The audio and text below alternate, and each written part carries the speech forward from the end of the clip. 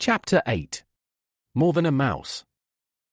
They may have parted acrimoniously, but now, when something more important than either of the two of them was in jeopardy and neither of them could help, the Sarutobi clan was united once more in worry and determination. Though he said nothing as he sat comfortably in the hospital seat and tried to meditate to clear his mind and settled his nerves, Sarutobi was grateful that his youngest child had returned at his summons, resigning his position as one of the guardians of the fire daimyo temporarily to be here in time for the birth of his nephew or niece. Asuma had been the one who had burst into his office, bowling over several of the guardian Anbu en route in his haste, and bellowed that his elder sister had gone prematurely into labor, and he was needed at the hospital. Damn his position as Hokage. The elder Sarutobi had beaten him there, panic and steely determination galvanizing his ancient bones and sinews as he arrived at the hospital, and was swiftly escorted to the delivery suite where he immediately took up residence. He wasn't going to be there for the birth itself. Biwakoheim had never let him live down the fact he'd passed out like a Noro faced with a day full of D-ranked missions when little Buwika-chan had entered the world. Asuma had arrived moments later and hadn't stopped moving since then, continually moving around, pacing, restless and lighting one cigarette from another. It was a habit the Sandaime had hoped he'd break over time, but right now, missing his pipe, Sarutobi was hard-pressed to resist asking for a loan. The professor hated this feeling of helplessness, knowing that of all the myriad of jutsu he knew there was nothing he could personally do to help the situation. Had hated it ever since he'd had to watch his sensei and predecessor sacrifice his own life to safeguard the lives of his original squad right after bequeathing the title of Hokage to him. What made it worse was this: it was his daughter, the little girl he had once held in his hands and sworn to protect to the detriment of all else. Even his own life should the situation call for it. She was suffering and there was nothing he could do. At times like these, desperate for anything to take his mind off the ceaseless worry, and the gnawing little sensation in the back of his mind that was imploring him to recall something important he'd either forgotten to do or had missed, the Sandaime let his head fall a little lower in reverence and regret as he recalled the charismatic shinobi who he had proudly promoted, and then agonizingly replaced for his position. I truly marvel at your fortitude and mourn your loss, Minato-kun. To love Konoha enough to sacrifice your very soul and risk your son to misplaced wrath was something I don't know I'd have had the strength to do, even in my prime. Questions and doubts such as those were his only companion as the minutes and hours snailed by. Occasionally a nurse or medical ninja would scurry past, sometimes even into or out of the delivery room, and though it often necessitated sitting on his hands, Sarutobi let them be, reasoning it would do no good for him to interrupt their, and possibly his daughter's, labors. Asuma, however, couldn't quite control himself as well, asking snappy questions to all and sundry who ventured too close, and never satisfied with the answers, though the patriarch of the family couldn't find it within himself to ask his son to stop. There was enough bad blood between himself and Asuma-kun, blood that had festered between them since the tragic night of the Kyuubi attack where dear Biwako had lost her life, leaving her children motherless and him with a hole in his heart that would never truly heal. It was the Sandaime's fondest wish that his youngest son would return to Konoha, the village of his birth, and serve her as the ninja he was, one of the 12 trusted guardians of the daimyo. And if Kami smiles over this foolish old monkey, perhaps the birth of his nephew will allow the old wounds to heal and scars to fade. The thought drew a smile to the venerable man's face, quite fortuitously, as a moment later another medical ninja appeared, having come from the room where Buwika-chan lay, looking tired but relatively pleased at something. Instincts of a father, long dormant now his children had grown but never fully gone, reared up, and the Sandaime stood just as his youngest son pushed himself off the wall, his obvious nerves making him look edgy and more dangerous than even his prodigious height and stature did normally, as the kunoichi bowed deeply to her village leader before straightening up with a pleased, professional grin. Congratulations, Hokage-sama, a healthy baby boy. Praise the ancestors. Just like that, the dead weight of worry and nervousness was lifted off his chest and blew away into smoke, much like one of Minato-kun's raising and techniques after the Yondaime had let it disperse on the wind. The lethal ball of chakra rendered completely harmless by its master's will. Asuma-kun, the much taller man, looked up, rather surprised as his father gestured him to proceed. Look after your sister, I'll be along in just a minute. But, Pop, he's the family head, surely he should go first. Hell, he's got to name the kid since Sis didn't want to finger who the father was. Probably just as well for him, though she was older than him. Asuma had always had a very soft spot for his sister, and after hearing about her falling in the family way in the line of duty, had been pretty much set to go on a one-man rampage through Kerry to strangle the stupid son of a bitch who'd curtailed Buwika-chan's career, until the other guardians had talked him out of it. Surely you. I've been sitting in this damn seat too long. Go to her, son, the cranky old man his father had become answered, making a show at trying to stand up as his ancient bones creaked in protest. Beware the ravages of age, my Sochi. Assuming you don't get your fool head cut off before you get the chance, you've earned this by coming back to us, PFFF. I'll make it there, you senile old ape. Thanks, Pop. Despite himself, it was harder to act hard having realized what the Sandame was offering him, to be the first one to see the new Sarutobi, hold him in his arms. If only because Buwika-chan will need some help feeding you mashed bananas when you go through your second childhood. It'll be hard enough having one kid in the house, never mind two. I will find a way to repay you for this. The dig at his age ruffled the older Sarutobi's feathers, the Hokage waving a hand at his son as though threatening to clip an ear her could barely reach any more. Ha, you're a fine one to talk about apes. Perhaps a few remedial sessions with Madonna would see you right again? Asuma didn't answer save to roll his eyes and disappear through the door to where his sister lay convalescent after the trauma of her labor, not quite able to keep the smile off his face as he turned away from his father and was lost from the older man's sight. He gave them 3 minutes before he allowed himself to approach, moving with the great caution and care one would expect from an old man, but still retained a hint of his dignity and pride in his skills. The slow, graceful but slightly stiff walk of an ancient silverback slightly past his prime.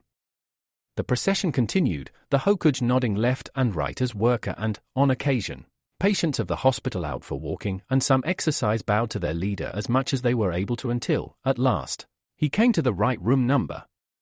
He took a peek in through the plastic sheet at the top of the door but was unable to see anything beyond a vague smear, so, taking a deep breath, he pushed the door open gently and stepped inside, allowing it to swing soundlessly closed beside him.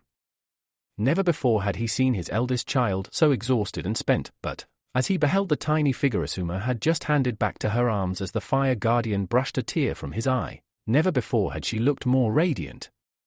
Stepping over quickly, the Sandame had to bite back a sob in his throat as he placed one hand on her bedstead and leant down to kiss her softly, but tenderly on the cheek, the young woman closing her eyes to avoid his scraggly beard accidentally getting caught into them. Buwika-chan. He breathed softly as he withdrew back to his full height, beaming down at her with a glow of fatherly affection surrounding him. I cannot tell you how proud I am to be here now. Your mother will look down on this day and smile. I am only sorry she's not here with us now. Despite her fatigue and the after effects of the pain that still tingled around her system, the former Kunoichi smiled even as she rocked her newborn son, his gurgles melting through her former shielded heart. Me too, if only to see her whack you upside that oversized hat of yours for going off into wise old man mode again. Asuma looked away with a grin while the father of the two siblings merely held up a hand in acknowledgement of his flaws. But it's not my fault I am old, damn it. That means I get to sound vague and mysterious once in a while, especially at a time like, anyway, guess it's certainly true now after today you really are a Jiji. Because of those words the Sandame's thoughts were never completed and both Buwika and Asuma, along with the newest member of their family, though he was much too interesting in trying to put his thumb in his mouth to pay the monumental event much heed, were treated to one of the rarest sights in Konoha, the sight of the Hokage, the legendary god of shinobi, suddenly slapping a hand to his suddenly ashen face, transfixed into a horrified expression as he finally remembered exactly what that little voice in the back of his head had been trying to tell him he'd forgotten in his rush to be present at the birth of his grandson. Seeing the smoky figure before him pop and disperse like a burst balloon, Kotetsu simply shook his head and frowned. Sorry, Chibi. He shrugged as the youngster looked up at him, expression torn between frustration and hopelessness as he looked up at one of his two temporary teachers. You've got the right seals, the right speed. I can't see a single thing you're doing wrong. And neither of us is perfect at this jutsu anyway, his brother chipped in, having looked up from the book he was reading with one hand while scribbling down notes on with the other, making a start on his homework now that the academy had ended for the day. Half the time mine ends up looking worse than yours do. Soon as I know what's causing it, I'll let you know. Dropping his hands and flexing his slightly stiff fingers, Naruto sighed as he picked up his discarded rucksack. Thanks, he said shortly, smarting that while Henge and Kawarimi had come to him almost naturally after repeated practice, Even if his henge were still sometimes a little off, usually by having one eye a different color to the other or the hint of his whisker marks still present, the last of the basic three was still beyond him for now, just have to practice more I think. Still, cheers for staying out here after weapon drills. I know you'd both rather be in the village, especially 'cause you could tease the Ningen on the way back. The Jinchuuriki's face was brightened by a smile for a minute before the expression curdled somewhat. The expression echoed on the faces of the other two as they jointly recalled exactly why, to complete their end of the bargain they'd made with the scavenging pre-academy student, both Izumo and Kotetsu could only meet him on the training fields. The one time they'd sought to introduce him to their combined families had ended in unequivocal disaster.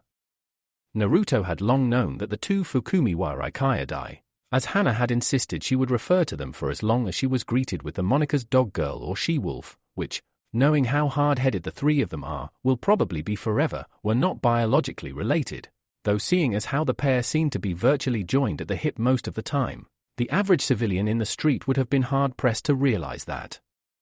The story Naruto had heard as he'd walked back with them from the training rounds one day was quite an interesting one, if a little tragic in that, as like so many recent stories involving families from Konoha, it sprang from the natural disaster that had been the Kyuubi's attack.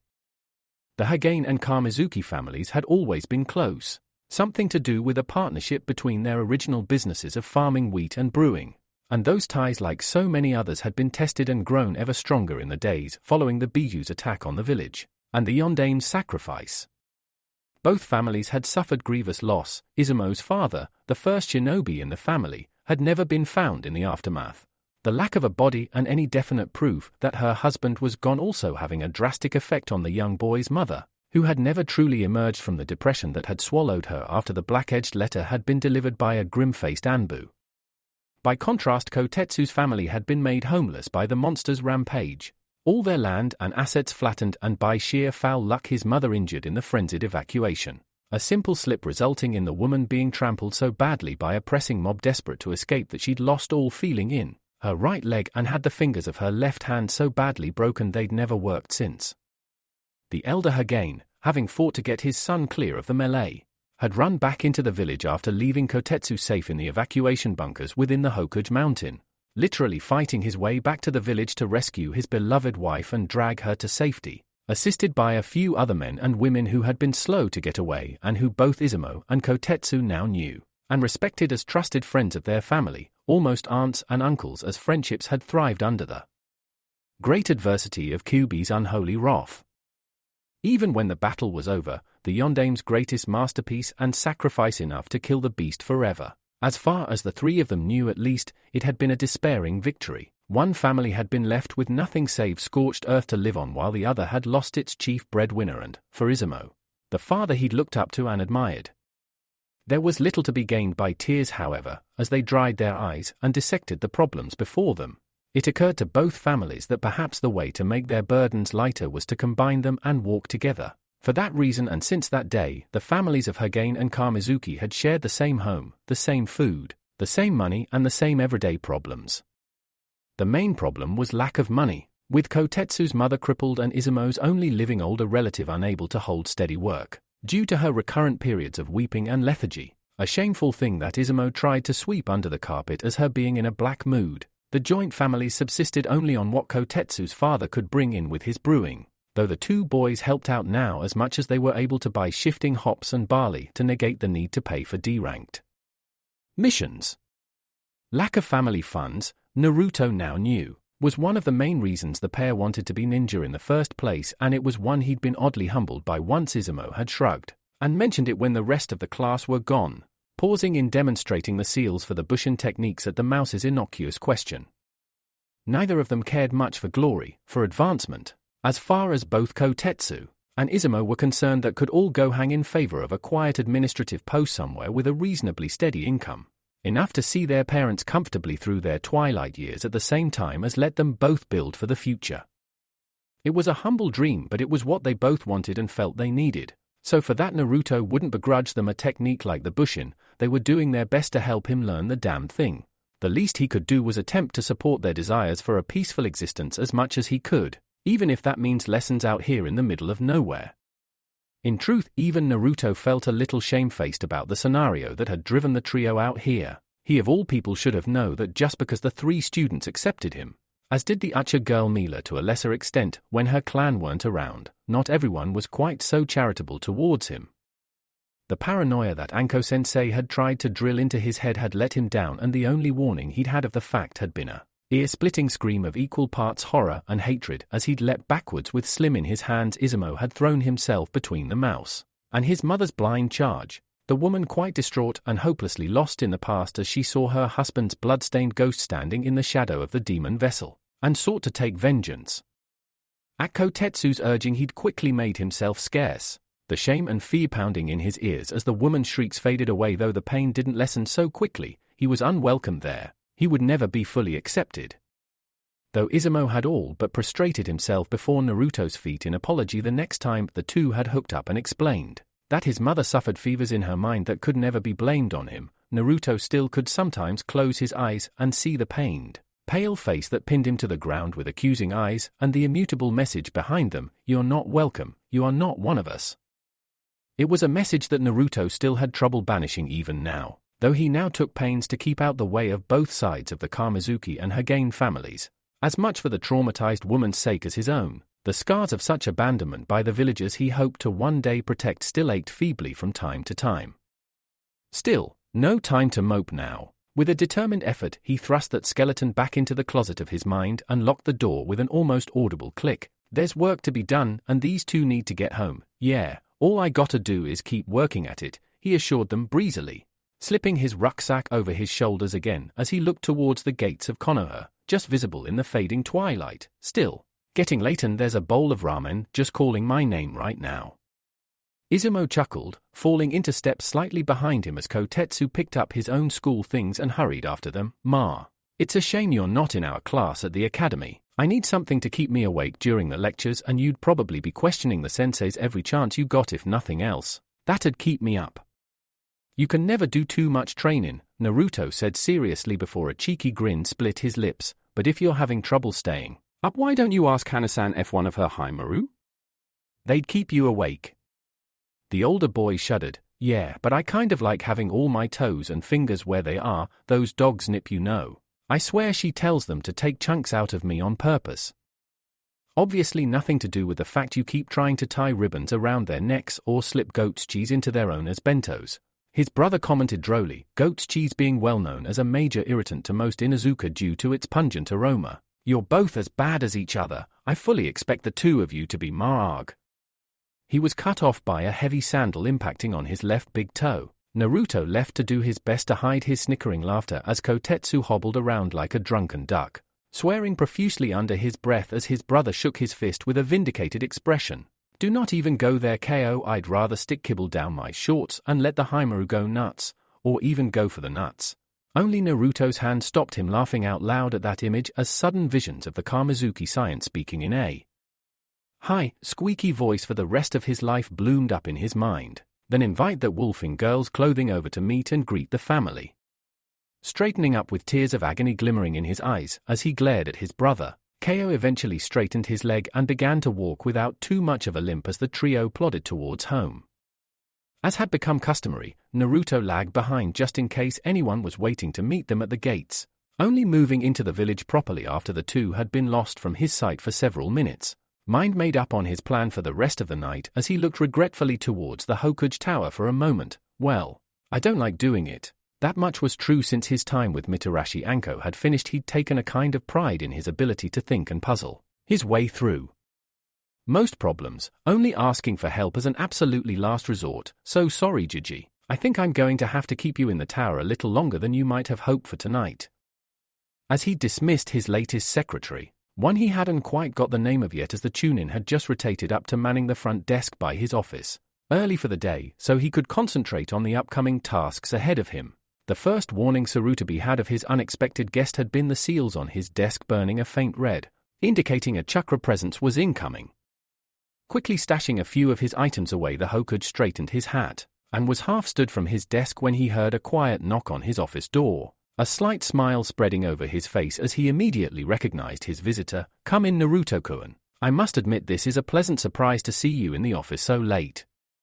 As the door to the large office opened at the second time of asking, Naruto still having to stretch to reach it properly, it swung open to reveal the Jinchuuriki in all his diminutive glory, recently glutted upon the heavenly bounty that was Ichiraku ramen, and with a bag of prawn crackers in his hand. Something he knew his Jiji was quite partial to. How'd you know it was me, Jiji?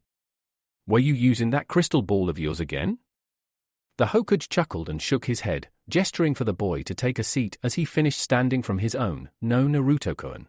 Nothing as technical as that. I merely recognized your knock at the door. Much as you're improving, you don't have the strength of a full-grown genin, so it was much quieter. The boy looked from the old man to the door and back again, eyebrows raised as Sarutobi had to bite back on a second smile. Oh, to be young and so easily amazed again, observation and rational. Thought Naruto-kun, a skill more precious than any jutsu taught in Konoha, especially if applied correctly in battle.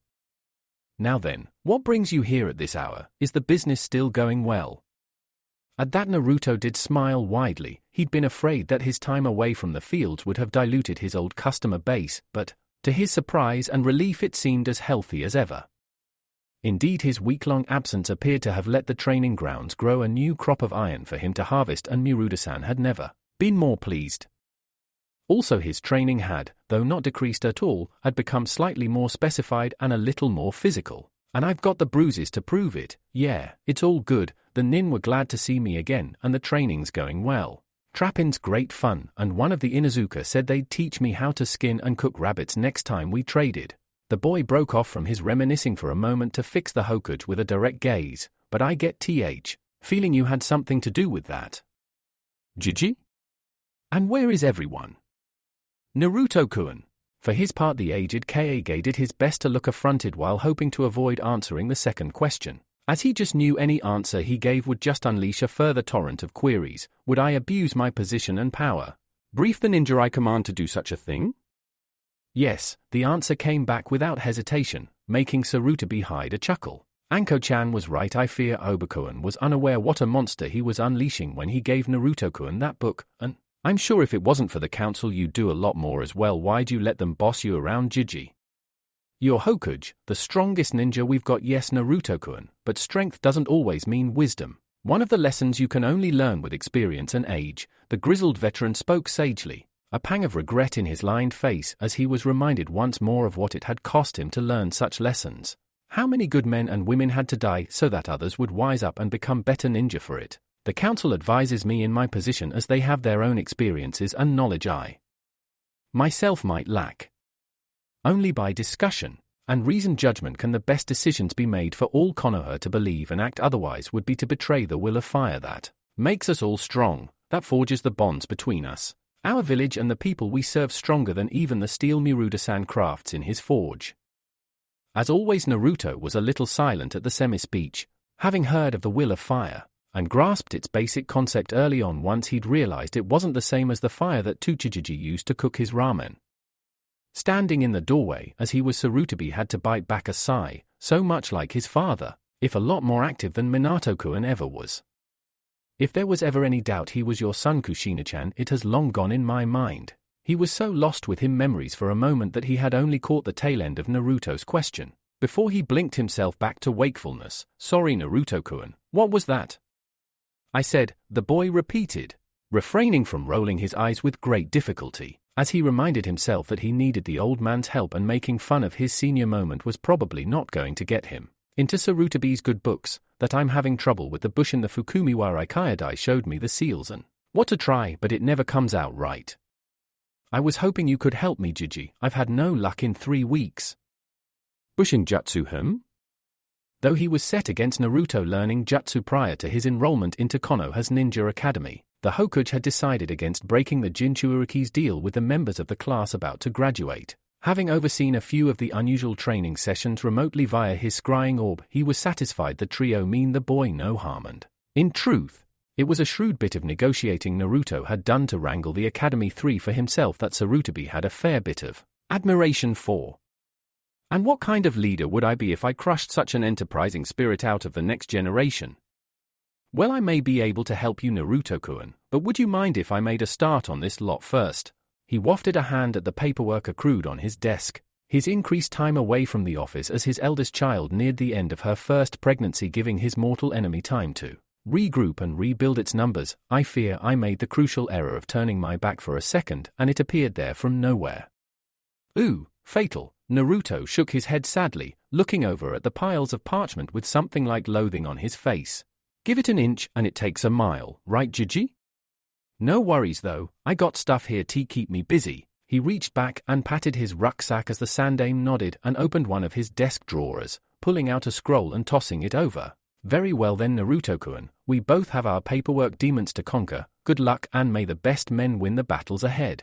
As the old man saluted with his official stamp, Naruto, having caught the flying scroll, quickly set it up off to one side of the room and unrolled it, recognizing the basic storage seals Anko-sensei had taught him and casually unsealing the items he needed from its insides. With a small flare of chakra and a puff of smoke, a small chair, a writing desk and various sketching and writing implements appeared.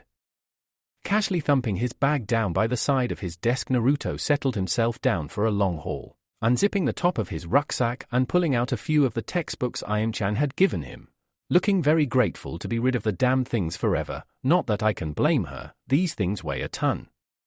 Still, complaining would get him nowhere but bored and frustrated.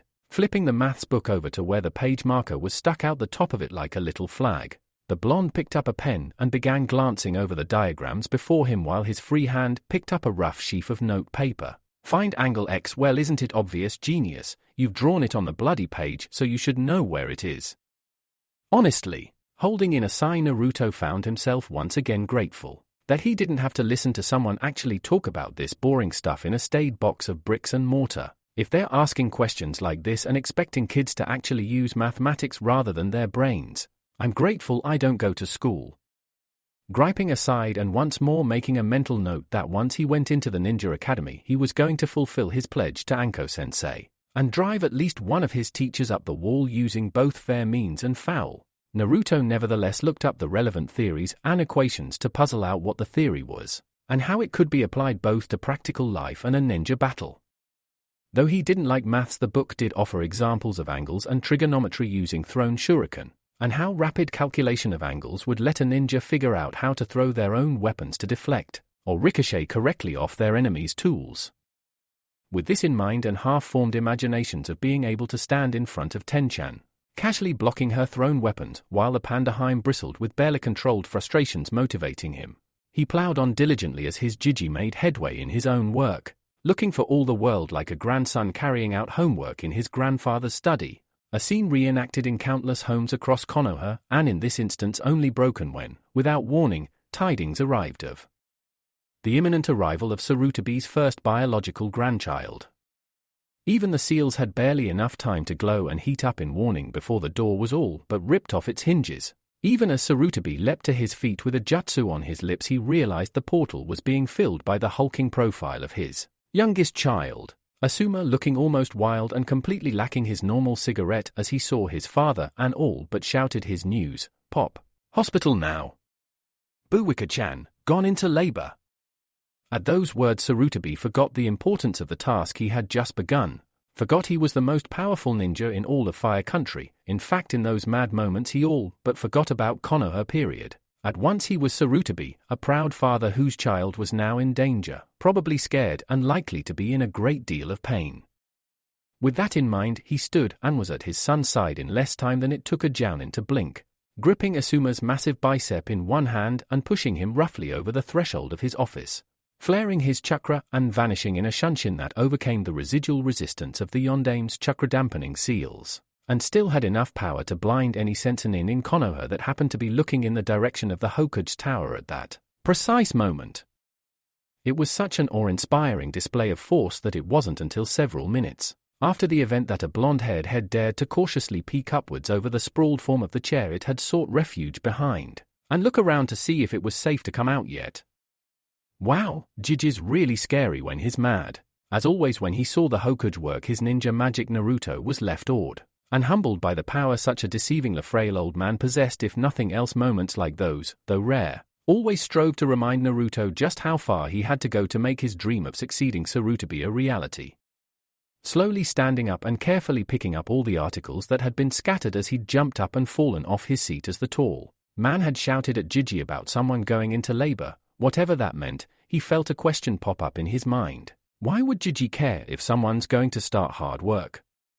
Unable to answer his own curiosity over the strange choice of words, he put the query on the back burner for a moment as he stood up, replacing the seat where it should have been as he shook himself off and replayed the events of the last few minutes. He vaguely knew the tall man who'd shouted at the Hokage, though the name eluded him completely. All Naruto could remember was that the giant, and even for a 6-year-old who considered pretty much all adults giants, there was no doubt in Naruto's mind that the bearded man who always smelt like he'd been stood too near a barbecue or forest fire was a literal behemoth, was the son of the Sandaime and a ninja of great skill, though he didn't live in Konoha for reasons that Gigi had never told him. And he only came back recently as well, trying to bash the pieces he could see together. Naruto thought hard, wondering what had been so vital that his Gigi would just rush out like that. Guess that labor thing must have been really important. Gigi must know the person Beardy-san Sai. It was at that point that all other thoughts in Uzumaki Naruto's head vanished in an instant as, rather than the past, he focused for a second on the present and was very quickly made aware of several very important facts in very quick succession. He was in the Hokage's office. He was alone. Gigi hadn't left any supervision that he could see. Yippee! The time it took between him reaching this conclusion and being sat on the Hokage chair with a smug smile on his face, and the Hokage hat balanced precariously on his head, was measurable in less than seconds. In truth, it wasn't the first time he'd been in this position. In fact, he still had a photo from a very similar treat the Hokage had given him on his 5th birthday, but that didn't matter. He was here now and he was going to enjoy it. Clapping his hands and rubbing them together gleefully despite the fact he had to stand up to see over the desk properly, Naruto looked over his new domain as his imagination helpfully filled in the blanks. One day he'd be here properly and everyone in Konoha would have to listen to and admire him. He'd be the one the council had to advise, and he'd be able to make sure every single one of his precious people, like Tsuchijiji and Ain-chan, all the Hasuwadas and even Sarutobi-jiji as well, were properly looked after and cared for by both him and the whole ninja force of Konoha, though they'd probably stop me passing a law that made it illegal not to eat ramen at least once a day. And if I tried to ban dango, perhaps mercifully his mind broke off at that point somehow. He doubted the visions of a ticked-off Anko-sensei would ever get less bladder-looseningly terrifying, no matter how high in the ranks he advanced. Still, thoughts of his half-insane former sensei aside, he took a few minutes to enjoy the idea of being the Hokage, directing legions of imaginary ninja to strike down his foes with theatrical twirls of his arms and fingers, putting on his most important voice as he made decisions to ensure the prosperity of his nation, instruct the ninja of his village, and occasionally order someone to fetch takeout from Ikirakas. However, like all make-believe games to children over a certain age, the magic ran out fairly quickly, the illusions fading away to nothing and leaving him alone, sighing on his Jiji's chair as he pushed the hat up out of his eyes and looked around. It's kind of lonely up here. No wonder Jiji keeps those masked guys around, but why are they always so quiet? Surely he'd want someone to talk to. The question occupied his young mind as he tentatively tested each drawer of the Hokage's desk, almost all of them locked save the upper right one. After a cautious peek, the young Jinchuuriki carefully edged the wooden receptacle open inch by inch until its contents were revealed, and he let out a sudden gasp of delight. He'd seen Jiji use the scrying orb before and thought it a working miracle, as he slowly lifted the little glass ball and the luxurious cushion it was sat on up as though holding a priceless treasure in his hands. Naruto realized right now it was his working miracle. Carefully setting it down on the table, Naruto tried to stop his hands from shaking with excitement as he waved his hands over the ball and waited for a picture to take shape. He'd tried waving over it, using all the hand seals he knew, and even, once he'd plucked his courage up, dared to give it a tentative prod with his pinky. Now out of options and inspiration, Naruto was forced to admit defeat. Must be some kind of super secret, Hokage-only trick. Damn it, I really wanted to see where Jiji was. Still, moaning and complaining were never going to help things get better and often only made them worse. With that in mind, the Uzumaki carefully picked up the ball on its little cushion and moved it gently back towards the drawer he'd sequestered it from. What happened next probably wasn't entirely Naruto's fault. He was shorter than Sarutobi by a clear 2.5 feet at least and was forced to half stand in the chair to even reach the desk. Because of that lack of height and arm span, It wasn't that surprising when one corner of the cushion caught on the lip of the drawer without him noticing. That only became apparent when he made to let go and the corner snagged, tipping the ball off its platform and into the drawer with a dull thunk. For the briefest second, before he realized with a flood of relief that the glass sphere had actually not smashed into a million pieces all over the wooden desk, Uzumaki Naruto didn't so much see his own funeral as attend it in person. The visions of his Jiji raise and all kinds of havoc, and hellfire on his defenseless self in retribution for his broken viewing orb enough to make even him break out in a freezing sweat. Panting harshly as color finally began filtering back into his face, the young Jinchuuriki let out an unrestrained sigh of relief, as he saw the light overhead winking from the nearest surface of the small reflective ball, as he carefully unhooked the trapped corner of the cushion before placing it gently back into the desk drawer. Trying hard not to quite literally get his fingerprints all over the crime, Naruto carefully tried to guide the orb back onto its platform. It was a difficult job as the seeing stone had an irksome tendency to roll away from the incline of the cushion, especially as he was using only the tips of his fingers to guide it, but eventually he was able to claw it upwards enough to leave it resting where he'd found it. Letting out another sigh of relief, Naruto casually pushed the drawer shut, and looked to resume his hunt for entertainment before a muffled thump came from the section of wood he'd just shut and his temper flared up. "Kami, damn it!" With an ill-tempered fit of pique, the drawer was wrenched back open and, as he'd been expected, the orb was glinting up at him insouciantly from where it had rolled off the front of the cushion this time. "You're really getting her up my nose."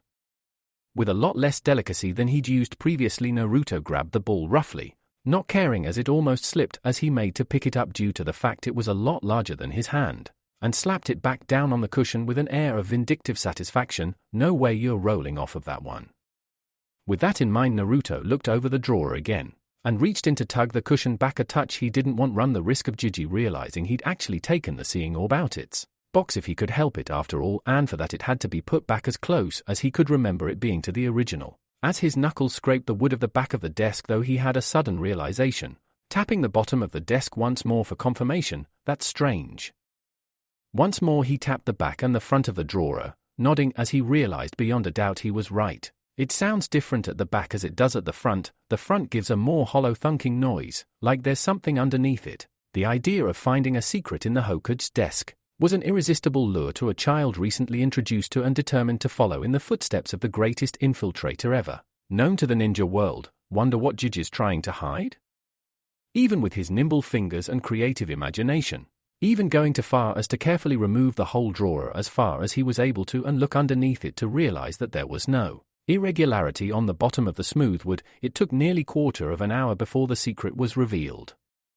The hidden compartment, overall not really that well hidden by ninja standards, he realized, deflating his excitement at finding something really worth talking about in his Jiji's desk, was a dual-spring hidden trapdoor. Only if the two front corners of the drawer were pressed down and released simultaneously would the hidden bracket be pushed upwards, the small book lying within revealed to Naruto's expectant eyes.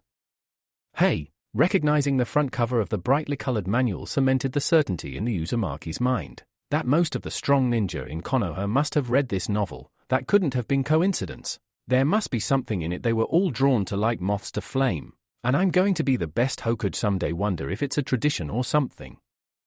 Maybe that means Kakashi's going to be Hokage soon because he's always reading this book.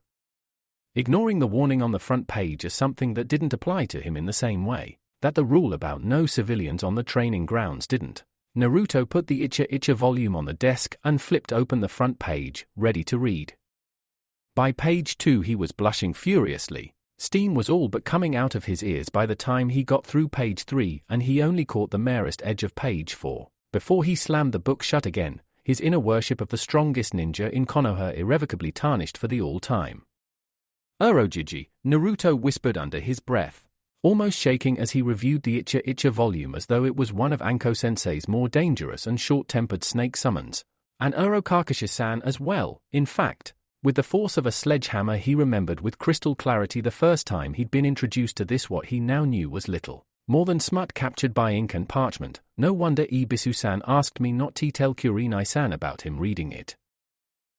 For a few seconds a sly smirk crossed Naruto's face, a metaphorical pair of devil horns sprouting from his forehead before he chuckled and shook himself down. It was in the past, Ibisu-san seemed to be very happy with Kurenai-san. What would dredging up that unsavory episode do apart from possibly get Ibisu-san grief from his girlfriend and him in trouble with both of them? It's in the past, and actually, compared to some of the ninja out there, visions of Anko-sensei and her insatiable appetite for dango, or the Aburain clan and where they had to keep their insects was enough to make him shiver. Was reading a little book like this really that bad? Every ninja had a vice after all, and much as he didn't know much about Sarutobi's personal life, he did know that the Sandame's wife had been unfortunately passed away for a good number of years, and it was lonely in the office as he himself had decided earlier. Who was he to judge that what the Hokage was doing was wrong? Well, I could, as long it was obvious I'm making a joke. Most of the guys on the fields call me Shorty or Squirt every time I see them. Heck, even Hanasan and the Barker brothers do. Such reasoning and knowledge mitigating his earlier instinctive revulsion as the sight of the pornography. Naruto looked down at the cover and chuckled dryly to himself as he tapped the warning on the cover, remembering he'd have to actually take notice of age restrictions on books in the future before picking it up. To put it back where he'd found it. Unfortunately, the springs on the trapdoor were a little stiffer going down than they were going up. Because of that, Naruto had to half stand and put some of his body weight down onto the trapdoor to get it to shut. Because of that and the rocking motion he made to get the secret compartment closed, the Jinchuuriki made the chair he was stood on shift from side to side minutely. Due to that movement, the scroll that had been lent up by the right side of the Hokage's chair was dislodged and fell to the floor with a thump that made Naruto look over, concerned that he'd done something wrong by accidentally breaking something else. Though the Jinchuuriki had no way of knowing it, the scroll he was currently picking up and trying to examine for signs of damage was the reason the Hokage's tower was all but deserted. Since the time of the Shodaime, one of the principles of Konoha had always been that knowledge was power and should be guarded as such. As the village that contained the Uchiha clan, masters of breaking down and learning nin and genjutsu techniques, it was agreed by both the Senju and the Uchiha during Konoha's founding that any jutsu created or stolen in such a manner was the sole property of the jutsu inventor or acquirer, except in cases where an Uchiha had stolen a jutsu created by a Konoha nin, which the first Hokage ruled as being illegal unless written permission for the copying was obtained either prior to or in the event of an accidental copying in the event of a battle, post the sharing and observing the technique.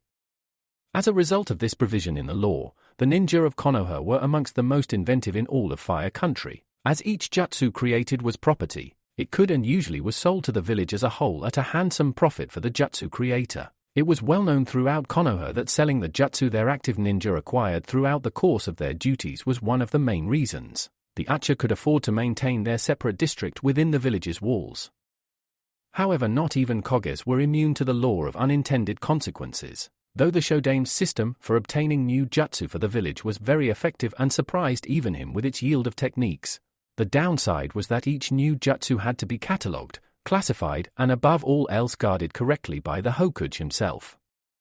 Though simple on paper, this was actually one of the hardest roles of the post due to the delicate balancing act between ensuring the security for each level of jutsu was strong enough that there was a minimal risk of it falling into the wrong hands, but not so paranoid that the scrolls of jutsu would prove impossible to open or decipher should the Hokage die without naming a successor, or educating him in how to open each type of scroll. It was a conundrum that each of Sarutobi's predecessors had wrestled with, the Yondaime sadly not being in the job long enough to grasp the intricacies of such in-depth skills, much to Sarutobi's annoyance, as he was certain the Fuin Jutsu master would have been more than capable of keeping such delicate scales balanced with ease due to his craft. But now the duty was back with the venerable third Hokage. Upon his reinstatement, Sarutobi had kept the system he had found worked for him during his earlier stint in the post, a series of seal-link theoretical problems that varied in number and complexity depending on the skill needed to remove them from storage and unseal them. Most genin-level scrolls, usually the master copies from which the scrolls in the Academy library were updated, were often guarded by scenarios any competent Academy student should have been able to solve over a few days' hard work, while the scroll of forbidden techniques could only be broken by someone possessing the raw brains of Noroshikaku, and the experience of Sarutobi himself, that most precious of scrolls being the only one in Konoha's arsenal kept locked away by a problem devised by such a potent mental combination of ninja.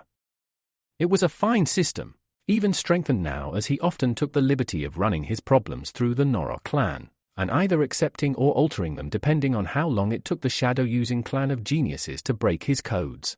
But it did have a slight drawback in that the seal and ink used to draw the problems on the scroll did eventually degrade over time, usually over 5 or so years. True to his title of professor, Sarutobi thought this a boon as it meant that even if he should die unexpectedly, none of Konoha's documented knowledge would be lost, with him as the sacred jutsu scrolls would eventually unseal themselves over time. Until that point, however, he had a rota in his mind of which scrolls needed updating and when. His timetable and a reliable secretary always ensuring he had absolute privacy when reapplying the relevant protection to the jutsu scrolls that were coming to the end of their life. Naruto, for all his dreams and talk of becoming Hokage, had no idea that this intricate system existed and was balanced by his Jiji alone, nor that the only reason he was able to unseal and unroll a scroll designed to teach newly promoted Anbu all the new jutsu they were meant to at least have a working knowledge of was due to the fact that the security problem Sarutobi had inked on it had faded, to the point where it took little more than a sharp tug to pull the seal off completely. Instead, his eyes flicked across the top of the page, noticed the first jutsu title, and he let out an exclamation of delight. Cool. A Bunshin Jutsu! Hopping off the desk, he unrolled the scroll across the floor a little way, enough to read the whole of the jutsu description. Maybe this'll show me how to get the stupid technique down. He craned his neck to read before a pang of conscience struck him, gnawing like a tick bite at the back of his neck. Should he really be reading this?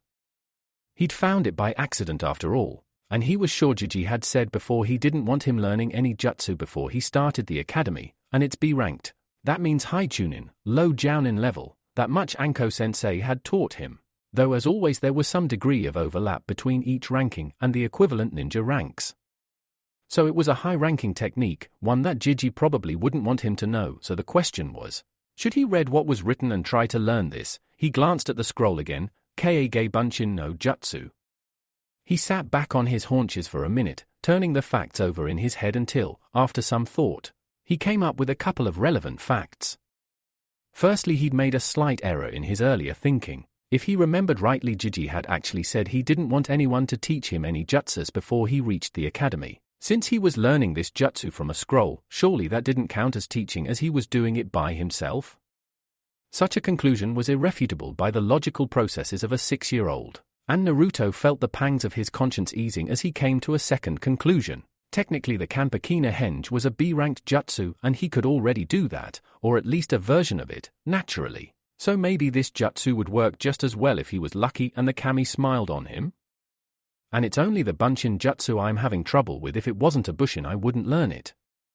In fact, with a nod the decision was made and the compromise completed, Naruto shifting to read over the jutsu instructions as he finished the thought in his head. This is the only jutsu off the scroll I'll try and learn, though seeing this, as he tilted his head at the kanji written on the parchment that he couldn't decipher, he realized he was missing something he needed to make anything from this opportunity. I'm probably going to have to take notes honestly. What is it with some people and big words?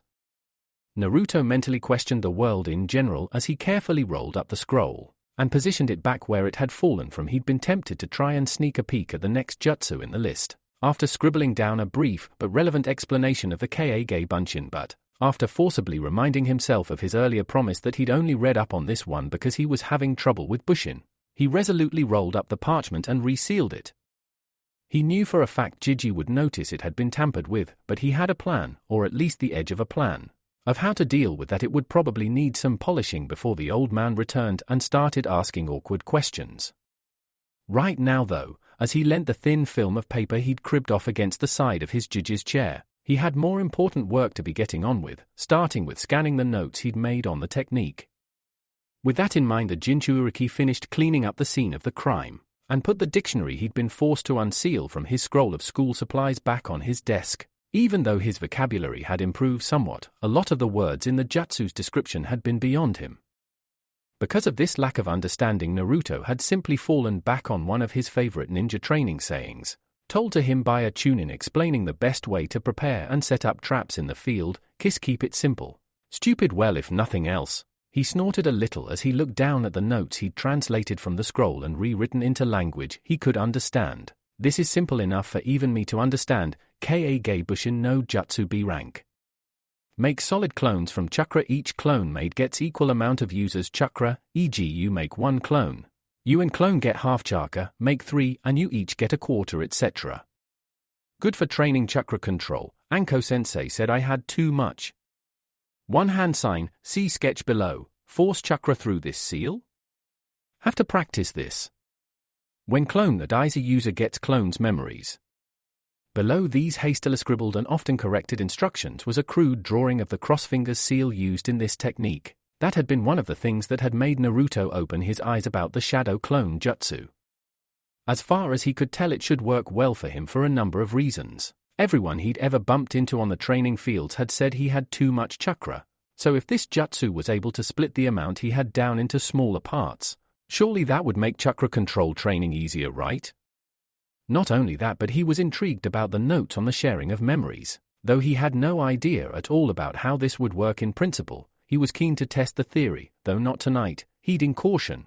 He knew he'd been pushing the boat out to get this far, and he'd have bet Ryo to ramen noodles that trying to practice his new jutsu now in the Hokage's office would get him caught, and in front of a very irate old man quicker than he could blink. Konoha wasn't built in a day. The thought consoled him as he carefully folded up the paper and tucked it into a secure pocket on the inside of his jumpsuit. I've got time and I'd better take this slowly anyway. The scroll said it's possible to die from this jutsu if you try to make too many clones at once. Yes, slow and steady was definitely the way to go with this one. With that in mind, regardless of his excitement and eagerness to tackle a new jutsu, he decided instead to retake his seat and get started on a few extra maths problems. Even as he tried to wrap his mind around trigonometry and, later, the history of the elemental nations, however, he couldn't quite stop his mind from wandering back to the proverbial sheaf of gold leaf nestled securely in his pocket. Up there was something in his ear, a fly buzzing maybe, pressure on his shoulder, a hand gripping him. Really realistic, Dre. The thought hadn't even finished before he found himself suddenly shaken back to wakefulness, peering around blearily and trying to make sense of the large blob of darkness in the shadow around him. Wake up! He scrunched his eyes up and opened them again, feebly swatting away the grip that swallowed most of his shoulder as he sat up, groaning as his back protested at the motion, having been draped over his little desk after his tiredness had overwhelmed him due to the late hour. What? Understandably quite confused by the rude awakening, Naruto noticed the face peering down at him, and his tongue acted before his brain could control it, putting a name to the distinctive hairstyle, Beardy-san. The giant man snorted, standing back to his full, formidable height as the child his father had sent him to retrieve slowly came to, obviously passed out after having been left alone in the office for too long, and no doubt dreaming of the history books he'd used as an impromptu pillow. Yeah, I get that a lot. Name's Asuma Kid. Sarutabi Asuma, the fire guardian informed him, the Jinchuuriki half stifling a yawn as he rolled an eye up and nodded to show he'd heard the name. You didn't half give. My old man is scared just now, sorry about leaving you here, but, well, Asuma looked away, as always itching for a smoke to ease the tension and guilt that he and the Hokage had pretty much abandoned Konoha's Jinchuuriki to his fate in their mad stampede to be at Buika-chan's side in the hospital. Something came up, you'll see when we get home. Rubbing his hands over his face and whiskers, Naruto stood up and made to move before apparently remembering something and looking down at his desk. Just better tidy this up, he explained, Asuma giving no comment as he casually shuffled paper around on the desk and, hang on, was that a seal, kid? As a second item, a thick hardback book this time, disappeared in a puff of smoke. Naruto looked up and nodded casually. Yeah, Anko-sensei taught me how to draw basic storing seals. Can't do weapons yet though, Anko-sensei. Obviously there was a story here he hadn't heard yet, but before he could think about the implications of the special Jounin teaching too much, the Jinchuuriki had carried on. Keeps ripping the scroll as soon as I throw the chakra into the matrix. Right, standing up from the desk he cast a professional eye about and nodded, mostly to himself. That should do it. Gigi always said messy paperwork breeds faster than the neat stuff. Oh, paper. A sudden jolt ran through the boy, disturbing Asuma's thoughts and craving for another nicotine fix as Naruto turned a suddenly guilt-stricken expression his way. Yeah, this should work. Might be easier to fool someone who doesn't know me rather than the old man who does. It was a calculated gamble, but one he was definitely going to take here and now. He might not get another chance. I suppose I'd better say this now, but it was an accident. I was playing on Gigi's chair and there was a scroll there really. Raising an eyebrow, the Hokuge-san paced around the desk in 3 strides and immediately saw what had happened. Looking over at the boy with sternness grafted onto his visage, "Naruto, did you open this scroll?" "Hi, I knocked it over and it unrolled a bit," the Jinchuuriki admitted meekly, making Asuma regret his harsh tone a little as he carried on. "I tried to get it to stick back together, but nothing I could do worked. And I didn't want to use glue cause I didn't know what the scroll was." "Don't tell Gigi, it was an accident." "Well," Asuma placed a finger on his chin, rubbing through his prickly beard as he flicked his eyes between Jinchuuriki and scroll. "I really should report this to Pop. He should know if anything happens to the scrolls from Konoha's library." Unfortunately for the big man, even years in a daimyo's court didn't prepare him for the force of the Jinchuuriki's puppy eyes unleashed at full strength, instantly breaking through his supposed tough guy act like a fist through a rice cracker. "But, I guess it was our fault for leaving you here in the first place. So I reckon what the Hokage doesn't know won't hurt him until I've had a chance to explain what happened." The look of relief on Naruto's face was enough to convince Asuma that he'd made the right decision, though as the boy beckoned towards him, he felt his curiosity piqued. "Thanks, Asuma-san. Look at what else I found while I was here, ambling over." The taller man watched on as he pulled the drawer out and clambered onto his father's seat, pressing down the twin release catches. Naruto spoke the second part of the escape strategy he'd come up with to take his Jiji's mind off the open scroll. "See, I do know what the book's supposed to be, but why's Gigi high, huh?" Only half in surprise, he looked around to see Asuma hunched over, one hand on his thigh and the other clamped over his mouth as he took in the title of the Icha Icha volume, and immediately put 2 and 2 together. "Perfect. Oh, this is just too good. I knew you couldn't be whiter than white all the time, Dad. Now I know this, you better believe me." Mischievous light caught fire in the Jonin's eyes. Assimilating this knowledge and with myriad plots already in place to make his father regret this secret coming to light. "Get ready to feel the burn." Naruto, the named child, let out a squeak as Asuma's brawny arm descended around his neck and gently plucked him off the seat, his other hand ruffling through his hair in a gentle knuckle scrub. "I think you just became my new best friend. Come on," letting him back down the floor and shutting the drawer that kept his father's dirty little secret safe, for now. Asuma led the Jinchuuriki out of the office and into the corridor, pulling the door shut and trying hard to keep the smirk off his face. Activate his own shunshin to deliver his new partner to where both the new mother and grandfather were waiting. "This isn't my apartment." "No, it's mine," Asuma explained to his companion, lighting up a cigarette almost before the shunshin had finished whipping the air around the pair of them. "This is the Sarutobi clan grounds.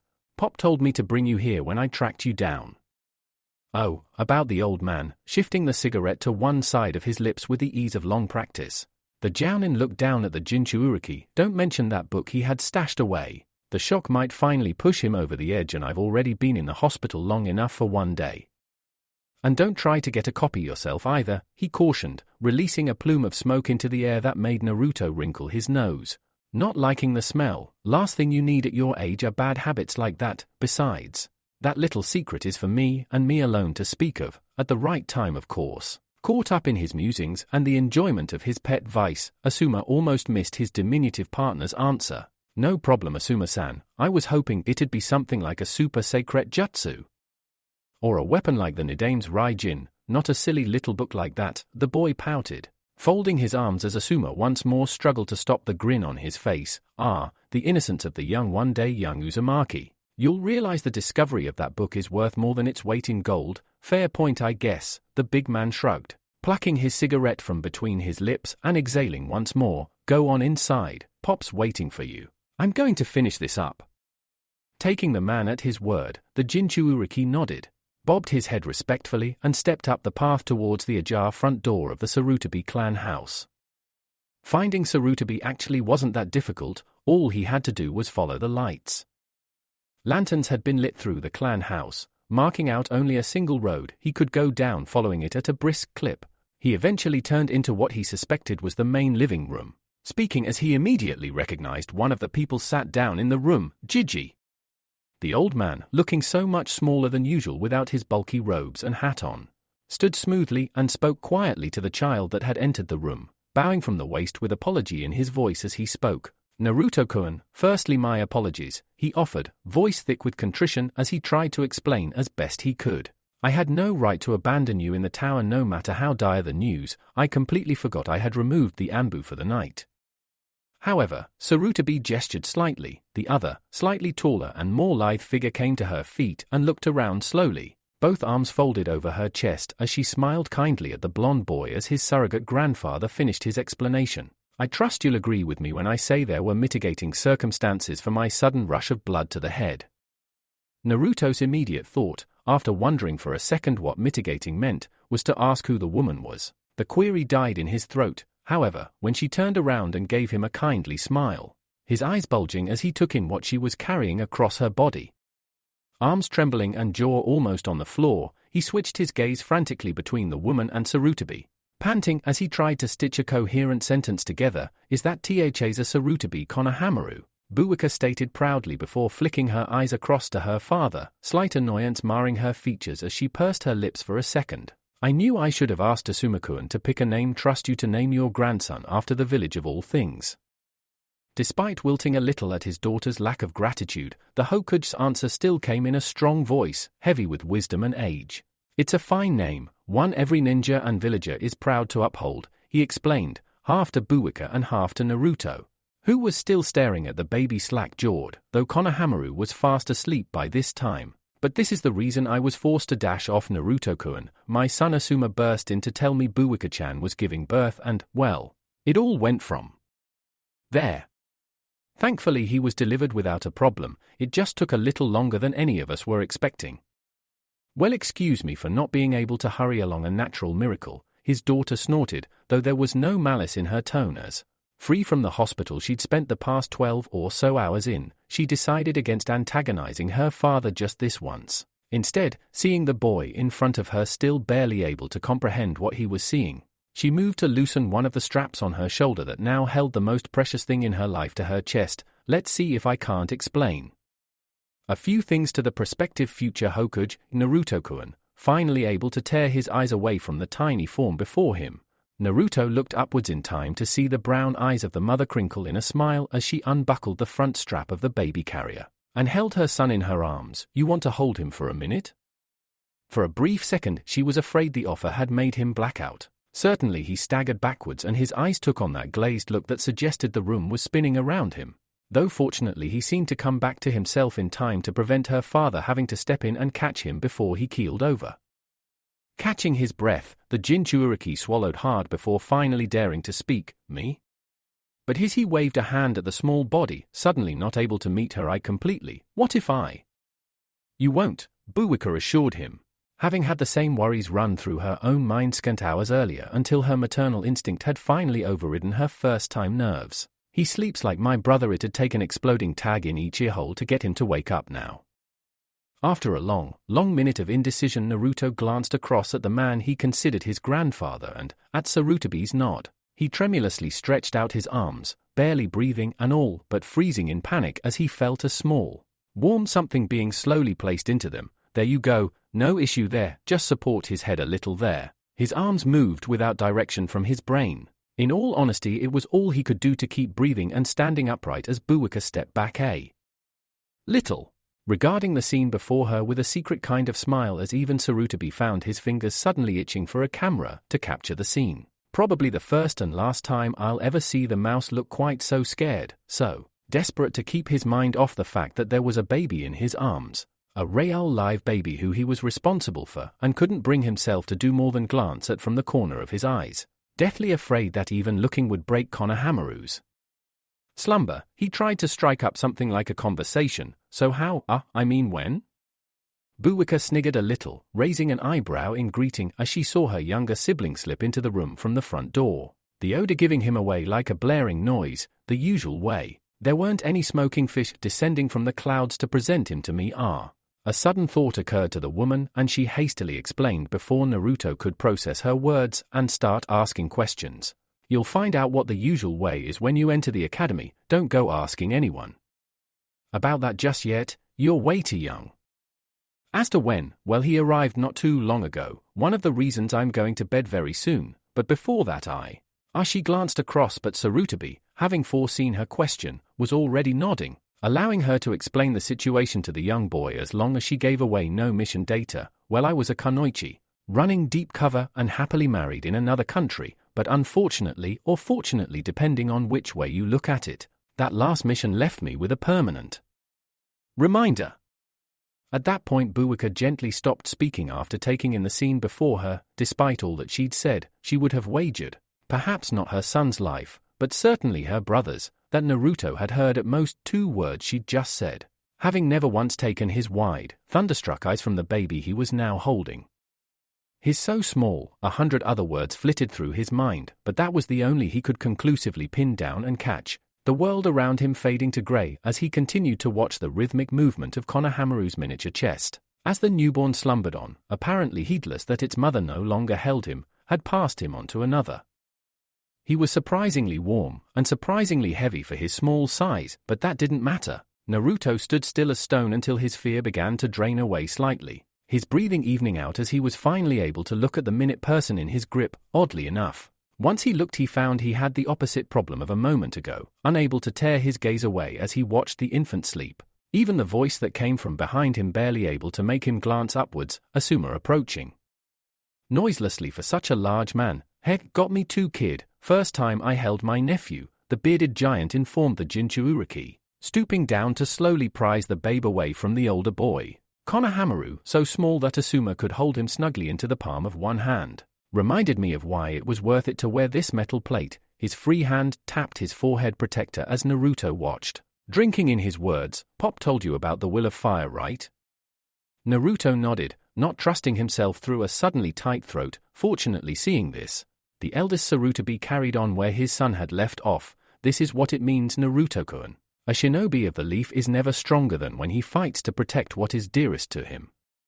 The ninja, all ninja, of Konoha that I command consider themselves and their own lives worth nothing when compared to their teammates and the villagers of this village. I have heard of and witnessed heroism, unseen in the shadows and unsung by all, of ninja who gave their lives when all seemed lost to ensure their friends lived to fight another day.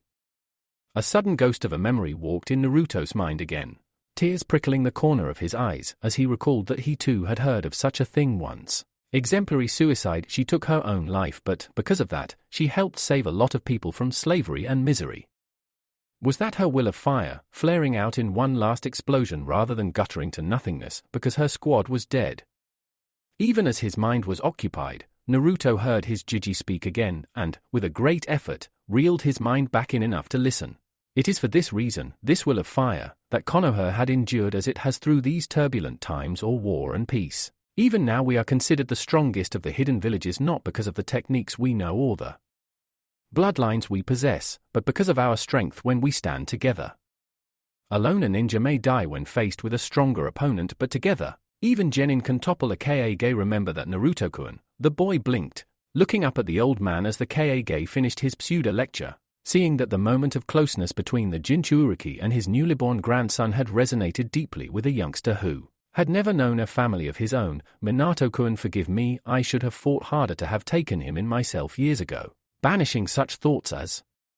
He ended his lesson. United a tree will stand until the end of days, divided, the old man shook his head sadly. It will fall within a day.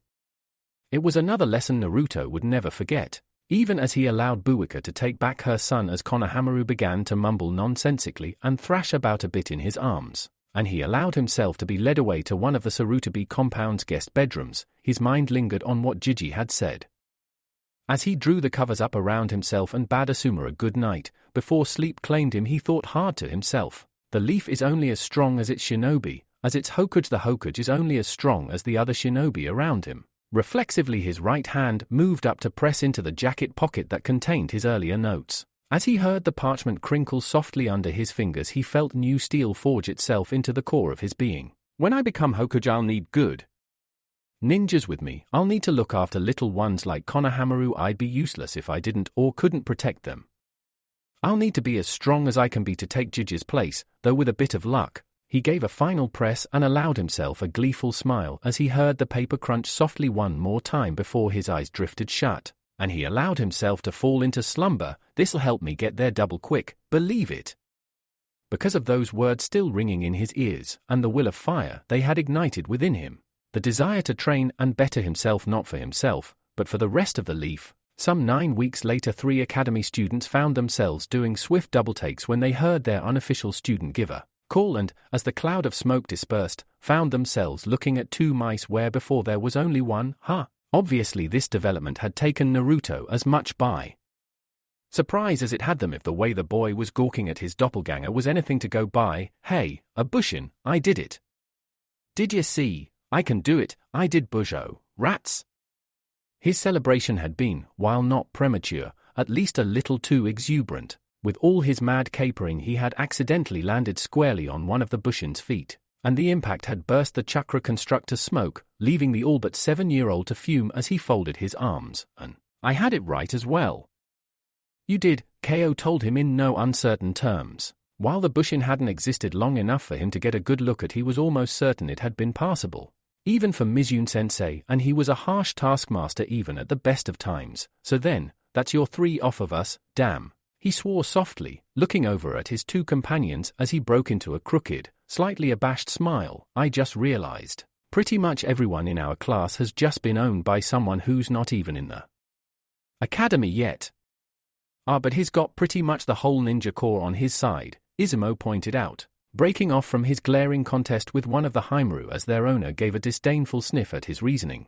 Can't get much better tutors than all of them put together. Rate he's going. I doubt he'll even go to the academy. Sarutobi-sama will probably just plonk the hat on his head as soon as he's old enough. Rather him than anyone else I could mention or name, Hana cut in frostily, matching Izumo's glare with her own as she continued to speak. At least the mouse has some manners and a decent head on his shoulders.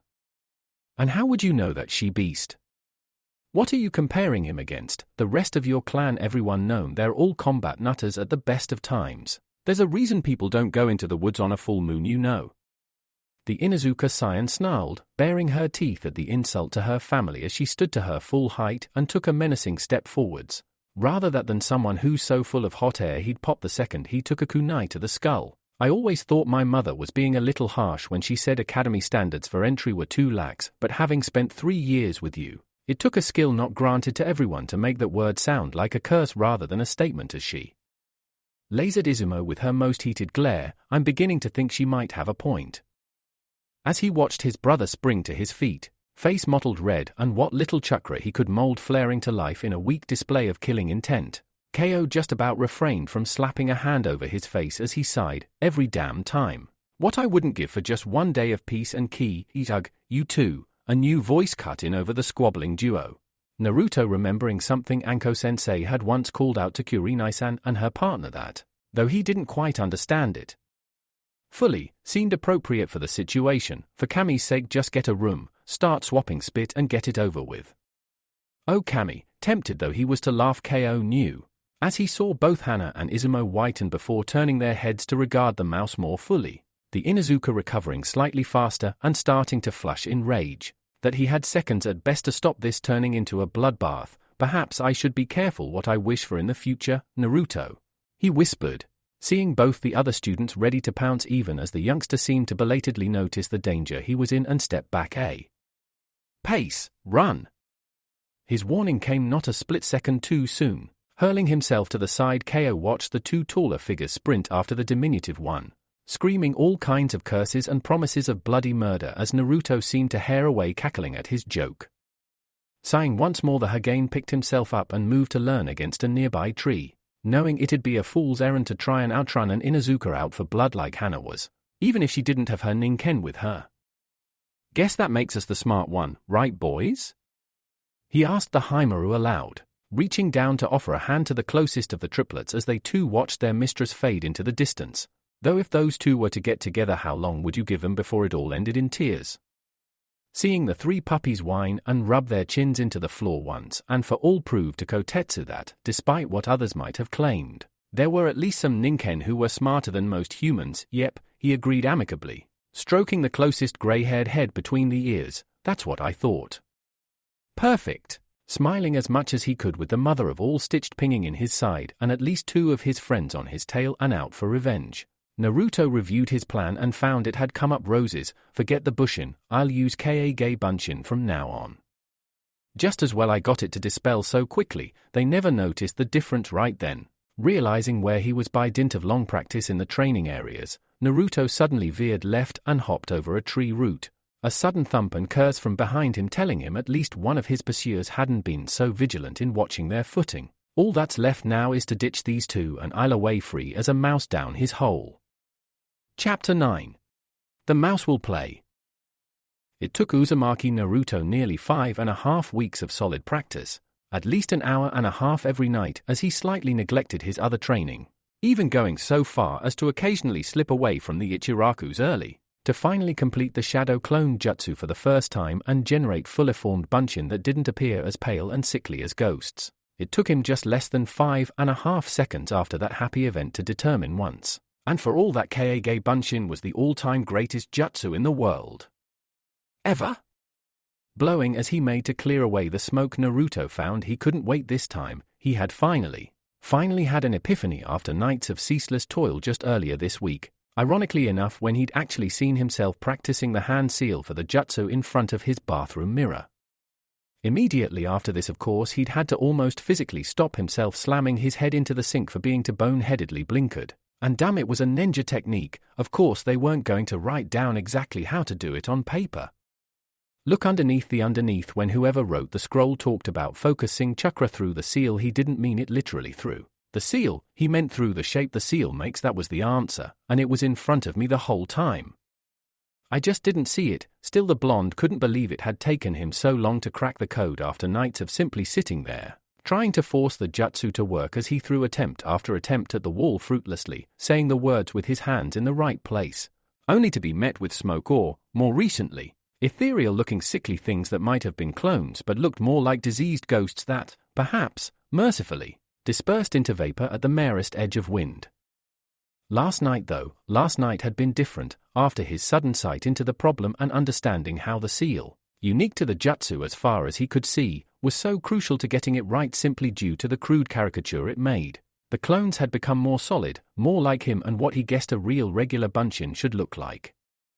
However, even as the clones looked more healthy, the opposite was true of him. The scroll had warned this jutsu drained chakra, and he could now well believe it, exhausted worse than a session with the green shouty man. No. Gare-san, his name is Gare-san. You can't get away with calling people nicknames like that anymore. Except Panda-chan and Gigi, of course, after a mere 15 attempts. So today he decided he wasn't holding anything back. It was all or nothing on his first go, grabbing hold of as much chakra as he could feel within his compact frame. Naruto had roughly guided it as best he could through his hand seal and called aloud the jutsu name, Kage Bunshin no Jutsu. The smoke the attempt had kicked up was an encouraging sign for a beginner, though Naruto knew most jounin and higher ninja could do almost all their jutsu repertoire without even a hint of telltale chakra smoke, itself generated by using too much chakra in the jutsu and the body venting the excess. He figured he'd deal with that issue when he had the basics down, pointless learning to run before he could even crawl in this case. Instead, he wafted the silvery substance aside impatiently, peering through the mist and feeling his heartbeat quicken, and he saw something loom out of the shade, a silhouette of a person, or at least, what might be a person. Oh no, come on, did I do something wrong? This guy looks nothing like, though his thought was indeed correct. The shape didn't appear to match up to anything like the Jinchuuriki's own. The reason why became immediately apparent when the remainder of the smoke cleared and Naruto blinked. The gesture reciprocated in two more pairs of periwinkle blue eyes, as the new duo of blondes beheld their creator with the same sort of awed stupefaction he bestowed on them. Subconsciously stepping apart, the two newly created Bunshin formed into a sort of equidistant triangle with their creator, all three blonde figures staring between each other before the original, noticing the building silence, made a brave stab at conversation. Wow, so, he almost stuttered to a halt as the two clones looked over at him, but he forced himself to carry on regardless. So you guys, you're real? The other two clones swapped a look before tentatively the one on his left nodded. Yeah, I think so. The Bunshin began as it brought up a finger and pressed the end of its own nose lightly, his nose. Naruto realized as he beheld the odd gesture. So, you're the original, right? Yep, the real Naruto stated proudly, hands on his hips before his triumphant grin faded slightly and he faced the two clones again. But don't worry, I read of that scroll that you guys are completely free of me. Why can do what you want? Even make your own jutsus if you want to, really? The other clone perked up at this information. Just as Naruto opened his mouth to explain, he was forced to close it again amid the agonizing sensation of cold on his teeth that had come about from the clone's sudden, excited kawarimi as he sucked his tongue to try and get the spit back in his mouth. The original turned on the spot and glared at the clone as it leapt about in jubilant celebration. Cool. You barker! Fortunately, the clone on the right was able to carry on where the original had left off, rushing forwards and slapping his counterpart around the head softly, much like Anko-sensei had, but without the force. Don't do too much of it or you'll pop once you run out of chakra, that's it. Unlike him over there who can just go back to bed or eat a cup of ramen to perk back up again. A little disgruntled by the clone's dismissive tone, Naruto finally got his tongue back in working order and stood up for himself. Against himself. Hey, team, the pointing clone whipped to face him, looking insulted. Don't point to me in that tone of voice. I created you with my jutsu, you're only here because of me. Somewhat incensed by this reasoning, the clone drew in a breath to answer before his companion, now recovered from the cuff to the ear, placed a hand on his shoulder and shook his head as the irate Bunchin glanced at him before speaking to his progenitor. Boss. How could he look at you with his voice? Even as Naruto tried to rewind his memory at the odd question, the clone had done it for him. You should have said don't point. It's rude, or mind your tone with me, Barker, that would have made more sense. Wincing as he realized the clone was right and pride stinging from being beaten in an argument with what was essentially another version of him, the original Jinchuuriki merely waved a fist for a second before dropping it and hauling the conversation back on track. Don't get smart. Anyway, he took a step forwards towards the two clones he'd made. Long overdue excitement bubbling through him as he realized he'd finally cracked it, a big step forwards on the road to becoming Hokage. Let's not fight about it, we should be celebrating. This is a B-ranked jutsu, with this and the special henge I can do, that makes two of them. The clone he'd recently reprimanded smiled at the thought, but the other merely looked surly, folding his arms with a huff. Whoop-de-doo, great. You got the jutsu right and made us, so what happens when the jutsu ends, and we go pop? I like being me, I don't want it to end just because I can't gather chakra like you can. Caught slightly on the back foot by the sudden question and painful reminder of the imminent end of his newly created clones, Naruto reached back and scratched the back of his neck awkwardly, thinking of something to say. Don't think this one was covered in the training grounds. What do you say to a clone when you both know it's going to run out of juice eventually? Well, I don't actually know what'll happen when you burst, he admitted shamefacedly, the clone merely scoffing and turning away even as he tried to make light of the situation. Hey, I didn't make the jutsu. I was just trying it out to make sure I could get it to work. And anyway, he pointed at the clone, you are me, so what are you mad at? That made the clone look around again. This time shock and something like disbelief on his face as he beheld his creator and fought to keep from snorting in contempt. I'm you. That's get real. That's like saying he complained, jerking a thumb at his companion clone, is me. We're separate beings, but we both came from him, the other clone pointed out, quavering but not backing down from the expression of betrayal the other Bunchin shot his way. We're made of his chakra, and when we pop, as you put it, our memory should go back to the original. So, if you think about it, you don't act ly pop and die like a normal person, you and me will just merge back. Whose side are you on? The first clone snapped back, waving a fist in his doppelganger's face. That Barker over there's getting the best deal out of all this, and what are we getting? Nothing but a last hurrah and smoky death. Doesn't seem fair to me. We should quite what the two clones should do was never quite revealed as Naruto, pushed beyond the limits of his patience, darted across the room and lashed out with his fist, the two-finger jab into the clone's neck enough to break the Bunchin's shell and disperse the clone. Blinking as he felt the vague memory of existence from another point of view infiltrate his head, the Jinchuuriki blinked the chakra wisps from his eyes and stood up, shaking his head. Whoa, that was weird. He glanced at his remaining Bunchin he was grateful to notice, looking slightly perturbed, but not altogether perturbed by his brethren's untimely demise. Well, I think the memory transfer works from this technique at least. Sorry you had to see that though.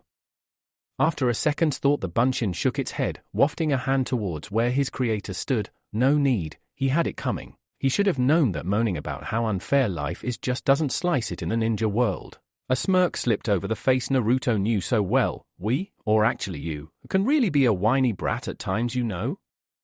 Naruto blinked for a minute before firing up at the unfair accusation. Hey, Don't go lumping me in that, but you said he was you, though don't worry. I'm a part of you as well, and I thought he was annoying too, the clone pointed out succinctly, neatly trumping the Jinchuriki's ace and pressing his advantage before Naruto could recover. But apart from that, we now know the memory thing the scroll mentioned seems to work, so what should we work on next, boss?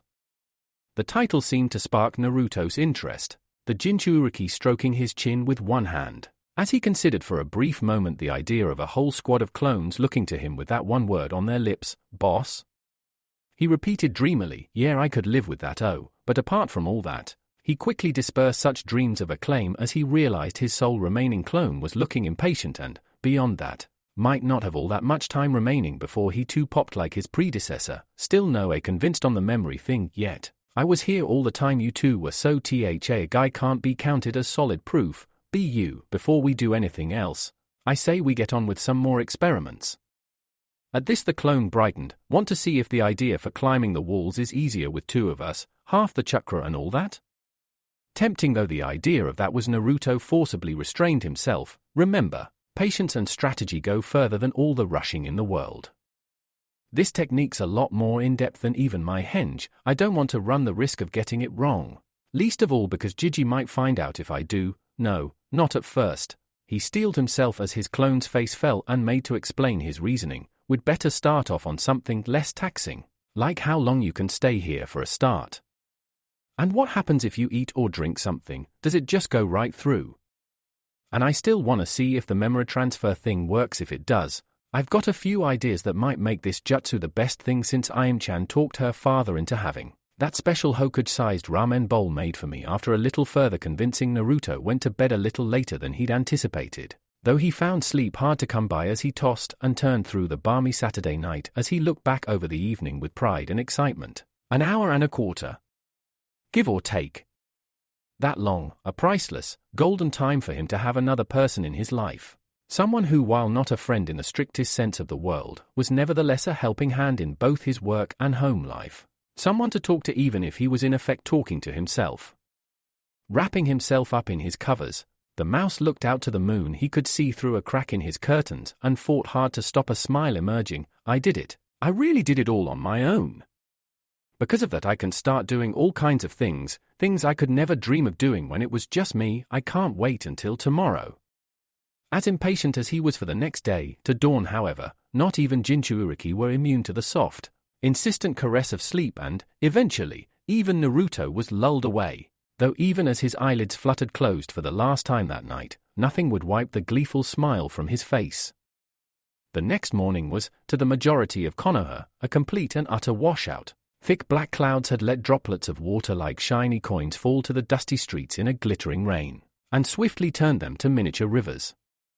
The summer thunderstorm, unexpected in violence if not timing, as the last few weeks had been dry, arid, and balmy, perfect conditions for cooking up a storm such as this, threatening to overwhelm the village's storm drainage systems at times. Only the swift action of a nearby, and very soggy, Anbu unit with a member affiliated with Suetun Chakra was able to stop the contents of several shops in the lower end of town, quite literally floating away down the river. It was a day when people stayed inside. Children huffed that Kami had stopped them enjoying the day off school in the great outdoors, and every ninja on the patrol roster cursed their bad luck at having to be outside right in the thick of it. For one particular resident of the village, however, already marked apart as much by his impact on many of the villagers' minds as well as the 6 marks on his cheeks, the rain streaking down his window and thunder booming overhead were quite welcome, in fact almost soothing, as he sat at his table and scribbled another thing down on the list he'd spent most of the morning writing. There was just something soothing about candlelight that Naruto had never really been able to explain, even to himself, having had a bad experience in his first year of owning his own apartment in a storm similar to this, when the power had gone out due to a lightning strike in the mountains at Konoha's back and left him at home suddenly in the dark. He now always kept a well-hidden stock of thick white wax candles under the kitchen sink, with 1 or 2 stashed in other odd locations in case unexpected visitors showed up to crash the party and smash anything he owned. Having woken later than usual to hear thunder growling above him, the Uzumaki had quickly rolled out of bed and darted into the kitchen, flashing a glance out his bedroom window and seeing the spots of rain present, allowing him to determine he had about an hour at most before it really starting coming down, and he'd have to sit in the dark to avoid the risk of his lights blowing out. He'd quickly boiled enough water for several cups of his cheapest ramen, gulped them down quickly, then systematically gone around his home and unplugged everything that could feasibly be damaged by an untimely thunderbolt before settling himself back on the kitchen table, with a block of paper and striking a match to light his first candle. It was a harder struggle than he'd thought it would be. Yes, could go on and send several copies of him running amok in his apartment, but at the same time, he knew that the Hokage might well be watching him in the near future just like he always had, and if the old man discovered he had somehow got his hands on a kinjutsu of all things, he'd be in for at best a round of awkward questions, and at worst, he might not let me see Buwika-chan and Konohamaru again. The thought of that happening, though he hadn't seen the Sandame's eldest daughter for a few weeks recently due to his study of the Kage Bunshin Jutsu amongst other things, was enough to make him shiver and hastily fight down the urge to go wild with his new toy. Instead, he picked up his pen and carefully wrote a title to his new self-imposed list of ideas of what to do with his potential new friends, clones. Things to do. Not particularly original, but it does the job. Remember the KISS principle, not one to forget a lesson easily. Well, at least not one that had been punctuated by sharp words and blows to the head at any rate. Naruto nodded at his work and put the pen down for a minute, trying to clear his thoughts as his eyes rolled languidly between the candle flickering on the table and the darkness of the sky outside, wondering if he had time to put the kettle on for another cup of ramen to feed both his stomach and his muse. Right, so I know I can do it. I made 2 bunshin last night, but 2 is too many. Ideally I only want 1 for the time being, because if I read the scroll right, it should have half my chakra and therefore last longer than 1 that only had a third. That point was common sense and quite bluntly the first thing any decent ninja should do when he learned anything new. Picking up his pen, Naruto scratched down his first goal with a wry smile on his lips, hoping that it wouldn't take him as long to refine the jutsu as it had to learn it. 1. Practice. Want only 1 at a time, so that was the first thing. The second was equally as obvious, but harder to put into words. He knew what Kage Bunshin were thanks in no small part to Anko-sensei, and knew a little bit about what they were capable of. The problem was, since Anko-sensei was a much better ninja than he was ever going to be for at least the next decade or so, he had no concrete evidence as to what his shadow clones were going to be like. He knew they'd pop if he punched them, had proved it last night in fact, so obviously taijutsu training was out the window unless he either held back ridiculously, or wore so much padding it would have made the spar pointless anyway. Anathema for someone who'd been taught as he had to hit hard, fast and first. So, can't hit them, or cut them open either for that matter. The sudden realization made him grimace. Bang went his idea of studying human anatomy in more depth. If he couldn't have a bunshin or 2 lay down its ethereal life in the name of science, so what can they do for me? Throw stuff. Yeah, that'd work. I don't pop, I bruise instead. What else? The crawl up the wall trick. Maybe, after I've done some more istiaraha. Brilliant. As always, finding comfort in his routine, he hastily scribbled down the second and third items on the list. 2. Use for dodging practice and stretching. 3. Crawl up the wall. 4. Can they use disguise? The fourth point popped into his head almost as though it had been there all along and had just waited for his hand to start moving before slipping in unnoticed. Staring down at the words he'd written, the Jinchuuriki felt a slow smile spread over his face, sitting back in his seat and looking up at the ceiling, blocking out the rain, the thunder, and the occasional flash of lightning.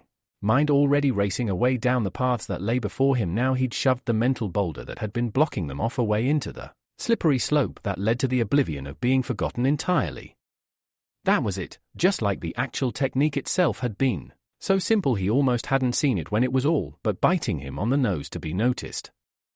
Why hadn't he thought of it before? His main worry about this technique in the first place had been someone, most likely the Sandame, wondering why he was seeing a lot more of his surrogate grandson than he was used to, putting 2 and 2 together and coming up with 1 blonde too many. But the old man would have a hard job if his clones didn't even look like him and appeared to be completely different people. It was perfect, almost too perfect. He knew he woke up before pretty much anyone else in Konoha who wasn't obsessed with youth and spandex. He had to suddenly bite back a shudder. Somehow that just sounded so very, very wrong. Ugh. No, come on, remembers the mission here. No getting distracted by the green Gara-san, get his name right. Unfortunately, it seemed the image of the eccentric ninja was as boisterous and hard to ignore as the real thing. It took a long minute of concentrated mental thought and doodling on the corner of the page to banish the unwanted figment from his imagination. And even when he thought the battle was won, he could almost swear he heard a faint cry of "Yosh" from somewhere in the distance. Is he really out there training now? He'd have liked to think that even Gara-san had enough sense to stay indoors on a day like this, but it was unlikely that even a downpour this torrential was enough to dampen the green beast's youthful flames of eternal youth. Oh no, they've infected me. The energy, the youthfulness, the insanity, I can feel them burning. Make it stop, make it stop. It was worse than he'd thought. Only the last-ditch resort of a cup of his top-of-the-range ramen selection and a cup of very fresh milk, brought over to him by the Sandame the last time the Hokage had visited, was enough to finally quash the influence on his young, fragile, impressionable mind before too much damage was done. I hope quick, finish the broth before it rekindles. That's the stuff. Replete as the taste of his one true love washed over his tongue and down his throat, the Jinchuuriki relaxed and breathed out slowly. That had been a close shave and no mistake.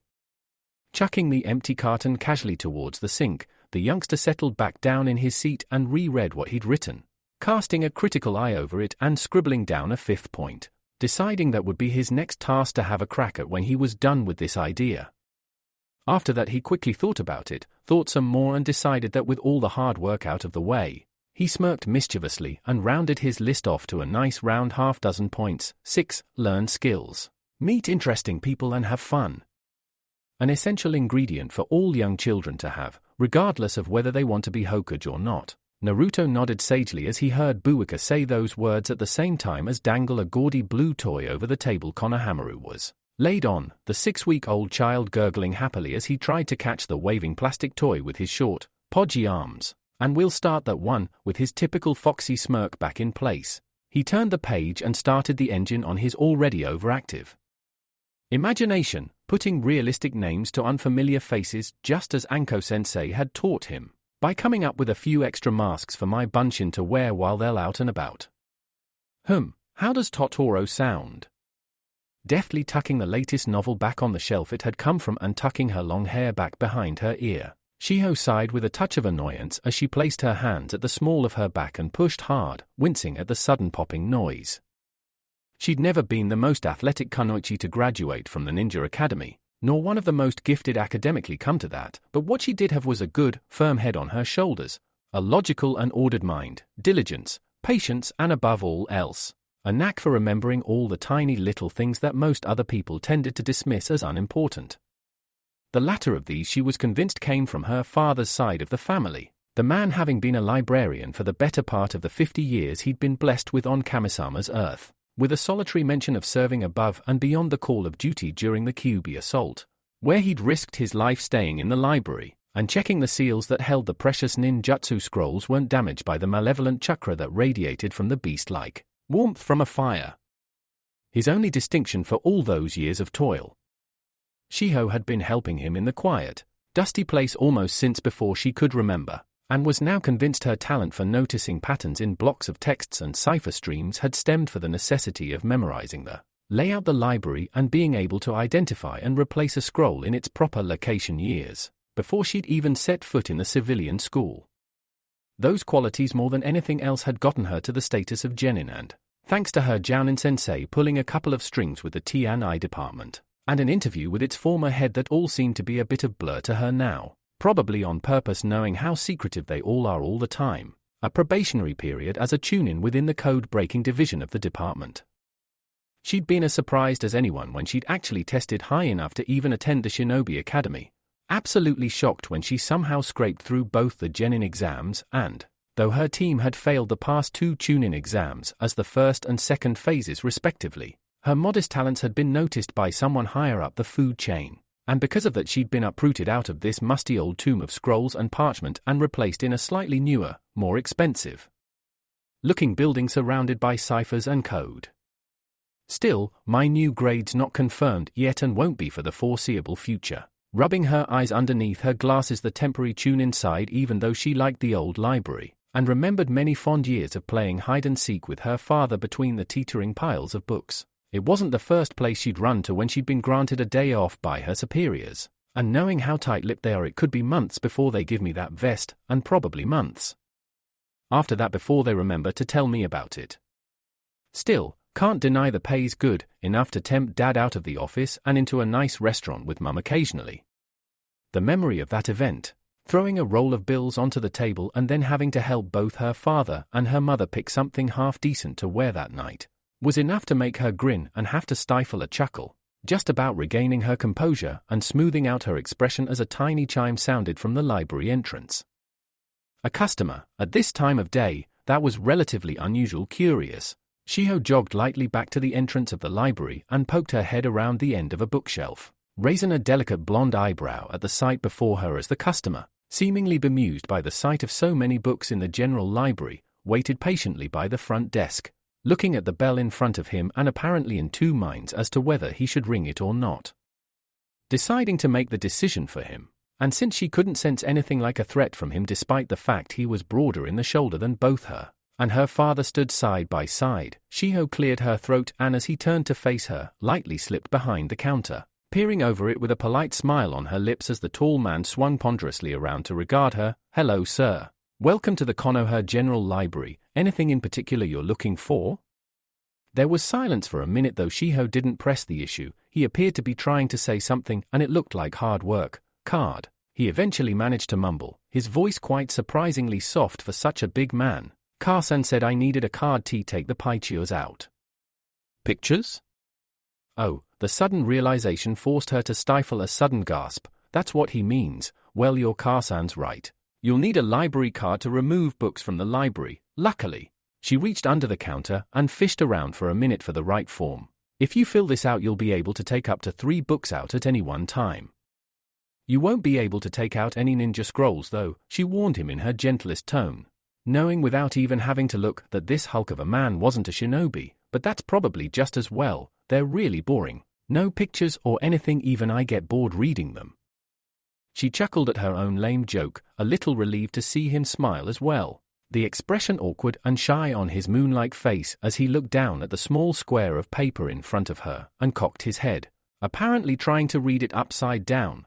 He squinted, much like she did when a particular kanji in a cipher sequence was giving her trouble. She realized, oh, this must be a struggle for him. My writing's no good, and just some of the pretty patterns don't make sense. "Don't worry, I can help you fill it out." Shiho's kind heart had gotten her and her team into more than a few scrapes over the years, but she'd never been able to bury it completely no matter how many times she recanted the laws of the shinobi to herself. It was at times like this, able to reach out aid a less fortunate human being. She was eternally grateful that that organ had been able to make it through her ninja career thus far without shattering completely. "Now, what's your name?" "Toroto, Ootoko Toroto." Shiho's pen paused inches from the form and she looked up with a quizzical expression, not sure if he wasn't playing a joke on her or not. "Really? Your name is Big Man?"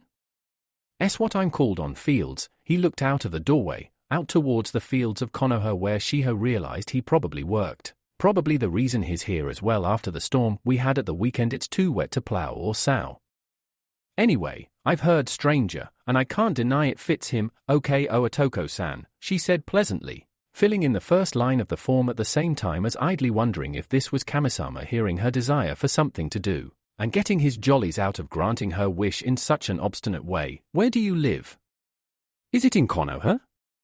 Seeing him shake his head slowly, she bit back a groan. This was going to be a long day. She wasn't wrong. It did take a long time to complete what should have been a 2-minute job, but as she watched the sight of a man who could have broken her in half as easily as she snapped a dry rice cracker sat contentedly on one of the library benches with a small comic book in his hand, reading at his own pace and occasionally laughing quietly at something drawn in the cartoons, she realized with a quiet sigh it was worth it. Ootoko-san was a gentle giant, a man who must have known on some instinctual level that he wasn't quite the same as everyone else, but didn't want, or seem able to, complain about his circumstances. "I can't decide if he's blessed or cursed," Shiho thought to herself as she folded his request for a library card into a neat envelope to be posted to the civilian administration. She'd already stamped it for validation. All that was needed now was for the actual card to be printed. Yes, he's not intelligent, but because of that he's also not vengeful, or greedy, or anything else really. He's just a man who wants to look at pictures. Actually, a sudden thought occurred to her. If he likes them so much, Otoko-san, the farmer, or farmhand, looked up at his name. Watching but not reacting as the slight librarian slid onto the bench opposite him. You like looking at the cartoons, don't you? Encouraged by his slow, languid nod, Shiho crossed her fingers under the table and went on, well, not far from here there's a place with pictures a lot like these but much bigger, if you want to see them. I can't remember exactly where it is, you'd have to ask for directions, but I thought it might be something you'd like to know about. His massive face brightened and he leant forwards, as eager to hear as a puppy was for a chocolate drop, and Shiho, after fighting down the sudden irrational urge to pat him on the head, a thick thatch of brown hair covering the crown of the mighty skull, spoke again, giving the outline of directions towards the painting and art suppliers some 7 or 8 streets away. A few minutes later, when this was done, she could quite happily say, as she bowed the massive worker out of her and her father's domain, after reminding him that his library card would be available from the next week or so, that she'd done her good deed for the day. Perhaps fortunately for that little illusion, Shiho was unable to see through walls like the Hyuga were able to, and therefore missed the sight of Otoko Toroto ducking down into a side alley that ran down the side of the library and re-emerging the other side wearing a completely new and separate mask, the small childlike form clapping its hands in glee as it made to explore an option that had never occurred to it or its creator. Art how well, nothing ventured, nothing gained. And while I'm undercover if I say my mask has some hobbies, he should at least be sort of good at them, the bunchin mused as it lingered in the mouth of the alleyway for a minute, grateful that the street was mostly deserted as the skies above still threatened rain as it mused on the issue, and wondered idly if its creator was having as much luck on the fields as he was in the village getting hold of the library card Naruto had declared as being his first major goal, as a knowledge is power, had gone relatively smoothly. You never know, I could be a wandering artist, just moving into town to set up store and, on the side, start feeding information back to the leaf. Possibly a bit far-fetched, but I've heard worse, or at least, Sensei told me about worse. Now then, decision made and problem solved, the bunchin started to think as it meandered down the street. Shiho's directions clear in its mind as it started to clamber over the next mental wall in its path. What's my name this time? Later that night, when Naruto returned with a big, triumphant grin on his face as he realized and proved without a shadow clone of a doubt that he would remember everything his clones did. Why else would he have suddenly received a memory of someone filling out a form for him in Konoha, while he was halfway up a tree in training ground 17? Otherwise, he was completely unsurprised to see that on his kitchen table, the notepad of his masks had been turned over one page, hiding Otoko Toroto from view and showing the bare bones of another character. A new mask one of his bunchin had used to hold a conversation with the artists of the Ink Swirl store. Just like she said, Naruto saw his clone's work, read it and smiled as he realized that, with this, life in Konoha had just gotten a whole lot easier for him. People might not like him.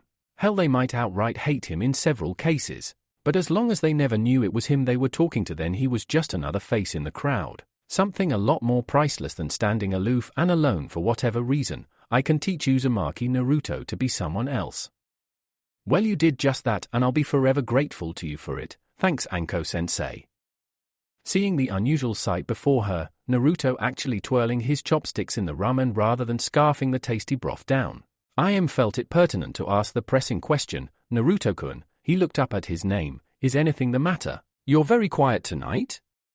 He tried to hold it in, she could see that, but nothing got past her trained eye and she kept her gaze at just the right level. Mostly the sympathetic curiosity that he was so denied by virtually everyone else in the village, but backed up by just a hint of insistent steel, that eventually he had to give way. With a little sigh, the Uzumaki put his chopsticks inside his bowl and leant forwards on the bar, chin on his fist and something big on his mind before he seemed to make his mind up about something. Rolling his eyes up at his adoptive Nei-chan, Naruto let out a second sigh and come out with the request he'd been mulling over in his head all night. I am Nei-chan. Can you and Tsuchijiji teach me how to cook? That was a bolt from the blue and no mistake. Blinking, the serving girl stood back up behind her bar and looked down at the younger child she considered her sibling in all but blood as she cocked her head, and made to shed a little more light on the situation. Cooking, Naru-chan? You wanted to be a ninja, didn't you? What's changed? Oh no, Ain-chan, I wanna be a ninja still, but one of my senseis said a ninja should have loads of skills.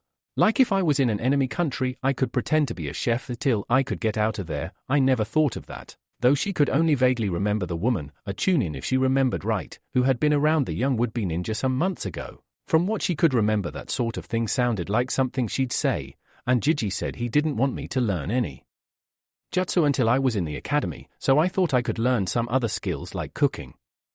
I already started, got a library card about 3 weeks ago, tried drawing but wasn't much good at it, but I'm getting better. Oh, he brightened even more as remembered something else that had brought him crashing to a halt out in the fields only a week ago. The disguised clone he had sent out with little more than a shopping list and a couple of Rio notes had dispelled, and left him with the memories of coming home with a new obligation every Thursday night and a new mask to write up in his book of alter egos. And I found someone to teach me how to play a few instruments, only tried a few so far, but I like the koto best. That threw her for a loop, and no mistake. No matter how much she railed against it and cursed her own spinelessness every time she heard someone badmouthing the little blonde, and forced herself to serve them with a smile on her face. I knew enough about the facts of life and market forces that kept her father's ramen bar alive to know that the number of people in the village who'd have given Naruto the time of day were probably few enough to count on both her hands.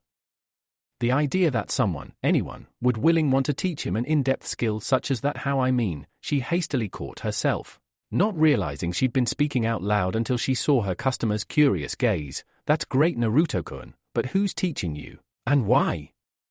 Believe me, unseen by the boy, Aime's hand clenched under the bar of her stall. If they're teaching you wrong, all the demons in Makai won't stop me beating a path to their door and then beating them into next week. Oh, I learn at the music shop about 4 or 5 streets that way, he explained freely, wafting a hand over his shoulder in a vague display of directions as he went on, down a little back street, called Bells and Whistles. Imaginative, huh?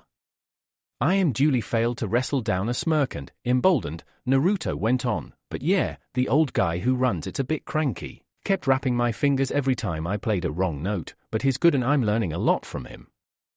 Before you say anything, I'm pretty sure he doesn't like me. Well, he glared when I walked past anyway, but he looked around furtively before beckoning her closer. I am leaning over the bar to listen as he whispered the last words of his explanation. When I go for lessons, I make sure he doesn't know it's me he's teaching. The confusion must have shown on her face because before she could even ask, Naruto had begun his explanation, glancing over his shoulder towards the street as he spoke with a strange, almost regretful voice that appeared far too old for a child his age to speak with. It's like Anko-sensei said, Aime-chan. People don't like me and I don't know why, but there's nothing I can do about it until I become Hokage and they all have to respect me. There was the determination she knew so well, the azure fire in his eyes that would burn through all obstacles until he reached his dream. Though that will diminish slightly as he let out a slight sigh. Until then though, the only thing I can do is pretend to be someone else, a different person or a mask, so they'll treat me normally. Why would they act funny around me if they don't know it's me they're talking to? Like the old man at the shop, Utazuka-san, if I'm remembering right. He just about recalled the name of the gruff old musician before the more familiar knowledge of that particular mask came back to him, and he reeled off the false persona his bunchin had scribbled down some weeks previously and he had refined since then. He thinks he's teaching Buraku Hashi, a higher student at the civilian academy who just failed shinobi selection and wants to impress his parents because he feels guilty about it, to play the koto, and his student is paying him using some of his pocket money. Reasoning this through with wide eyes and a nearly slack jaw, Aime rationalized the situation against her own moral code and found one immediate flaw in her little Nichan's logic. But Naru-chan, that's deceitful. Yep. To her horror, he even looked a little smug as he nodded and took a long draught of the cooled ramen broth before continuing, his massive grin only increasing in size as he went on. Thas what being a ninja's all about. Sensei said something like the way of the shinobi is to lie, or be deceit. Dis that word you just said, so I'm just getting the practice in when I can. And if I learn something else out of the bargain, that's just a bonus. If I was in an enemy country, I'd be learning a lot more than how to pluck a few strings to play a tune, I can tell you. Aime opened her mouth to answer this, then closed it again as she thought hard for a minute. Overall, was Naruto doing anything really wrong in the grand scheme of things? Yes, he was lying after a fashion and pretending to be someone who didn't really exist. But overall, was that any worse than what the vast majority of the villagers put him through? No, in fact, in a lot of cases what he's doing is nothing compared to some of the stories I've heard, and they're just the ones Dad told me about. Though she knew some of Naruto's plight, I was aware that her father sought to protect her from as much of it as he could, his body the shield between her and the unpleasant face of Konoha as a whole. But he couldn't hide the full scale of the truth. More than once Tucci had shifted his entire supply chain. Despite the costs of the ingredients rising, and Ayam would have staked her apron that such a dramatic shift in policy had come from stories the chef had heard about how those stores he had abandoned had treated Naruto in the past. Realizing she had a pair of curious blue eyes on her, the waitress broke off her introspection and smiled, leaning over the counter to ruffle the boy's sunshine hair. Well, then you just carry on. It's a neat way of thumbing your nose at those old sticks in the mud who can't see you like me and Chusan do. Just promise me one thing, Naru-chan. Hi? Ayam giggled at his sudden expression of what he must have thought was complete seriousness. No matter how hard he tried, there was no way any face he made was ever going to be anything other than cute in her eyes. Even when he's pouting, I still want to hug him to death. Promise me you'll never try to use a fake face around here. Naruto all but reeling in shock as his older Nei-chan went on. Chusan, and I know you all too well for that, Naru-chan. You'll never have to wear a mask around us. Got it? It took him a moment to reply, trying hard to swallow down the lump in his throat as he couldn't quite meet Ayam's chocolate eyes before, somehow dredging up a smile that hopefully dazzled her into missing just quite how much her words actually meant. He scratched the back of his neck and beamed. Yeah, I know, Ayam-chan, you and Gigi have always been good to me. Anyway, he sniffed as though trying to track down his next bowl of ramen by scent alone, quite by coincidence making sure his nose wasn't going to run with sudden unshed tears as he looked around. Mind if I talk to Gigi about learning to cook? Thanks, Nei-chan, when you say that I know it's not a lie. Sure, the waitress laughed as she cleared her customer's bowl out from under him before heading to the back of the stand, speaking over her shoulder as she did so. Wait there, Naru-chan, I'll go get the old man and see what he's got to say about the whole thing. No need to thank me, Nisan, it's nothing but the truth. So then, up to his elbows in soapy water, Naruto looked over as best he could, seeing Tucci lifting some of his ingredient tins up to the top shelves of the cramped backroom of the ramen store, the ones he couldn't even reach unless he stood on the countertop, something that neither of the Ichirakus wanted in case he fell and did himself a mischief. What's this my little girl tells me about you wanting to cut up vegetables rather than enemy ninja Naruto-kun? Huffing a sigh of annoyance as Ayam merely smirked slightly under his sardonic eye, the Jinchuuriki answered slowly as he pulled another scuffed pot into the sink he was working at. Not like that, Gigi. I just want you to show me how to cook things, not anything fancy or pricey, just things I can live on when I can't get ramen. Nascent proximity alarm bell starting pinging in his mind, and he ducked just in time to avoid his Nei-chan swiping her hand gently through his thick blonde hair. Ayam chuckling as she flipped her washcloth over her shoulder and started to dry the well-scrubbed pots he had piling on the side of the sink and washboard. You little blonde capper, you'd live on ramen if you had the chance, wouldn't you? Naruto didn't even miss a beat. Of course, wouldn't everyone? Recognizing he was a truly hopeless case, the chef's daughter simply sighed and shook her head, letting her father take over as Tucci finished cataloging everything and realized all the stock was present and accounted for just as well.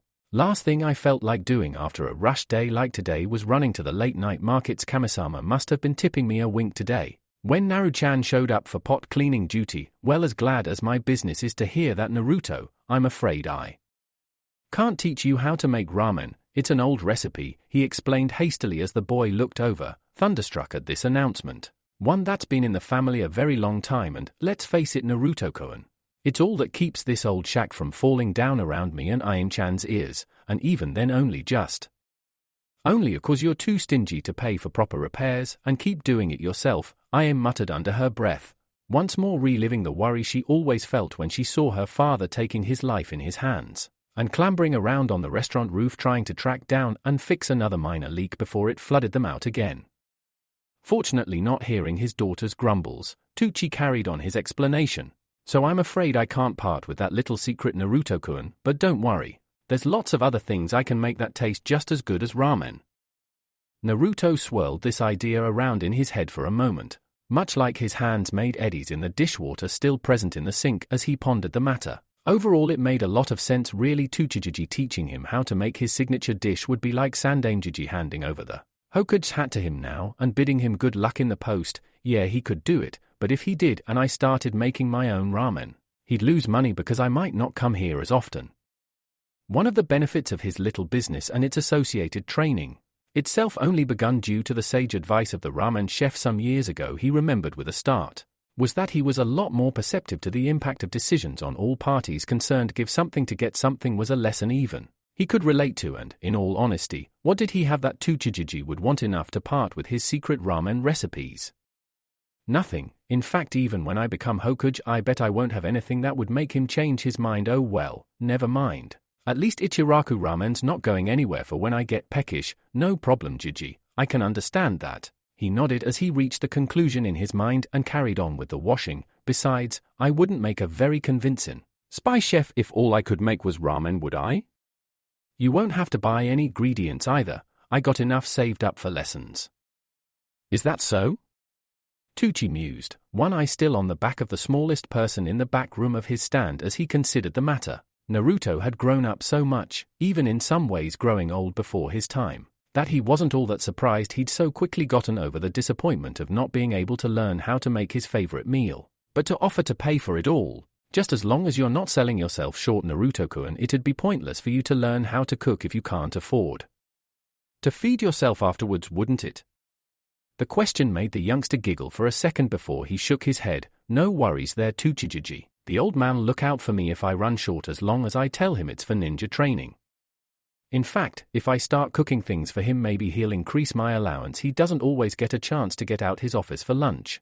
Now that would be interesting, another way to get some more cash perhaps, if my clone does the cooking while I'm out in the fields. Putting that thought onto the back burner for a minute, Naruto reeled his mind back in to catch the tail end of what I was saying. Sorry, Nei-chan, didn't get that.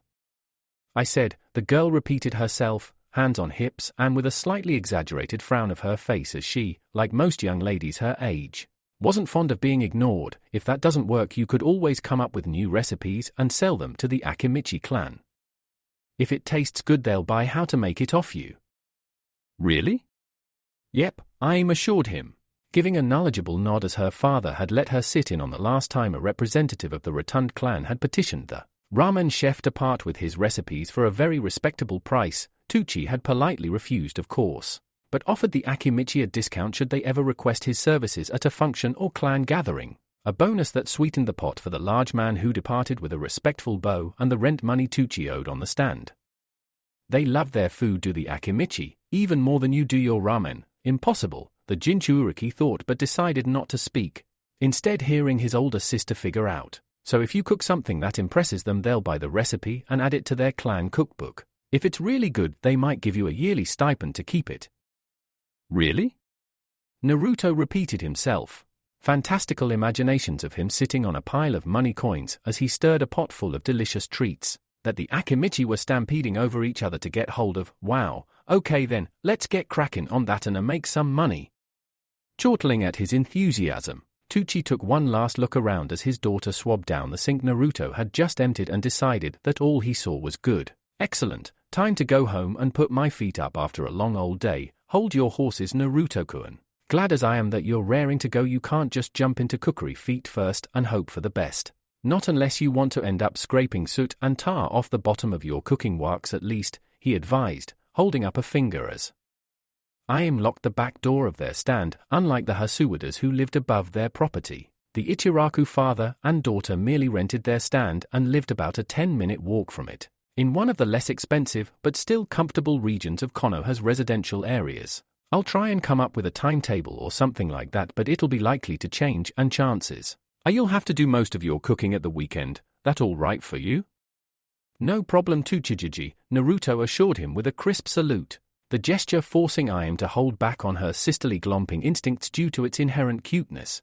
I don't do much at weekends anyway, except maybe some work out of Ayame-chan's old workbooks. Anything else is a welcome break from them.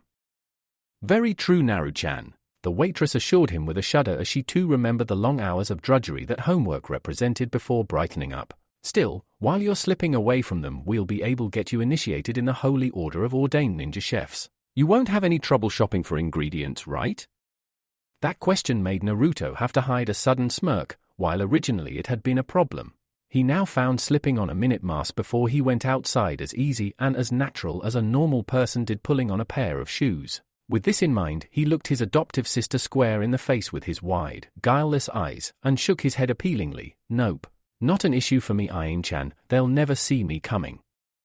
That assurance and confidence, together with the victory symbol he flashed up in time with his brilliant grin, was enough to break through the ramen girl's self-control, and in an eye blink Naruto found himself caught in the most dreaded technique of the school of ramen fu, the inescapable feminine glomp of doom.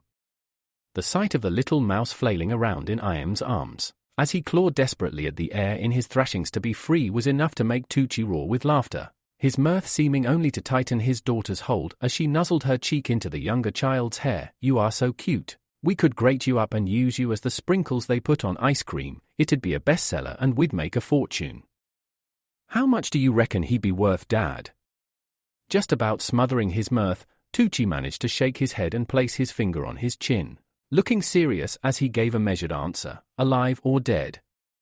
Seeing his daughter's raised eyebrow, he nodded at where Naruto's struggles for freedom were noticeably slackening off due to her constricting grip. Iam leapt back with a gasp as Naruto heaved down a breath of sorely needed air and stood up, panting after coming so close to being crushed by kindness. "Ordained ninja chef," he managed to rasp as Iam looked at the floor abashed. "But I can't help it. He's too adorable when he makes a face like that," feeling his ribs start to expand back to their normal position. He gave a shaky thumbs up and smiled again, the ramen waitress brightening as she realized he didn't hold the hug against her. "Well, if that's the sort of thing I'll be learning." He stood to his full height and stretched off, just about holding off a wince as he slipped an arm around his adopted sister's shoulders and gave her father a victory pose. "Bring on my first lesson in shinobi cooking and the art of ramen fu." It was true what Anko-sensei had said. He realized as he struggled vainly against the sudden vice grip that had seized him around the middle and made sure he couldn't get away. In the field, almost making it out the way of an attack usually meant that you were simply bleeding out rather than immediately dead. Not that the situation here was quite this serious, luckily for him. His suspicions had been aroused by the slight look of expectation on Miruda's face after the weaponsmith had gestured for him to go upstairs. Had only gotten stronger as he'd realized. He couldn't hear the rhythmic thunks of steel against wood that would have indicated Tenten-chan being outside practicing with her beloved weapons, and had blown into full life just as he'd stepped into the Hasuwada's apartment above their shop, and heard the quick, light patter of feet running towards him from the back. He'd leapt to the side out of instinct but not fast enough. Tenten had been able to get half a grip on his closest arm and from there, due to him being off balance, had yanked him into a constrictive grip that she didn't look to be releasing any time soon. Instead, looking over his shoulder at where Kishi was regarding the pair of children with amusement. "Look, Car-san, I caught a mouse," the girl stated proudly before carrying on. "Now I can take him to school tomorrow and chop him to bits." Rather unsurprisingly, this idea didn't find much favor with the aforementioned mouse as Naruto redoubled his efforts to break her hold.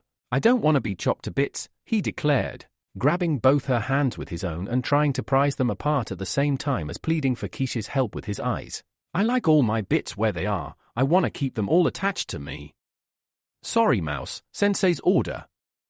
Finally giving up on breaking her strong grip, Naruto instead fell back on his old standby of fighting filthy, and a second later Tenten stumbled backwards, giggling from where he'd reached over his shoulder and tickled the sides of her neck, the only place on her body that attack affected her apart from her feet. As she reeled, Naruto managed to wrestle down a breath of air and recollect himself enough to ask the burgeoning question. "Now I'm out of range for the imminent dicing," he favored his former orphan with a nasty glare, though true to form Tenten merely stuck her tongue out at him. Able to act like a bit more of a brat than her 8 years would have had people believe, as the younger child being present was a convenient excuse for such immature behavior. "Why's your sensei got against mice?" "We're doing a dissection tomorrow," the bun-haired girl replied with a knowing smile. Kishi looking up from setting the table and recalling that part of her own school days with a slight smirk. Oh, what Miruda-kun wouldn't give to take back that day he had to be excused from the lesson for crying, after tapping his mouse on the back of the head. Then again, he's always loved animals, so sensei's bringing in loads of mice and we get to chop them up. You, thinking of this for a minute made Naruto feel slightly queasy. "Why do you want to do that?" Tenten opened her mouth to answer, then closed it as she realized she didn't have an immediately convincing reason before. Thankfully, her father came to the rescue, 2 reasons Naruto. The thick-set Smith grated heavily as he pushed the door shut behind him at the same time as ruffled Tenten's hair buns with his free hand. Though she was a little too big for him to pick up as easily as he had in earlier years, nothing he said or would ever want to say would stop her greeting him with a hug. Every time his working day was done, firstly, it's important to see how different things are in real life compared to what you read in books. And second, the former ninja caught himself for a minute before. After seeing his wife's permissive nod, he sighed and walked over to the settee. Both children followed him with intense curiosity in their gaze, Tenten jumping onto her father's knee as the older man sat down heavily and smiled at her, slipping an arm around his daughter's shoulder. Well, the second reason is one you're not supposed to know until after you try out for the Ninja Academy. But since I know you're both going to end up there anyway, it can't hurt to tip you off a little, he assured them with a cheerful smile. Naruto nodding as he knew that his friend would be eligible for selection next year while he himself would have to wait until the year after that. Still, at least I get 3 or so years with Panda-chan in the academy before she passes out. This little exercise, as well as lots of others the teachers will spring on you, Tenchan, is designed to see if you've got what it takes to be a ninja.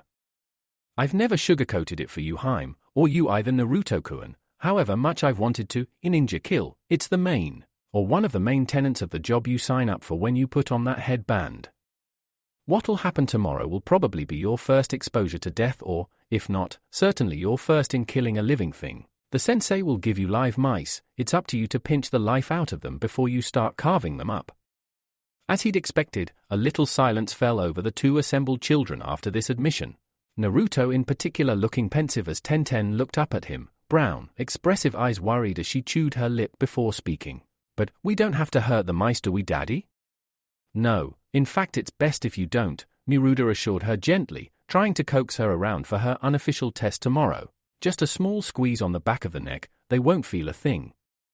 It's not nice, but it is one of those things you have to get used to, Panda Haim, he suddenly grinned, Tenten squeaking in mock dismay as he suddenly pulled her down and blew a raspberry though the material of her shirt covering her stomach, especially if you want to be a top kunoichi like Tsunade of the Sannin.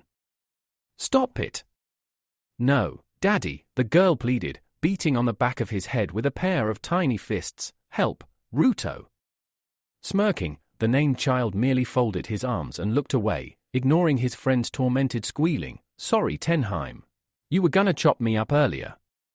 As her father sat back up and gave his daughter some air, the girl turned a flushed, angry face his way but ultimately couldn't hold the expression, instead snickering as she pulled herself upright using Miruda's broad shoulder for leverage and slipped back to the floor. I wouldn't chop you up, Ruto-kun, she assured him sweetly, Naruto risking a peek over his shoulder before turning back around, apparently unconvinced. Oh, don't be a meanie mouse, I have to know what a mouse looks like inside. Out or I'll fail the test at the end of the summer. We've only got a few months left to practice and I know Sulika-sensei's going to question us about anatomy. Unusually, to Tenten at least, Naruto didn't turn around at her wheedling explanations. The sudden, prickly idea that she might have actually hurt him with her jest about cutting him to pieces was slowly creeping over her like a stifling blanket in the middle of a thunderstorm as she slowly inched closer.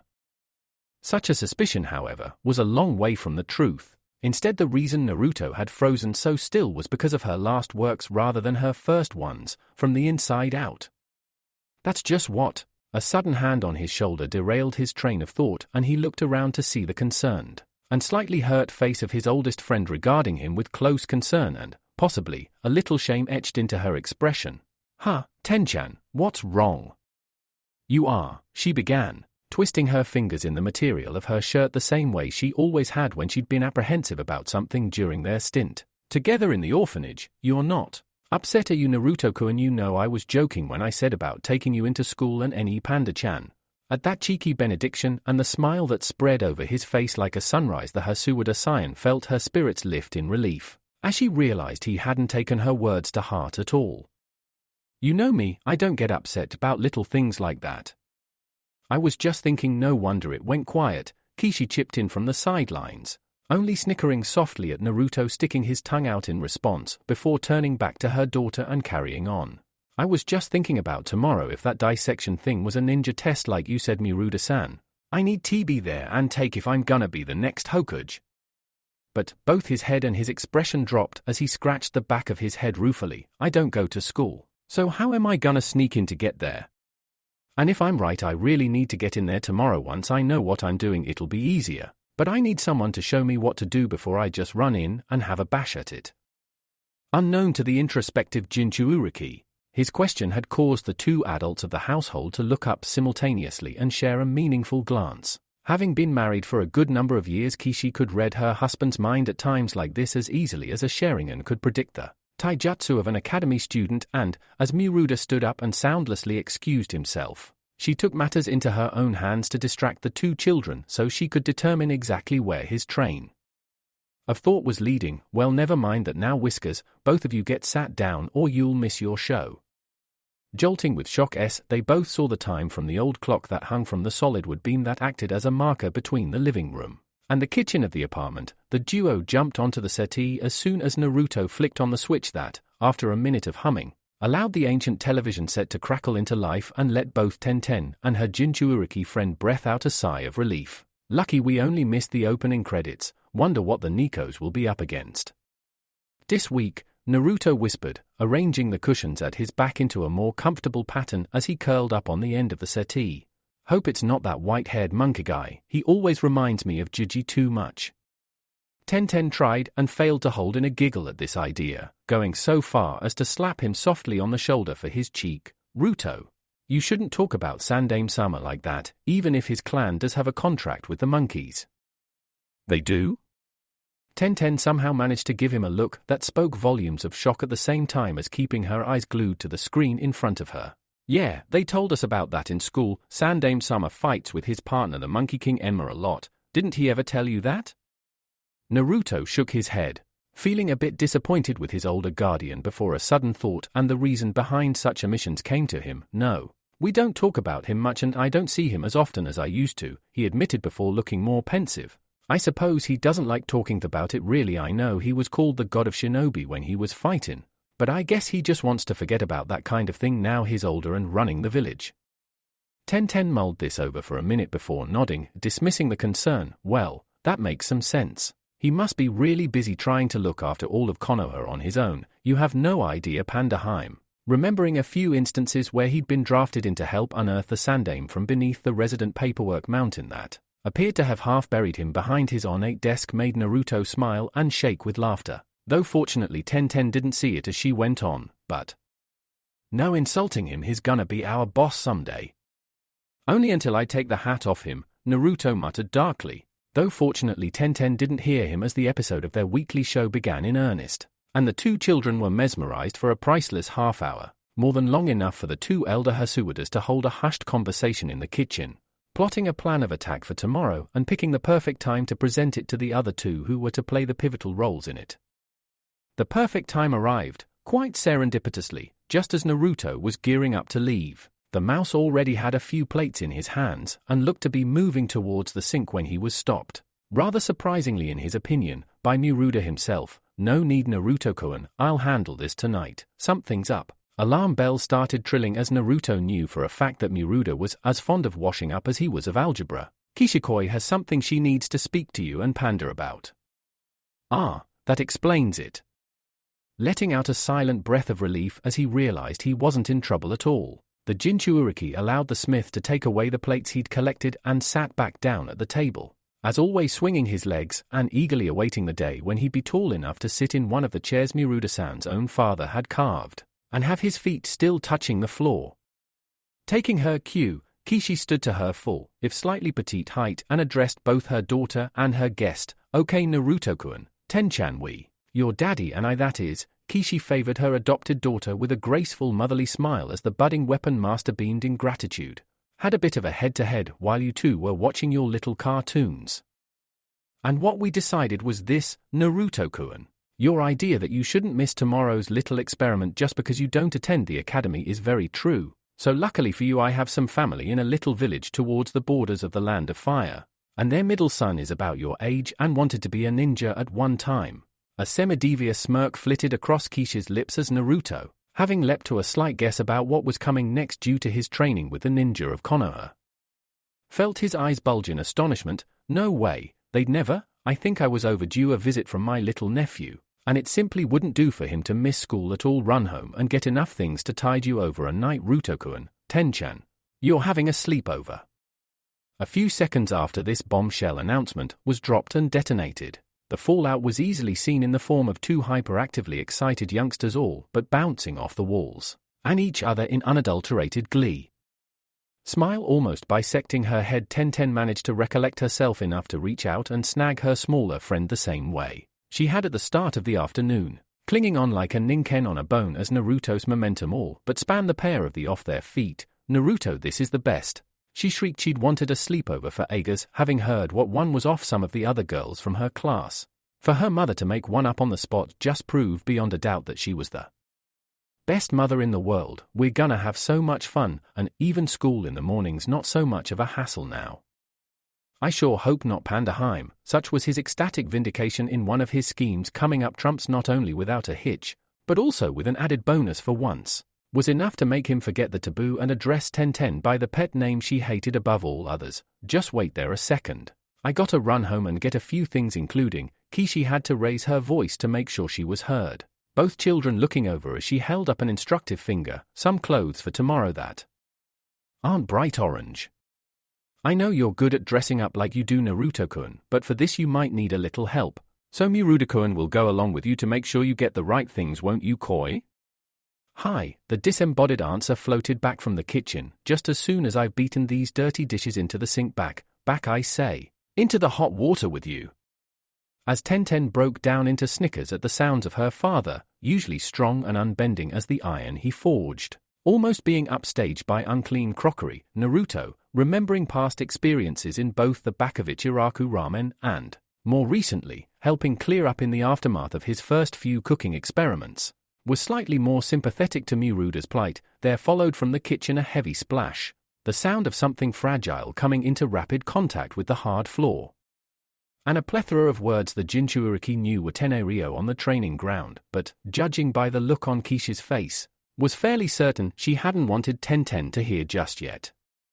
"Probably just as well Miruda-san's getting out the house for a while," the mouse reasoned as he watched the matriarch of the Hasuwada household roll up her sleeves, eyes fixed on the kitchen door. "I doubt he'd find this sleepover as much fun when he's the one sleeping down in his forge." True to her benevolent nature, especially when her little girl was involved, Kishi allowed both her young charges to stay up slightly later than usual and even indulge in a little late-night snack. Miruda, on the other hand, was denied any tasty treats and exiled to bed early in disgrace for breaking yet another dish out of her rapidly dwindling china set, much to the muffled sniggering of both his daughter and his guest. However, all times, even the most fun ones, must come to an end, and to that end, just before the clock struck 9 and Naruto had demonstrated his nightly stretching regime to both Ten-ten and her mother, both children were scrubbed clean with teeth brushed, pajamas on and, in Naruto's case, cute little sleeping cap pressing down his unruly hair, and presented with a final problem. Only one futon. Knowing how awkward this might be, Naruto took a careful step backwards from the door that led to Ten-ten's little bedroom. "If it helps, I can sleep." "Nonsense," Kishi swept his rambling arguments away with the broom of common sense. "This is quite large enough for the two of you, you'll just have to top and tail." Now, stepping past the children, she casually pulled the blanket out from where it was tucked under the bottom of the futon, and in the same moment grabbed one of the pillows Ten-ten used and placed it at the foot of the bed, beckoning Naruto forwards as she did so. "See, this is where you sleep, and Ten-chan, you're in the top. It's perfectly safe, as long as you two behave yourselves, okay?" Hi, neither child missed the underlying order in that sentence and chorused the appropriate response, Naruto sliding himself under the covers as Ten-ten slipped into place at the top, her feet level with Naruto's knees as the bed was slightly too short to keep the two of them fully apart. Seeing the two of them settled in, Kishi smiled and paced to the head of the bed, Ten-ten snuggling down in her covers and scrunching up her face as she felt her mother's lips brush her forehead. "Night, Karsan." "Good night, Ten-chan, get plenty of sleep, you have school in the morning." Naruto nodded at this, already feeling tendrils of sleep coiling around his mind as he'd stayed up later than usual and, combined with his early mornings, was finding himself lulled easily to slumber. A shadow overhead blocked out the light suddenly, made him open his eyes and squint. He froze, paralyzed in shock as he felt Kishi do to him what she had just done to her daughter. The scent of her faint perfume heavy in his nose as he heard her murmured words just before she turned out the light, saying to you, Mouse-chan, have sweet dreams and be ready for the morning. He didn't answer, or nod, or even blink. His Richter's paralysis was unbroken as the contact of her lips, completely alien to him, replayed over and over again in his mind, each repeat stirring up a hot, wet, sloshing feeling in the pit of his stomach as he relived, just for the briefest, most glorious of instants, what it must have felt like to have a mother's love. It was a sensation so overwhelmingly powerful, so basically required by all functioning human beings, that it nearly drove him to tears and broke him as no amount of hate or disrespect had ever been able to. In the darkness, Tenten hadn't been able to see the expressions that were writ large on her younger friend's face, nor the fact he was having to swallow hard to keep his unpleasant tumor flutterings below the esophagus and out of his eyes. She was concerned, however, that he hadn't spoken immediately after her mother had left. Usually he was a complete chatterbox who had to be gagged to stop himself talking when he had the chance as far as she knew, so this silence in the dark room was quite disturbing for her. Wetting dry lips, she decided to venture forth into the unknown and have a stab at conversation herself. Ruto? What's up, Whiskers? There was silence for a moment and she began to believe he drifted off to sleep almost immediately before, in a voice that sounded almost tremulous to her, she heard him speak. You know, he swallowed thickly, unable to carry on without a brief pause. You're really lucky, Tenten-chan, you know that? Knowing what he was driving at and feeling a sudden cold bite of guilt from deep inside her because of it, Tenten answered as best she could at the same time as making the offer that she had before in the past more than once. Hi, I know I'm real lucky, but you see this place isn't that small, Whiskers, and you could stay in my room till no. His voice wasn't hurried, or a shriek of denial, but it was a lot flatter than she remembered and for some reason that hurt just as much as outright denial. I'm grateful for you asking me, but I can't say yes, there's not enough room up here, Tenchan. Miruda-san and Kishio-san couldn't look after me and you at the same time. I know, and that really bites, Tenten pouted, not quite knowing what the word meant, but having heard it on the playground a few days before and feeling it somehow fitted into this situation quite nicely. Still, you're here now and don't you forget it. Wriggling around, she hunched her body up and pressed down at where she guessed the right spot was, feeling a jolt at contact as the soles of her feet pressed into Naruto's, making the boy shiver. We gotta get some sleep and be ready for the morning. Oh, I'll be ready, Panda-chan, Naruto teased slightly, forcing back his confusion and slight discomfort as the unfamiliar sensations of having an adult who cared for him, rather than instructed him as a ninja would, receded slightly. I get up real early every day. There was a huff from the other end of the covers. Well, you better not get me up in the morning, I need my beauty sleep. Presented with a gift like that, Naruto just couldn't help himself. You're telling me oof. A soft, squashy something beamed him full in the face and he hastily rolled over and grabbed for his own weapon and Tenten, having sat up and swung with all the might her 8-year-old frame possessed, recocked her makeshift missile for a second swing. Ooh-hoo. You asked for it, Mouse, she hissed venomously, lashing out again at where she guessed the smaller form was now cowering under the covers using his own pillow for protection against her clubbing blows. Pillow fight. It was quite astonishing to watch in a way, Tenten mused as she watched her supposed cousin hand in the slip her Carson had drafted to their class tutor. Naruto's performance had been all but flawless as far as any of her family could see. Had she not seen him enter the bathroom looking like Naruto, she might have attacked Masashi when he strolled out of there some 15 minutes later, disguise in place and almost able to see eye to eye with her due to the special shoes Naruto had brought with him sealed in his scroll. He hadn't so much absorbed the tidbits of information her mother had told him about the boy Tenten could only vaguely remember being introduced to as her cousin over a year ago, as devoured them alive, spitting out the bits he needed as and when he needed to repeat them. Even now, as he shot a cheerful wave and beaming smile at the teacher who looked after Tenten's class, she couldn't help but marvel at both his seamless transition into a new person, and his bottle for even trying to pull the stunt he was making happen with her assistance. I'd never be able to pull this off, I'd have been a giggling mess before I even stepped through the classroom door. Very well, class. The firm tones of the middle-aged woman, herself a former tune-in who liked to occasionally pepper up a boring lesson by doing ninja-type things such as throw a flash tag onto the floor and give lines to any students who didn't hit the deck quickly enough. Higui Masashi will be joining us for today and today only. Make sure you treat him with the respect his due as a guest of Konoha." A chorus of desultory ahis rang out along with a few curious glances towards the newcomer before, with a clap of her hands, the sensei focused their attention back on her. "Well, now the excitement is over. Bad news, I'm afraid, Kiddywinks. Durso sensei's off ill, so your taijutsu lessons are put off until tomorrow. So you've got me all day," she declared with a cheerful wink.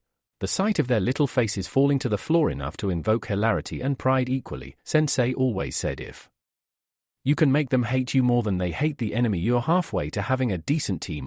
How the will of fire spreads. So, apart from the little treat we've got coming up for you this afternoon, this morning will be a revision class to get you up to speed for next month's final exam.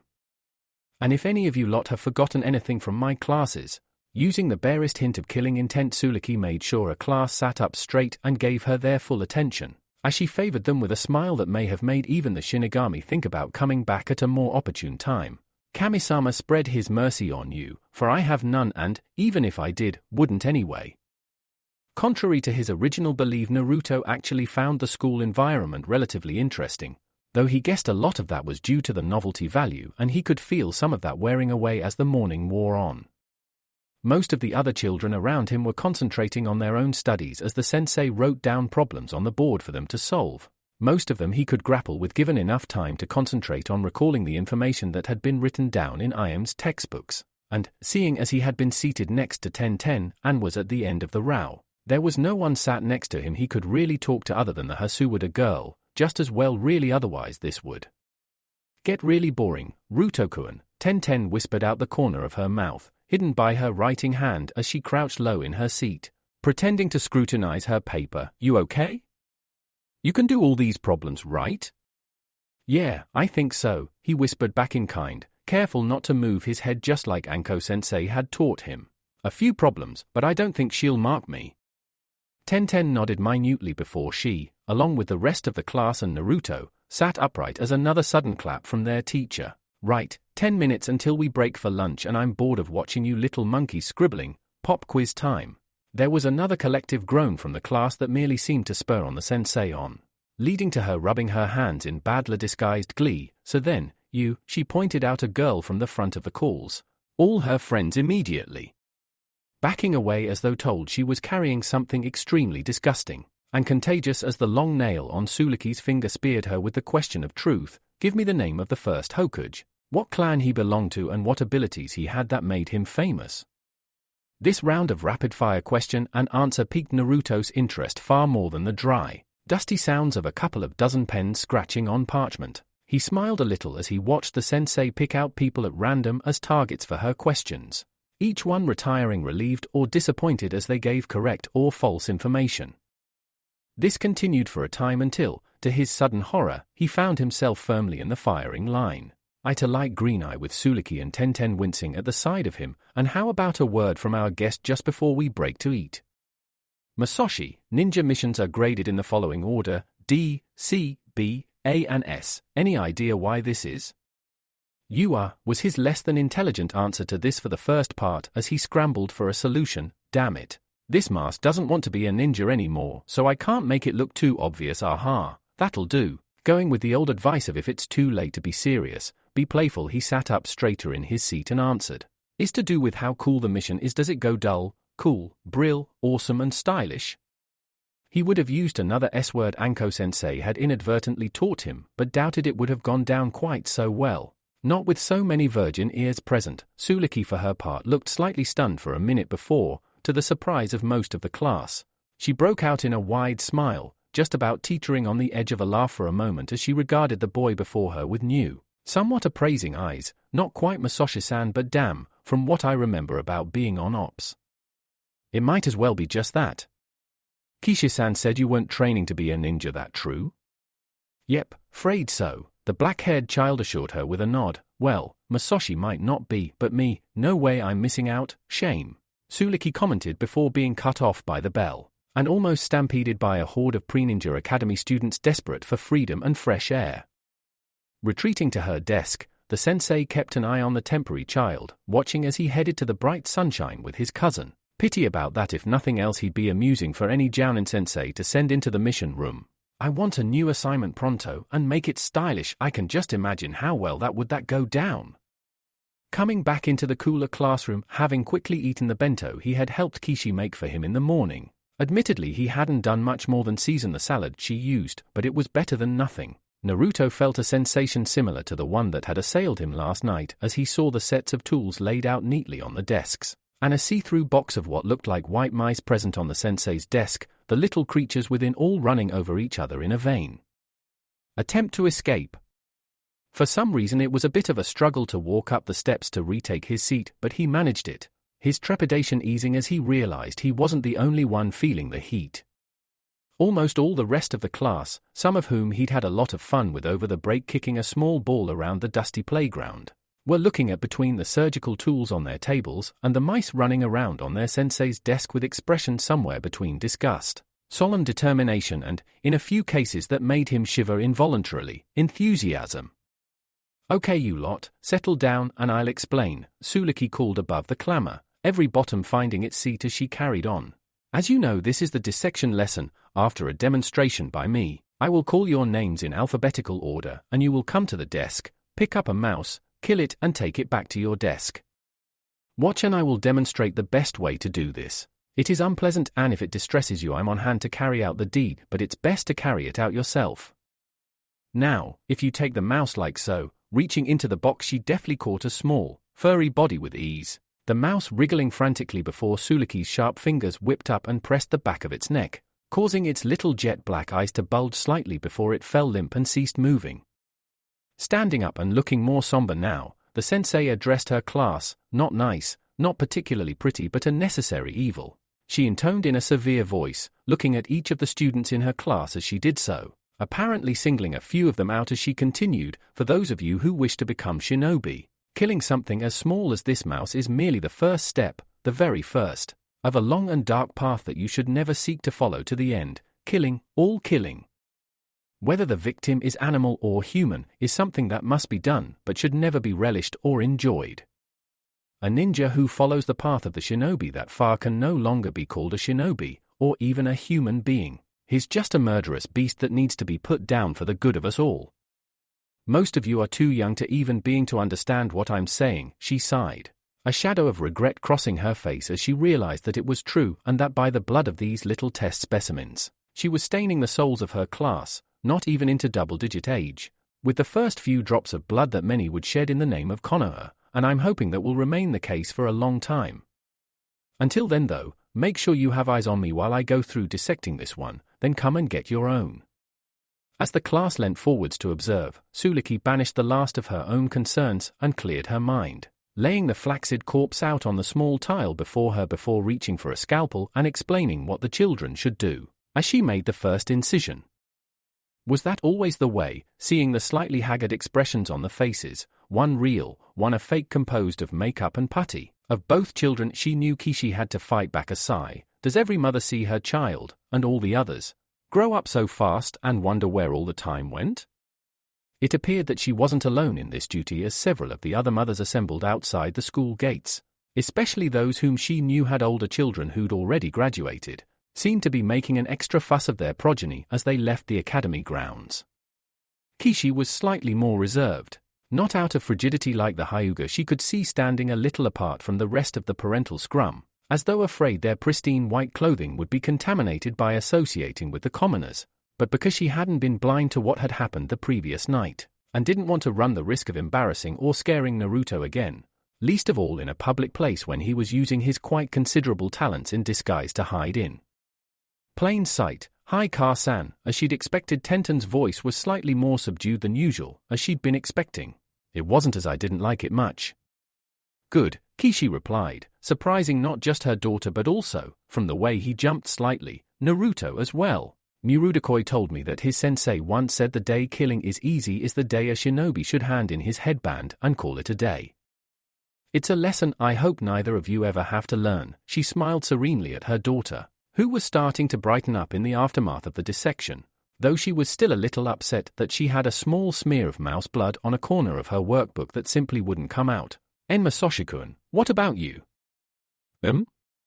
Apparently caught slightly on the hop by the question, The disguised Jinchuriki glanced around at his best friend's mother before cottoning on to what she was asking. Oh, well, I agree with Tenchan, it was interesting, but I didn't like, putting the mouse down. The teacher was right though, best not to look at it, or try to think about it too, he tailed off, suddenly looking past both Kishi and Tenten with eyes that both could feel burning even through the colored glass he wore to mask their distinctive shade. Even as they turned to see what had both caught his attention and sparked his ire, Naruto had stalked past them with his intent focused on the injustice he could see and was determined to put right. Obviously none of the gaggle of girls had thought he was addressing them. It was only after he'd stormed forwards, grabbed the ringleader roughly by her shoulder and spun her around to face him that he finally engaged their attention. Ow! That hurt. Why? The other child, about the same age Naruto was himself but, for the purposes of his mask, a year younger, whined petulantly before yelping in shock as the taller body stuck his face very close to hers, and hissed a venomous breath directly into her eyes. What in Makai's name do you think you're doing? Completely unused to such forthrightness, both the girl and her pair of flanking cronies seemed taken aback, stuttering and stammering as Naruto merely took another step forwards, sending them scuttling backwards away from the kneeling figure behind them. Looks to me, he said slowly, menace permeating every word as he kept up his pacing, slow, steady. Don't break eye contact, show them no fear and they'll usually back down even if they outnumber you. Thankful for that little snippet of psychology. A ninja with blonde hair, a Yamanara, if he remembered rightly, had slipped him on the training grounds.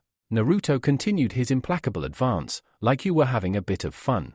The sarcasm rolling off his tongue was all but tangible. With that girl there I might try it myself, with you three. But the girl before him tried to rally, looking right and left for the support of her friends, and, seeing they were still there if not actively backing up her up, drew a sliver of comfort from them. Would you hit a lady, you brute? You're no lady. Naruto shook his head, cold and deliberate ice in his voice as he darted forwards a pace and almost sending her toppling to the floor in shock. As she stumbled over her own feet, you're a bully, a coward, and you need to take your bratty little friends out of here before I lose my temper. And no, I wouldn't hit you, you're not worth my time. But the longer I look at you the more tempted I am to take you over my knee and do something Yuka-san should have done a long time ago.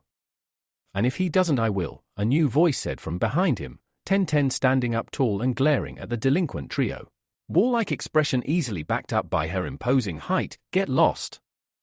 The ringleader of the group looked like she wanted to open her mouth to argue more, but the sight of an adult, one who she knew was on at least speaking terms with her own mother, looming up behind the two interlopers like the aspect of the Shinigami, and fixing her with a piercing glare knocked the last nail into the coffin of her ideas and made her stare at the floor as Kishi went on.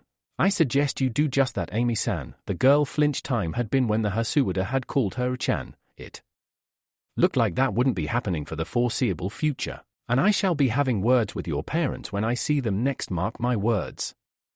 With that promise swirling around in her ears, Amy had no choice. With the other two girls who'd said they'd help her get her own back on the stupid brat whose bag she'd tripped over at lunch, making her spill her homemade rice balls, she ducked her head submissively and departed as silently as she could, feeling a trio of hard eyes on her back all the way until she was lost from sight. As the last of the three shorter figures disappeared out of the academy gates, Naruto let out a breath he hadn't known he'd been holding, grateful that none of the three bullies had taken him up on his offer despite his talk. He wasn't sure that he could have followed up on his boasts that he could have hit a girl, even an obnoxious one like that Amy had been. Well, that's that then. A hand touched him on the shoulder and he looked around to see Tenten smiling at him. Yeah, way to tell cousin, she exclaimed enthusiastically, having gotten into the habit of calling the disguised boy her cousin rather than his adopted name in case she forgot it. That was a good thing you did. Maybe, but there's no reason it should have got that far. As a victim of negligence, Naruto was loath to see it displayed to other people. In fact, with that question in mind, he turned on his heel to see Kishi helping the harried child pick up her scattered things. Are you okay? The girl flinched, a sight that made Naruto's heart contract painfully before she mustered the courage to glance up and look into his camouflaged eyes. Green eyes peeking out from a curtain of unusual pink hair, the smaller girl managed to meet his gaze and give a shy sort of smile. Hi. Thank you, senpai. Heart clenching again, though not out of pain this time, Naruto had to fight the urge to scratch at the back of his neck, instead shrugging awkwardly as Kishi, Noticing the rising tension as Naruto was unused to positive attention of any description, simply smiled at the girl as she answered the Uzumaki's question. I think she'll any right as rain. You spotted them early enough. Good eyes, Masashi-kun. I'll tell your mother you might well make a ninja yet. I'd like that, but getting back into character as he still looked at the girl he'd saved. Slighter taller than he would have been had he not been wearing heeled shoes, he gave a slight shrug. Dad needs me to take over the merchant caravans when he wants to step down as family head. And it'd be a struggle for even a Kage to juggle ninja missions and plot a course to sooner at the same time as haggling a decent price for tea leaved out of the land of tea. Still, smile back in place as he realized that this time someone saw him as the good guy rather than something unpleasant they'd just trodden in. Naruto decided he was going to take the chance to play this for all it was worth. It's nice to rescue a pretty princess once in a while. The supposedly younger child he'd rescued promptly turned as pink as her hair, trying to hide her expression behind her recently recovered rucksack, fortunately to spare her blushes before they ventured any further down the color chart of human cheeks. A loud voice carried over to the foursome and a woman arrived on the scene. Looking a little out of breath as the kimono she wore was spattered with dust and dirt. Oh, Goemon, she bowed in apology, the shade of her hair telling all present that this was without doubt a close relation, most likely the mother of the girl Naruto had spotted. The markets were very busy today and I couldn't get away. I hope Sakura-chan wasn't any bother. Seizing the reins of the conversation, Kishi merely bowed back and smiled. None at all. In fact, she was just getting acquainted with these two. Ten, Masashi-kun, both bowed as their older relative pointed them out before giving a slightly regretful sigh. Though unfortunately Masashi will have to be leaving shortly, this was his only real day out in Konoha. His repeated practice on the training fields coming into play, Naruto noticed that Sakura, as he now knew the pink-haired student was called, looked slightly crestfallen at the thought of him leaving. Seeing this and not liking seeing someone who'd given him thanks, of all things, left down in the dumps, he took steps to rectify it. Striding forwards as bold as brass. It was harder to say if Sakura or her mother were more shocked when he threw an arm around her neck and drew her close. Grinning broadly and speaking to the world at large, "Don't worry, Sakura-chan, you'll see me again, I'm sure." He then dropped his voice to whisper out the corner of his mouth, "And if those brats try anything like that again, you just tell them Higuchi Masashi will find out where they live and has a very heavy smacking hand, okay?"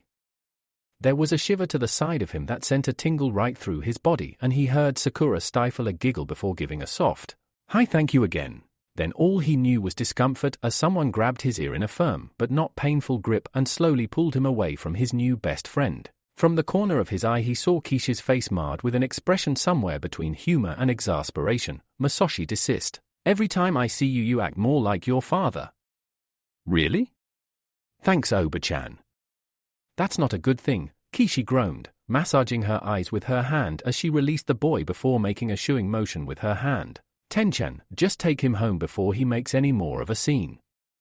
Chuckling slightly at the sight of the Jinchuriki deflating somewhat, Ten eagerly joined in the game, hooking her arm through her friend's as she began half leading, half dragging him away as Kishi began talking to the unfamiliar woman, her daughter's eyes not leaving the departing form on Masashi, reviewing the last few minutes as she saw how he had browbeaten the three girls with little more than a threatening posture and a dirty look. And he doesn't want to even be a ninja. Sakura hadn't given much thought about what she was going to do after school, much like most other children her age, but she was smarter than most, knowing she was an only child and likely to remain one. That didn't leave her many options for the future. Most likely either marry someone who could keep both her and her family in comfort or find a job that could support them all on her own. And there was only one real occupation that could do that. Being backed into a corner like that by Amy, someone who was stronger than her if she was honest with herself, was not an auspicious start to that particular career branch. So what can I do about it? I know there are a few people in my class who belong to ninja clans. Could one of them help me at all? What about that blonde girl with the long hair? Is she a ninja child? I'll have to ask about that. Maybe she'll know what being a ninja's all about.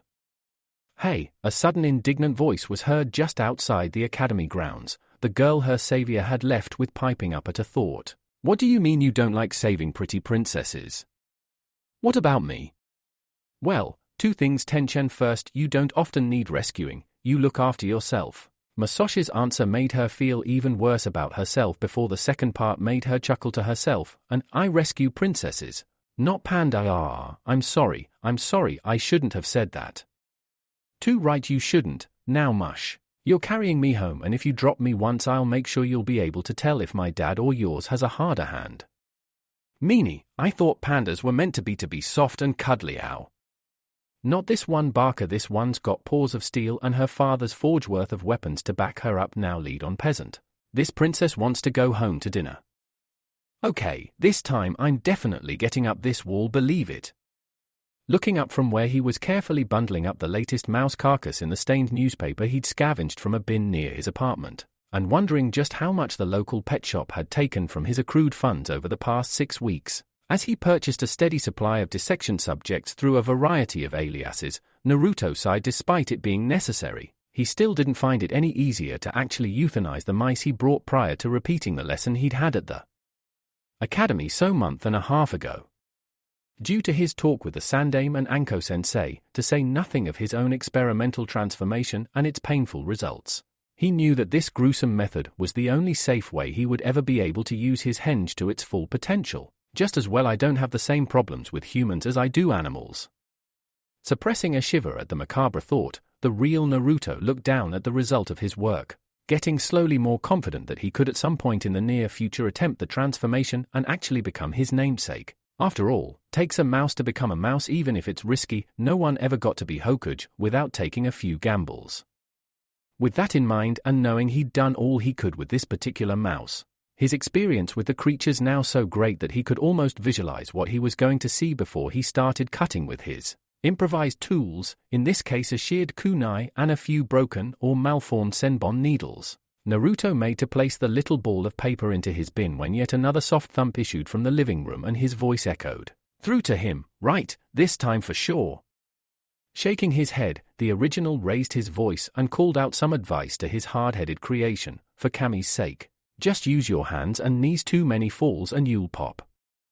"No way," the clone argued back, fighting its corner. "I'm going up this wall on my hands and feet if it's the last thing I ever do." "You carry on like that and it will be the last thing you ever do," Naruto reasoned, pushing the embalmed mouse body to the bottom of the bin and standing up to wash his hands. "And if you break a leg falling off that wall, don't come running to me." The clone didn't answer, something Naruto was quite grateful for as he flicked on the switch for his kettle, ready for some tea. In the length of time he'd had his new jutsu, almost a third of a year as Konohamaru as nearing 4 months old now, the oblivious Jinchuuriki was certain that due to one of its unforeseen side effects, there was no one in his village with more experience than him in arguing with himself. The basic reason for this experience was that, though every clone he produced looked exactly like him physically, each one seemed to have a slightly different personality, and that personality was influenced by whatever emotions he'd been feeling at the exact moment he made the clone. That was the reason the first duo of clones he'd ever made had turned out so radically different. One had inherited his fear at trying the technique, the other his excitement at hopefully getting it right this time. So far he'd had angry clones, a memory of a villager spitting at him just as he got home, happy clones, just got back from Ichiraku's yum, depressed clones, raining too much to go onto the training fields. Jiji never liked it if he went out in a storm, and, as the soft thumps from the lounge continued and were punctuated by repeated declarations of his intent to succeed, the most common type, the hard-headed clone, usually created due to his excitement at using a jutsu that should have been far beyond him. Though, truth be told, if these guys are the most common mood I'm in, that's not a bad thing, and really it wasn't overall okay. The clones that inherited this particular mindset were loud, and had a tendency to dive right in rather than trying to think something through, but on the other hand they either did what they were determined to do or dispelled themselves trying. Unless he was actively using them for some purpose or other, often his flexibility training or to double-check his disguise was up to par prior to slipping out for the day. Naruto generally just let them get on with what they wanted to do, as long as, seeing another blonde head poke itself around the door and sniff deeply, the original growled softly as he curled an arm protectively around the item he'd just added the boiled water to. "They're not wanting to eat my ramen. Something smells good." "Yes it does, and it's mine," Naruto assured his clone forcibly, turning the other cheek to its miffed pout and folded arms. "You can't eat it anyway. When you dispel it'll just land on the floor in a squidgy mess. And last time that happened it took me hours to get the stains out the settee cushions. I can still taste it though," the clone pointed out before noticing the still unclean dissection tools on the table. "Ugh, shouldn't you have washed up first?" I was hungry, the creator shrugged, stirring the noodles around in their cup before shrugging. Still, I'll get them washed as soon as I've had this. Not able to stomach the sight of someone else, even it was in reality him, scoffing down precious ramen he himself was forbidden from, the clone looked away as Naruto sat down and snapped a pair of chopsticks. Ready to eat, so, trying to block out the smell of the heavenly ramen, the clone tried a different conversation track. Got any further with that transformation thingy yet, or are you going to have to do a bit more slicing first? One or two more, Naruto answered, poking the ramen broth and waiting for it to cool slightly before he took his first bite. I'm pretty sure I've got as close an idea as I can manage in what I'm supposed to be turning into, inside as well as out, but I need a couple of extras before I really feel 100% confident. As he'd half expected, the confident clone merely pooh-poohed his concerned, you should just go for it. And turn myself inside out if it goes wrong. Naruto shook his head and shivered simultaneously, the image almost enough to put him off his ramen. Almost, no thanks. I'll need all my limbs attached and in the right place to be Hokage. The clone stuck its tongue out, wimp. Naruto looked up sharply at this before falling quiet as a sudden gleam flashed in the clone's eye. Watch this! Even before his doppelganger's hand started moving, Naruto knew what was going to happen and made a desperate attempt to stop it. No, wait, don't! In his heart of hearts he'd known it was already too late to stop even before he spoke, but he had to at least try. Even as the smoke exploded from the henge attempt, Naruto closed his eyes and tried to brace himself for what he was expecting to see when he opened them again. Fighting down his rising nausea and panic, he dared sneak a peek in time to see the white chakra smoke disperse and reveal what looked to be a bare kitchen. Well, that's not as bad as I was expecting. No blood or guts to scrub away anyway. Something skittered onto the floor and he leant over in his seat to see what was making the noise. It was as close as Uzumaki Naruto had ever come to dropping a cup of priceless ramen as his jaw dropped, and his eye bulged at the tiny rodent in front of him. Mouse and boy regarded one another for a moment before, with a second explosion of smoke, the clone reappeared, one hand on his head and appearing to shake himself down as he regained his bearings. Whoa, that was weird. Hey, boss. Belatedly noticing his creator's slack lips and vacant expression, the clone cocked his head as he tried to spark some life into the flesh and blood version of himself. Boss, what's up? Pretty kick-ass henge, don't you think? The answer was a ghostly whisper the clone had to strain to hear. You're a clone. Yeah, only a vast effort of will held back the sweat drop threatening to erupt from the back of the bunchin's head. What? You didn't think I'd stay as a mouse forever, did you? You're a clone, Naruto repeated, feeling his eyes squeeze shut as once more he found himself battered in the face with a fact that should have been obvious. You're a clone, Baka. Baka, I'm a moron. You're made of chakra, that means you don't have bones, you don't have organs, nothing to rearrange. Of course you can use henge easier than I can. There's nothing for you to have to think about reforming when you're in the mouse form.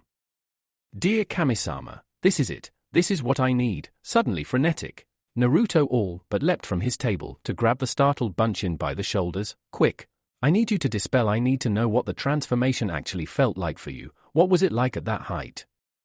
Anko-sensei said the Kampakina henge was easier with practice.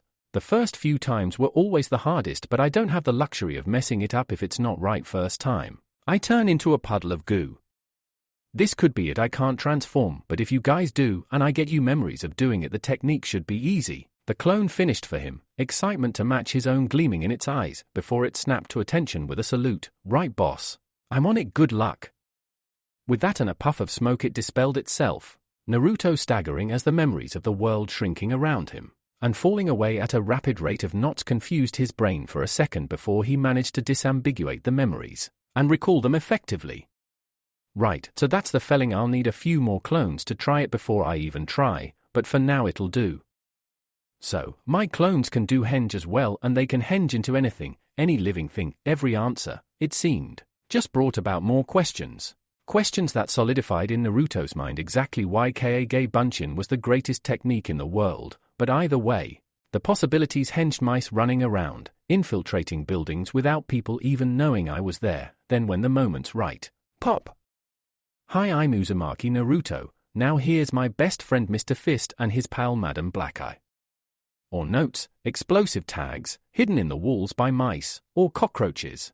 By this point it was probably just as well that Naruto didn't have many house guests as glazed eyes, and virtual salivation was not terribly good manners, but right now he just didn't care, mind rushing a mile a minute as he considered the possibilities. Can they use other ninja techniques, or will they be invisible? Like Gigi said I was in a henge?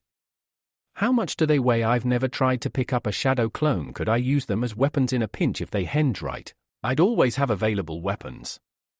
Oh my Kamisama, only the kitchen wall stopped his falling to his knees as this sank in, the enormity of his potential discovery, brought about by the actions of a particularly stubborn piece of his mind given enough chakra to do what it wanted and a chance to show off. This is going to be huge!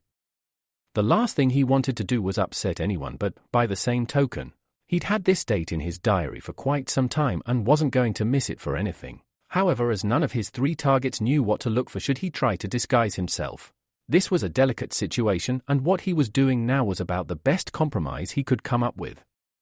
Because of that, and the long-held academy tradition that most ninja graduates got the latter half of the day off to celebrate with family or their new teammates prior to being assigned to their squads, Naruto was reasonably confident that his taking a day away from the training grounds would be worth the hassle, and, as he saw one of the targets he was after emerge from the gates, he knew he'd make the right decision, least of all as none of her clan look like they're around, mind you, all Inuzukas are independent, I guess. Hana-san, the voice came just before a concerto of whines from her partners, though before she could question why the Haimaru appeared to be mugging a kid she'd never seen before, she caught a whiff of his scent herself, and felt her eyebrows rise. Nice going. Seeing his eyes flash up to her new headband, proud insignia gleaming in the metal plate, Hana felt herself flash slightly as she saw her partners, now grown slightly and entering the leggy stage of their puppyhood, crowding around the henged Uzumaki, the boy himself fussing the 3 ninken and apparently unconcerned as he was covered in shed fur. Chuckling slightly as one of the trio leapt up, elongated limbs now enough to enable the Haimaru to put his paws on Naruto's shoulders had the boy been henged to his correct height, Hana called them off with a soft whistle. Okay, playtime's over, and who looks more disappointed, him or the ninken? Thanks for the support, Naruto-chan, but graduation was yesterday. I know, but there was a big crowd then, and some of the others on the fields told me that you guys only got a half day when you were put into teams, so I thought I'd be best off seeing you 3. So, who was? He tailed off, hardly daring to believe what he was seeing on the Inuzuka's face. As far as he knew, Hana only ever looked down like that with a frown pulling down on her cheek tattoos when 1, or at most 2, other people were involved. They didn't? He breathed, starting to grin despite himself as her scowl only deepened. The Fukumiwarai? Yes, both of them, she hissed venomously, the Haimaru also whimpering as they caught on to their mistress's depression. Why me? What did I do to offend the kami enough to be lumbered with that pair? We could be asking the same thing, another voice cut in from behind her.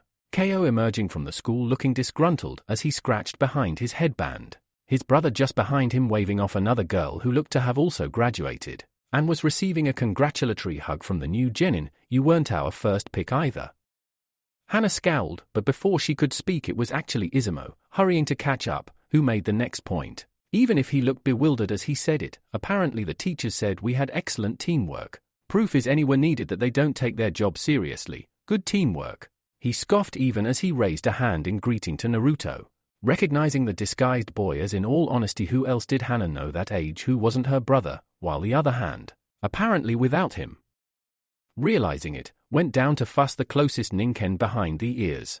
The closest we've ever come to teamwork was being in detention together, usually because of something you did. Oh of course, blame me for everything, Barker, yeah, saves time overall. Hana snarled at this before a sudden call from Naruto made both quarrelsome teens look over. Well, it looks to me like he instructors had it bang on the money. You 3 have perfect teamwork, don't you boys? Yes you do, as always the Haimaru all but fell into his hands, whining softly as Naruto simultaneously fussed them and grinned at their owner. Hana attempted to look disappointed in their abject capitulation, but, seeing the contentment on her partners' faces, simply couldn't hold it, instead giving a gruff snort as she turned to her new teammates and, reluctantly, spoke again. Where do you want to eat? Huh? Sighing in disgust at this less-than-intellectual answer, Hana produced a roll of bills from one of her pockets as she elaborated. Old Inuzuka tradition. A new pack always comes together over a meal. I don't particularly like either of you, but I'll be damned before I break tradition. So, where are we eating?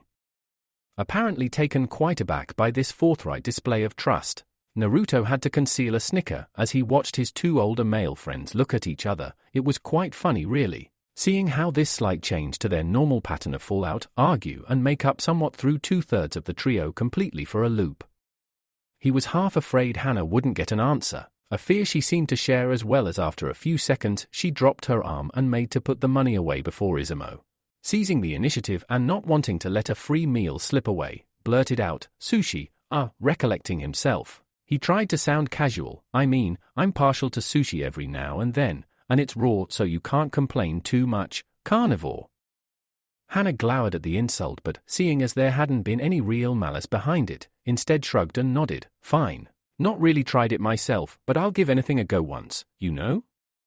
The perfect place, Kotetsu intervened. "Why did he say that he knows I hate most sushi, but it's for the team, I guess?" Ready for once to simply put up and shut up for the sake of preserving both team unity and his sanity, he made to lead on. "It's a small place by the guy there's like an uncle to us, likes animals as well now I think about it." You in kid?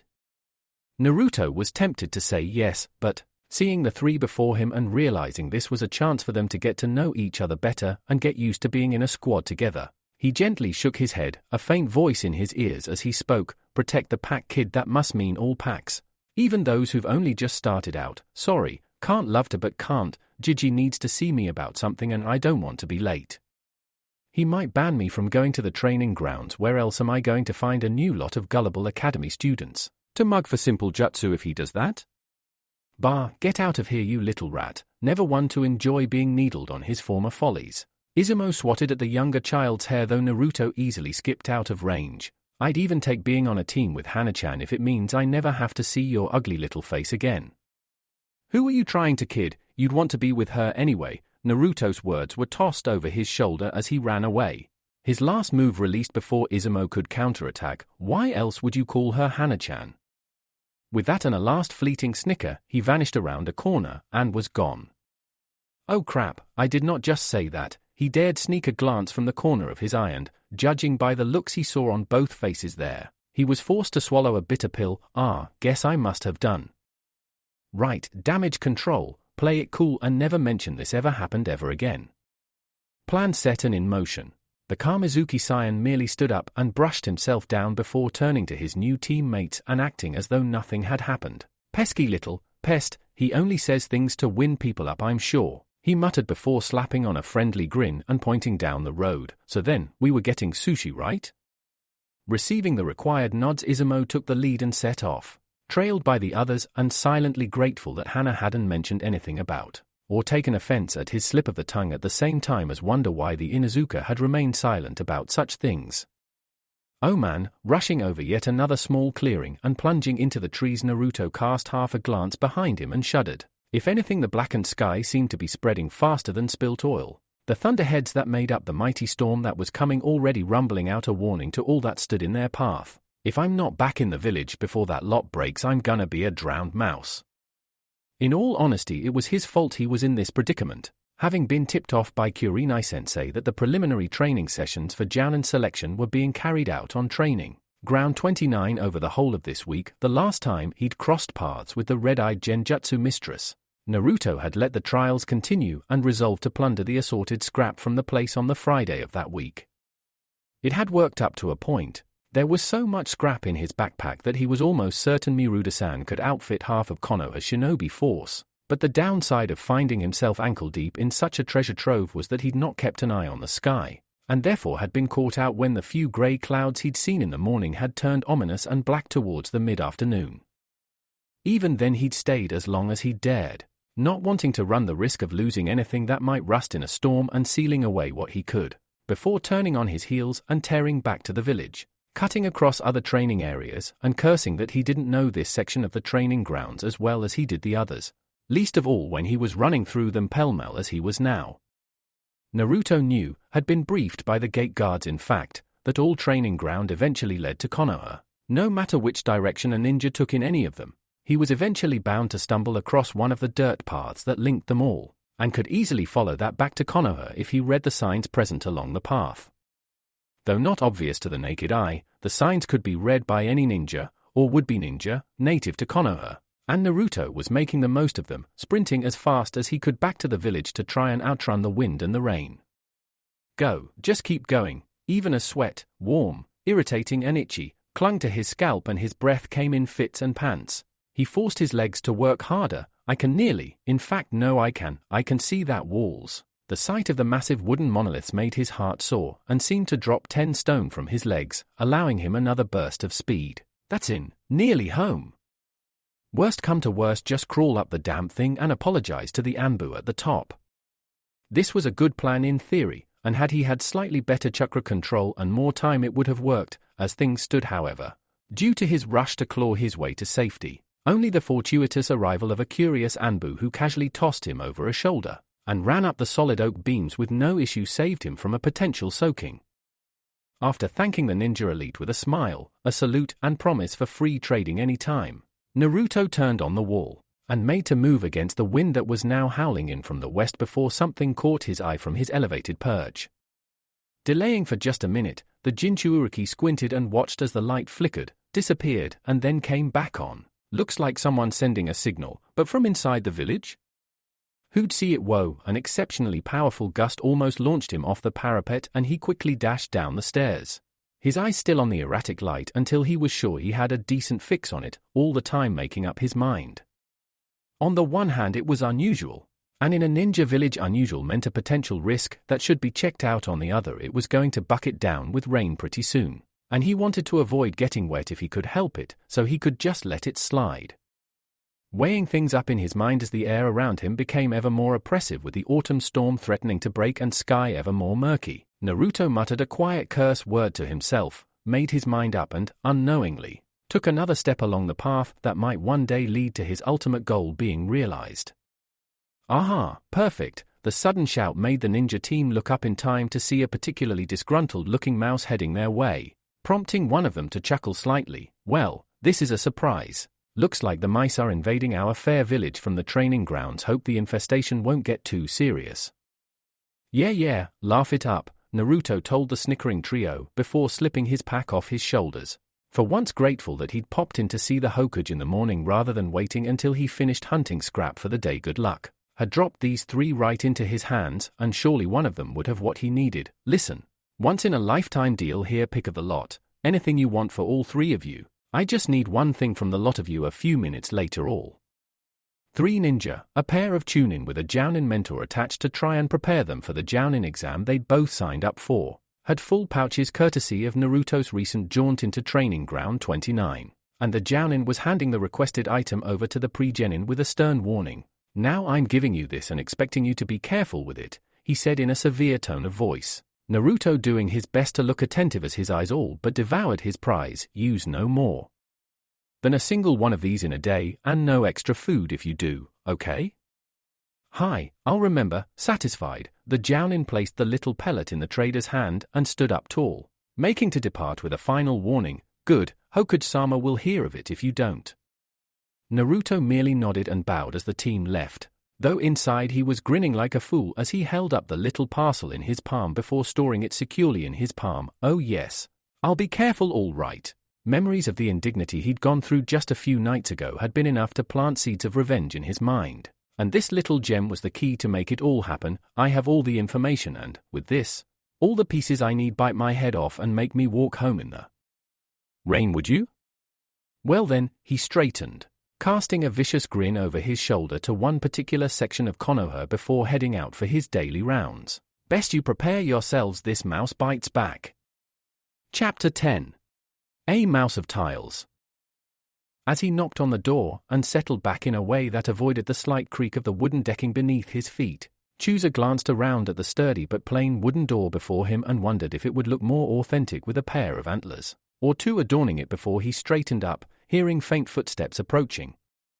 As warm light spilled onto the standing area, the head of the Akimichi clan bowed deeply and held both hands out before him. The gift he had brought for the occasion nestled snugly within them as he spoke the time-honored greeting. Noro-san, it is an honor to be invited to your clan house. "It is a pleasure to receive you, Akimichi-san," the tall, dark-haired woman answered with a formal bow before, as both straightened up, they simultaneously smiled and she stepped forwards into the large man's compassionate embrace. "It's good to see you again, Chusa-kun. How is Chin-chan these days?"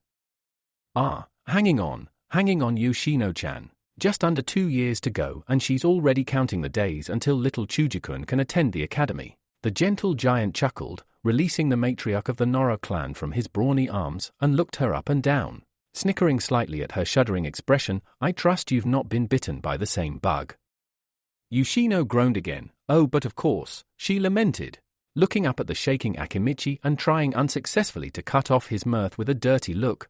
"About 2 years from now I'll be tipping Shika out of bed to attend the Shinobi Academy rather than the civilian one. You have no idea how embarrassing parents' evenings are when all the senseis have to say is he could do better if he actually tried." Chusa merely chuckled again, waving the smaller woman before him back into the warmth of her house rather than force her to suffer the bitter wind that was swirling through Konoha. As a whole, though the teeth of winter had yet to bite, it wouldn't be long until the first true snows fell on the leaf. But as my old grandfather used to say, the day a Noro, or at least a Noro man, he corrected himself at the last minute, still slightly fearful of the temper that had earned the woman who had become Yoshino Noro a reputation second only to the hot-blooded habanero during their combined stints at the academy together. Actually tries at anything is the day Kamisama descends from the higher kingdom to pass judgment on us all. You bear a great burden, Yoshino-chan. Only your effort at whipping them all into shape stops the end of days dawning on us all. Flatterer, the Noro woman accused, though there was no denying the slight edge of a smirk that quirked her lips at his praise as she turned to escort him to the main playroom. Anyone who wonders why the Akimichi always end up with the most beautiful of women as their brides has obviously never heard your silver tongues speak.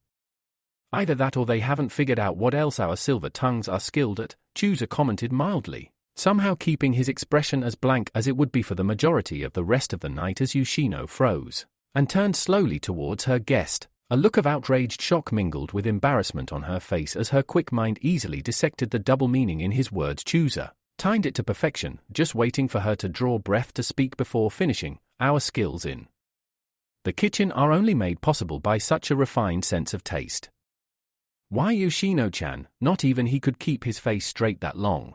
Not at the sight of the Noro matriarch's face slowly mottling to puce as she realized she'd been taken for a ride by the deceptively quick-witted Akimichi. You're looking quite flushed, a little too much coal on the fire this evening.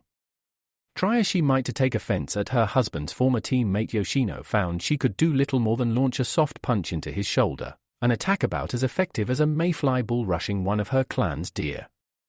Chusa for his part merely chuckled again before holding up one hand and inclining his head in apology, the jilted woman eventually capitulating after making him sweat for a few seconds more. Any more remarks like that, it'll be you on that fire, Akimichi. Chusa, and no one in your clan would condemn me, Chin-chan least of all. No, she wouldn't. In fact, if anything, she'd probably give you a hand, thinking about his own dearly beloved wife, left alone for the evening with his son and the other youngsters of the clan while he attended the most importantly monthly gathering of the 6 noble clans of Konoha. A soft, slow smile of fondness crept over the huge man's face as he looked up again, and almost superimposed the image of his own Chimheim over the woman who had claimed Shikaku Noro as her own. And despite how much he might curse you as a troublesome woman, Inoichi and I both know he'd walk barefoot through Makai if it would make you smile. True, but don't you go giving her any ideas now, Yoshino-heim. She's already looking for ways to cut down on our heating costs, and the last thing I need is her trying to find out if it's possible to literally burn calories, Chusa warned half-jokingly. Still, am I the last one to arrive? If so, I'm sorry, but some important clan business came up. Renegotiating some of the licenses for our stall stands took a lot longer than I was expecting. Yoshino nodded at this, a world-weary sigh escaping her lips as she stepped into the alcove of a nearby doorway, allowing the rotund ninja to pass by unimpeded on his way to the meeting room. Hi, it's always the way. I think Shikaku was up for all of 3 extra minutes trying to wrangle a decent sum out of the hospital for our dear antlers. Lazy barker, she swore gently under her breath, fixing the corridor Chusa was walking down with a firm grim stare as though her eyes alone could lacerate her slothful husband even at this distance. If it weren't for the fact I need his brains to keep our clan in the black, I'd have tied one of his legs to one of Maito Gai's and asked the green beast to set a 3-legged speed record a long time ago. Such a thought, and such a mental image, made the Akimichi patriarch snort out loud in mirth, stopping in the hallway and sniggering helplessly. Priceless. Oh, that was a classic Marino Ibiki himself could learn new tricks from you, Yoshino-chan. Bowing once more to excuse himself, Chooser headed down hallways that he remembered from his academy days, brought over when Shikaku had invited his friends over to do typical kid stuff such as watch clouds, stay up later than their parents knew, and, when they'd gotten a little older, sneak glances at unseemly magazines they'd conned, or Inoichi had possessed, older people to buy for them. Good days, some of them at least. Like most ninja, Chooser had regrets and had lost many friends of his year in the academy. The vast majority who still drew breath were behind the door he could see just up ahead of him, bright light filtering out from its underside, and muted snatches of conversation filtering into his ears as banished the memories of long-deceased friends, and focused himself on happier times, the times such as tonight when he pushed the door to the Nora guest room open and, seeing the other 5 pairs of eyes swivel to fix on him, raised both hand and voice in greeting, "Evening all. Sorry I'm late, but if it hadn't been for Chimeheim using her dainty size 4s, I'd probably still be hibernating now." As Inoichi, who was closest to the door, met his old comrade with a firm handshake at the same time as relieve him of the bottle of fine-quality matured mead the Akimichi clan head had brought with him to the gathering, it fell to the only female member of the 6 clan heads present to break the silence with a gruff laugh, balancing her chair on its rear 2 legs as she leant backwards to see the new arrival upside down. "Ha, I knew Chime was tough, but I didn't know she was that strong." Seeing the Akimichi's face darken as he realized what was likely coming next, the leader of the House of Dogs shot him a perpendicular wink before she finished. "She'd need legs like Gamabunta-sama for you to notice her kicking."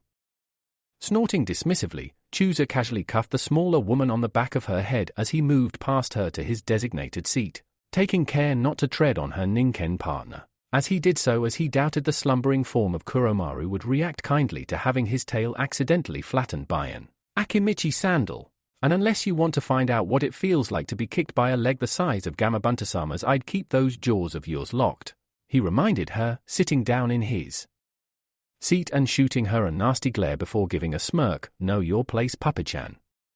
As expected, that little comment made the Inuzuka's lip curl into a disgruntled snarl, but she resisted the urge to feed the little glass jar by the side of her with some of her hard-earned Rio. Out of all the clan heads, Tsume was well known as the one with the worst mouth and, as Yoshino had a very low tolerance for swearing, always had to make sure she brought a well-stocked money pouch for the swear jar the Nora leader's wife thoughtfully provided to cover her inevitable slip-ups as the night wore on.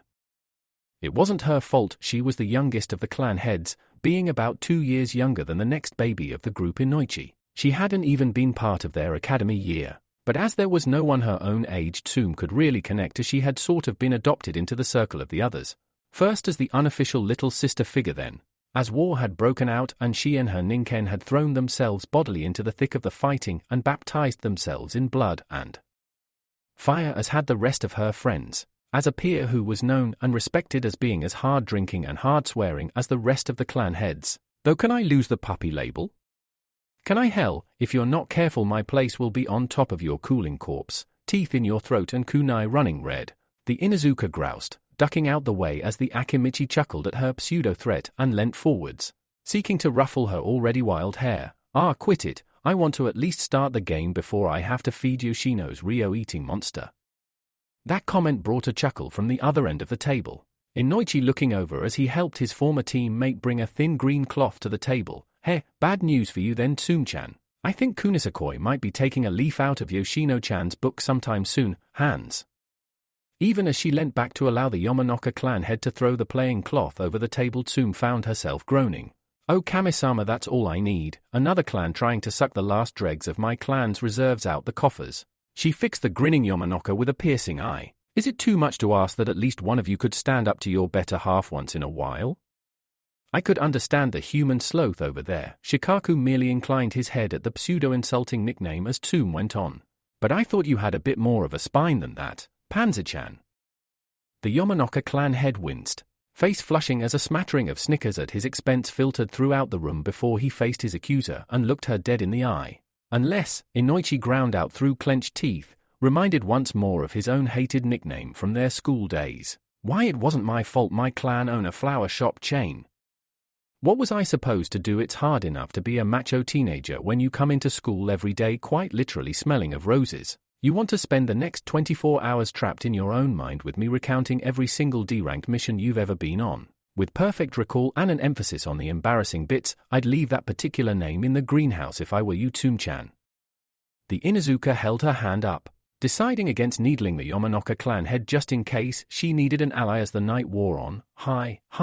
No offense meant, Inokuan. Memory of the Yamanaka's other nickname brought another, safer avenue of conversation to Tsume's mind. Speaking of which, how is that little blonde harridan of yours?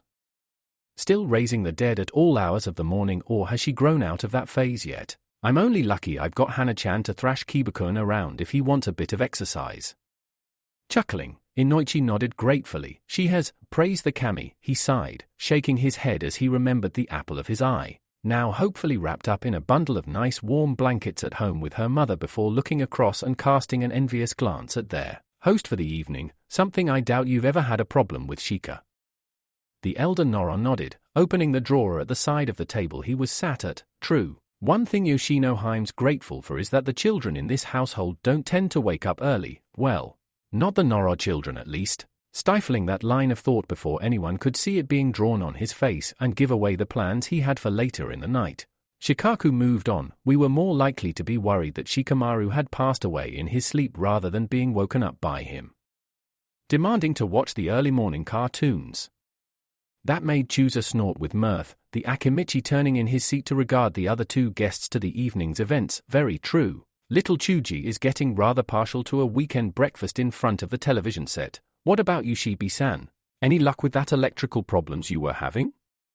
Dark glasses flashing as he turned in his seat. The Abirame clan head merely shook his head before speaking in his quiet, but still forceful voice. No, there has been no progress. The electromagnetic field generated by the device is uncomfortable for the Kikaichu, and it is therefore not possible for members of my clan to abide prolonged exposure to such devices. For that reason, our shinobi children will never know the power of this new technology. There was the slightest hint of a pause, a movement so delicate none but an Abirame could have made it, and still remained innocuous as Shibi shifted the entire axis of the conversation to the man sat one seat to his right. Much like your own will not, am I correct, Hayashi-san? The Hyuga lord for his part merely nodded slightly, the enlarged veins around his eyes glittering slightly in the overhead light, as he skillfully poured fine rice wine from a crystal decanter into a selection of half a dozen dishes. They will not. The elders, and I will not permit it, the most traditional and straight-laced of the clan heads intoned, as always so serious and mature that it was virtually impossible for most of his peers to remember that he was younger than both Shibi and Chusa. Though only by a few months, there is nothing on this new medium that can't be taught from scrolls and ink. Added to the fact that to install more electrical supplies to the entire Hyuga compound would be a serious expense that would take months to recoup. For once I am in agreement with the elder advisors. Having finally ensured that each of the saucers were filled with precisely identical amounts of alcohol, Hayashi stood and reached over the table to distribute them over the table with little respect for correct decorum. This being the singular night a month where he, perhaps more so than the other clan heads, was able to shuck off the responsibilities of his household and wear a friendlier face than the one he was usually forced to don around. Konoha, there's little point in anyway, we couldn't really afford it if we wanted to. As if by magic, Shikaku's eyes were drawn to the face of Hayashi's long-term sparring partner, and the fraction of his mind not involved in contemplating how best to bring up the most important piece of business he had to discuss with his friends this evening simultaneously chuckled and braced itself. 3, 2, 1, that you cheapskate old waxwork. Even in the face of the trademark Byakugan stare of disdain, Tsu merely flashed her fangs toothily as she knocked back a generous measure of the sake he'd poured. Just get your clan to go without washing their hair for a day or, Kamisama forbid it, 2 on the trot. The saving in water alone would be enough to install a telly in every house in Konoha. Heck, add to that how much you'd save in cosmetics and you could probably hire a full kabuki show anytime you felt like it. Bristling at the shot to his clan's collective pride, and with more than a few choice words about the Inuzuka's rumored bathing habits already on his lips, Hayashi studiously ignored the sight of most of the other clan heads suppressing smirks at Tsume's jibe, and opened his mouth to deliver a cutting riposte before he was cut off by the kitchen door opening. Glancing up, he saw Yoshino enter the main room and stand to the side with her head bowed. He glimpsed the figure appearing in the doorway behind her and, even before the traditional requirement was halfway out of the Nora woman's mouth, he and the rest of the ninja present had stood to attention in the presence of their leader. All rise for Hokage-sama. Glancing around the table before him as he pulled the ornate hat off his head, Sarutobi didn't even try to stop the smile that wormed its way over his face. I see you all here now, and in you do I see your fathers and mothers, and their fathers and mothers too in some cases. Truly age is the double-edged sword that cuts all ninja. Even as our bodies wither, our memories remain. Kami-sama willing to nourish us in our twilight years. Quitting his thought before he could get too deep into his contemplations and ruin the atmosphere, Sarutobi merely inclined his head politely at his escort, held in his mirth at the small blush that appeared on Yoshino's cheeks. Still got it, there's life in this old monkey yet, and beckoned to the other half-dozen ninja at the table, favoring them with an expression of almost grandfatherly affection. My thanks, please, be seated. He waited until they had all done so before bowing to Shikaku, grateful for the entry into his clan house. My apologies to drop in like this uninvited, Shikaku-kun, but I couldn't get a message sent at any time. Paperwork. You know how it is?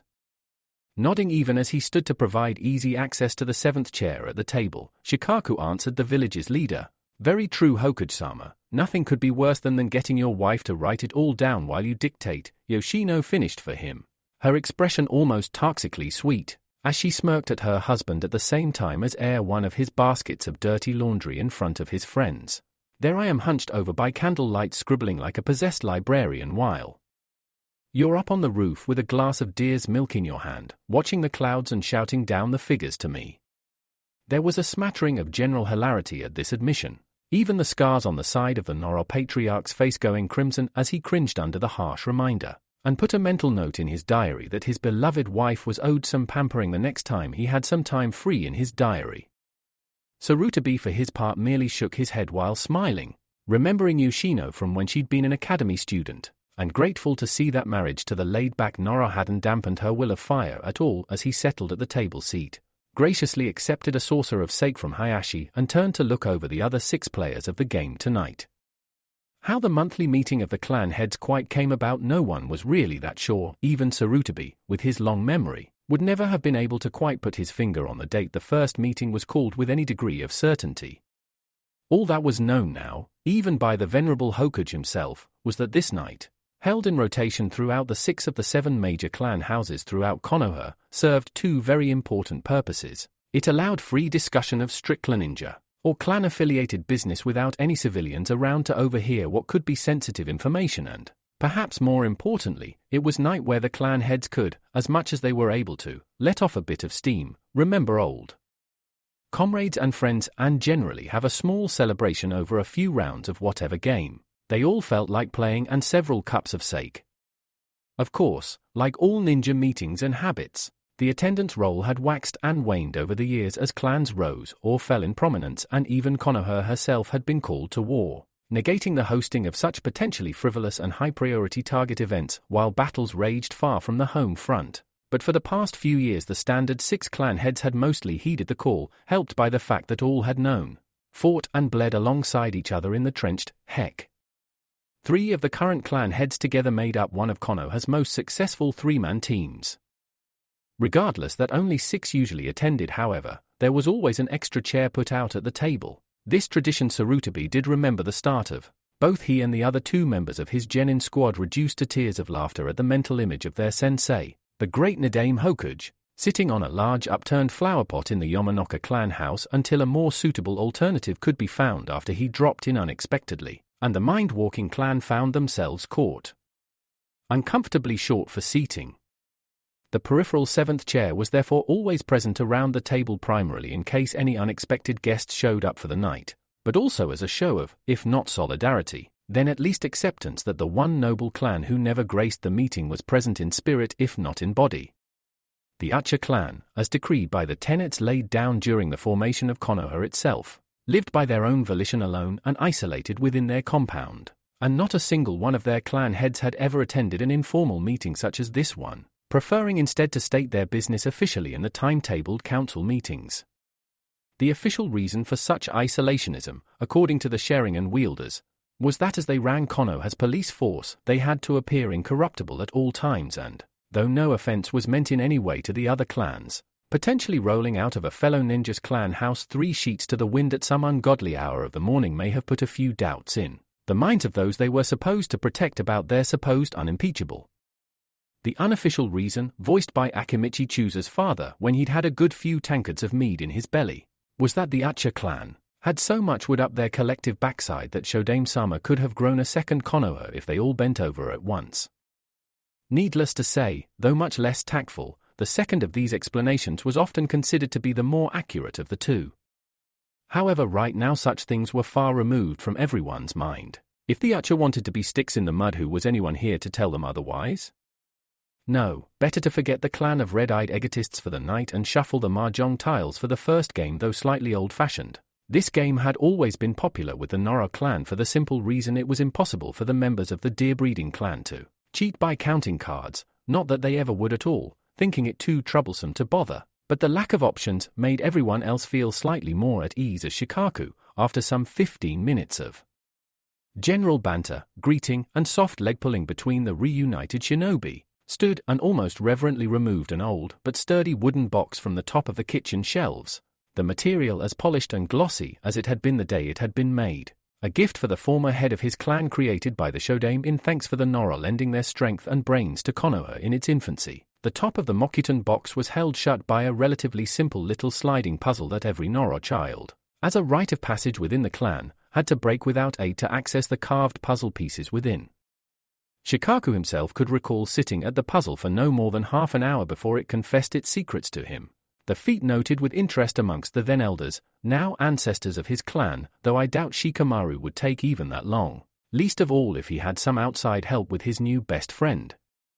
Doing his best to forget that horrible night in its entirety, Shikaku turned back to the table and set the box down, fingers flicking through the correct sequence of the puzzle without him even needing to look at it as one of the other clan heads. Seeing this as his last chance, stood up to excuse himself for a minute to the traditional round of catcalls. Well, just before this all kicks off, Inoichi claimed as he came to his feet, looking towards the door, "Let me go and get the biological necessities out of the way." Even Hayashi couldn't quite hold in his smile at that one, as much as blonde hair and pale blue eyes were part of the Yamanaka heritage. So too did it appear that low bladder tolerance was a clan trait. And you're supposed to be an infiltration specialist.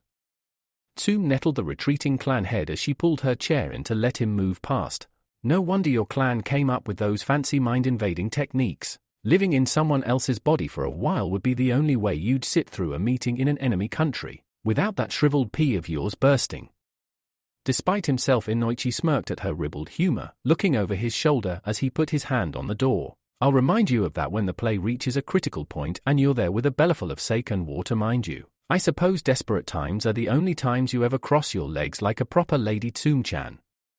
Grinning at her grimace and rude gesture, the head of the Yamanaka clan pulled the kitchen door open and made to find his way to the nearest lavatory, the same pattern that had repeated itself for several years at a variety of clan houses throughout the years, a relatively comfortable, rhythmic pattern that represented an anchor of stability for the eldest and most powerful of the Jounin in Konoha in the turbulent world that all shinobi lived in. However, as Inoichi pulled the door open and a fluffy blonde head suddenly thrust itself into his eye line from above with a very loud, boisterous greeting of "Boo!" the anchor was shifted violently, and the resultant turbulence sparked a chain of events that would still be talked about by the clan heads years down the line. Inoichi let out a noise that he would insist to his dying day was a manly shout of alarm, as opposed to the girly shriek of terror everyone else seemed to remember, and backpedaled frantically from the grinning apparition, palming for a kunai as he did so. However, in his quite understandable haste to get away from the source of the fright, he failed to show the same care and attention to detail his former teammate had, and accidentally brought his foot down squarely on the tip of Kuromaru's tail. The Ninken for his part had been dozing quietly under the table, taking the opportunity away from the Inuzuka kennels to catch up on his sleep away from his pack. Such a slumber, however, was rapidly disturbed by Inoichi's shoe, and as a result the Ninken leapt up to defend himself with an ear-splitting yelp. However, due to a discrepancy between the height of the table and the height of Kuromaru, the Ninken ended up virtually concussing himself on the underside of the hard wooden beams. The impact of the leaping dog made the entire table jump, unfortunately for Hayashi, who had been taking a sip of sake at the time. The sudden movement of the table jarred his elbow. As a result of this, half the sake in his saucer shot straight up his nose. The rest ruined a pristine kimono beyond repair, and only the sudden thump on the back from the Hokage managed to stop the Hyuga clan head choking to death on his beverage.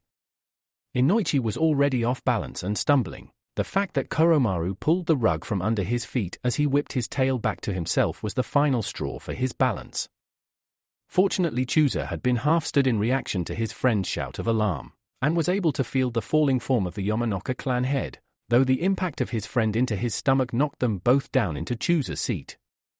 Finally, at the epicenter of this maelstrom, a single figure remained mostly unruffled by the bedlam that had erupted all around him. The host of the evening let out a long sigh, muttered a quick, troublesome under his breath, and, eventually, steeled himself to look up at the child now clinging to the ceiling of his clan home. "Hello, Naruto," the Nora patriarch sighed, watching as the Jinchuuriki's grin only widened. "You're a little late, you know. You were supposed to arrive with Hokage-sama.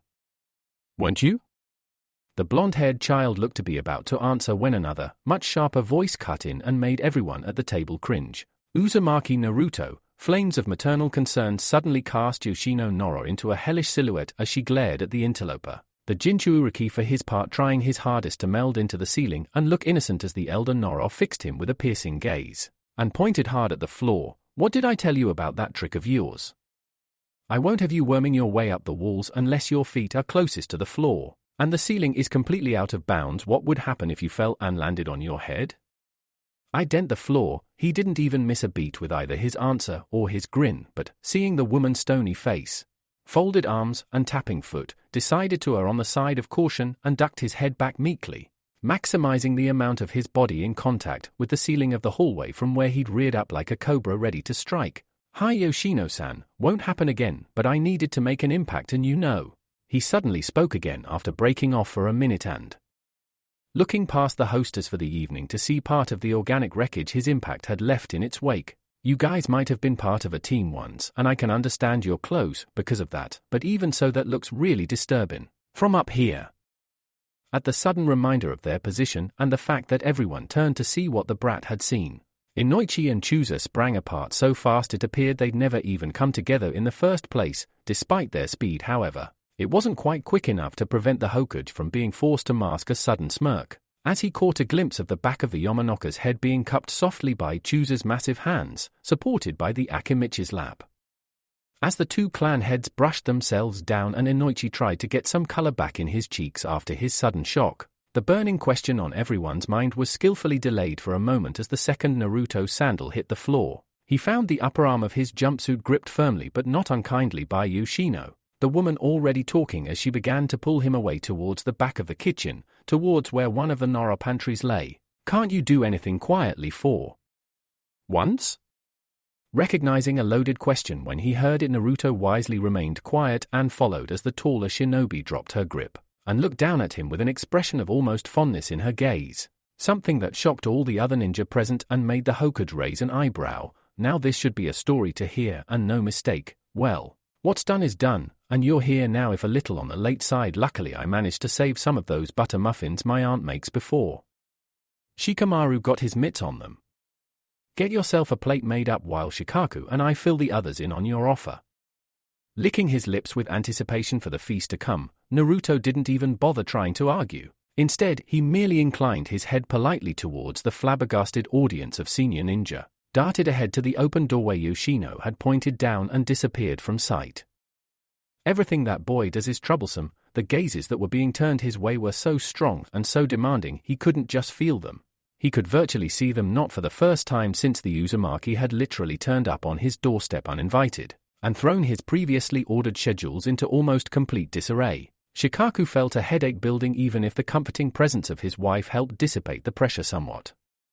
Taking a last deep breath and letting it out in a sigh, the Nora leader looked up at his peers and superior and started to speak. "Before you say anything, I would just say that Naruto is here on, well," the black-haired man let out a gruff snort of laughter as he shrugged. "Actually, he is here on his own behalf, but he has my permission for such an act." "What act?"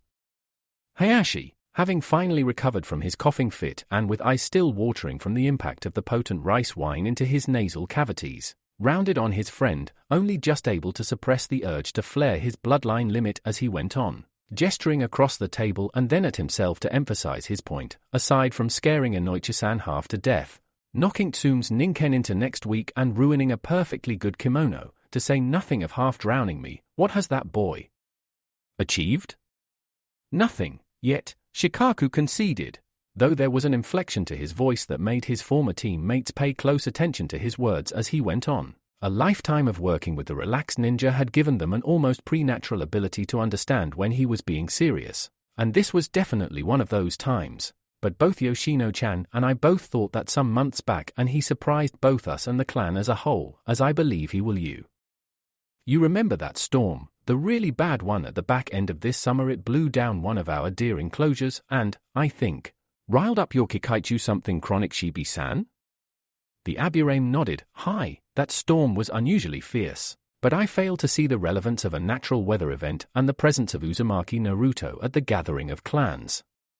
Shikaku gave an embarrassed, sheepish sort of grin as he remembered the first time he'd heard about the interloper in the Noro clan grounds.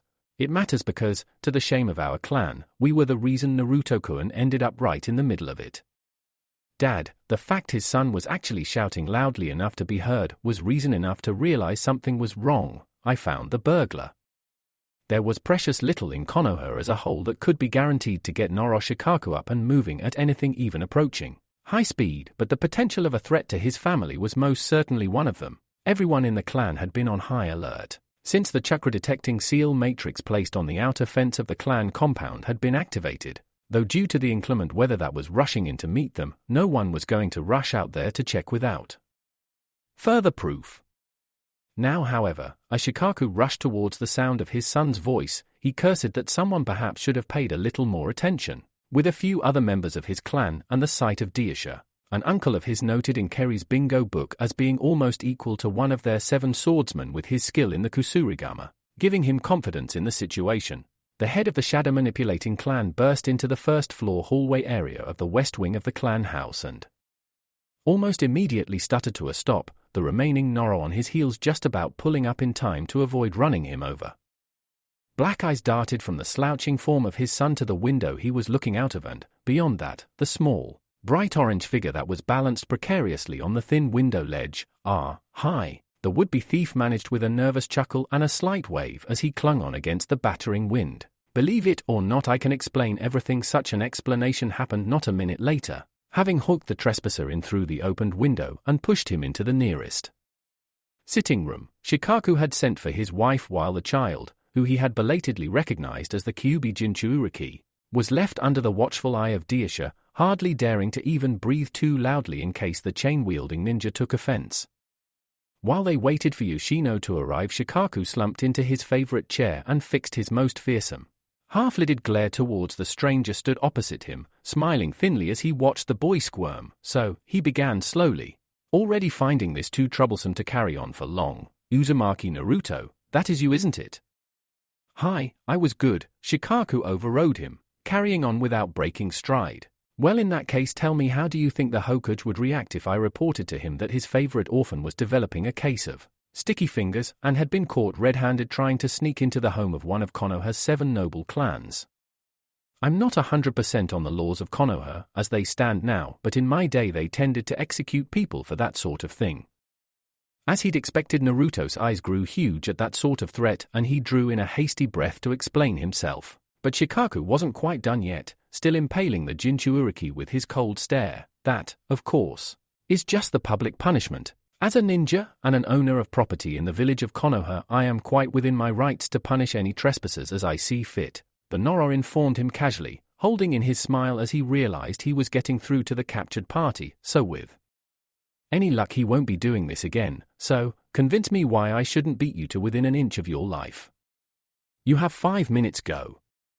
Of those 5 minutes, as he'd expected, Naruto lost the first 15 or so seconds fighting down hyperventilation and gabbling sentences desperately before, after a calming tap between the ears from Diasha, he seemed to recollect himself and looked up to meet the more experienced ninja's eye. Wary respect and obeisance, if not outright groveling, present in those blue orbs, right? Well, first off, I'm not a thief, he claimed challengingly, almost daring anyone present to gainsay him before.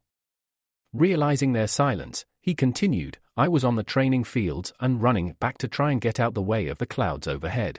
Got lucky and had an Anbu pitch me over the wall, and I was set to get home when I saw something, a light flashing on and off. I had no idea what it meant, but thought someone should check it out. I tried looking for another ninja on my way here, but couldn't find any of them, not even the Anbu, and I ran here to your compound. You caught me just when I saw what the light was, that window I was climbing towards. The shutter was blowing completely loose and it was banging open and shut.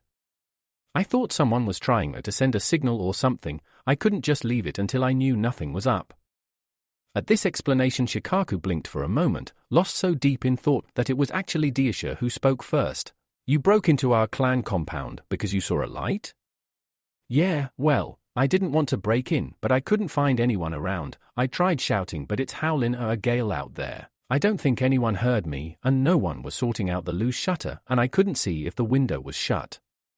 I'm no genius, but even I can figure out that a storm like that through an open window wouldn't be good for any property, so the only thing I could do was try to get over the gate and sort the problem out myself.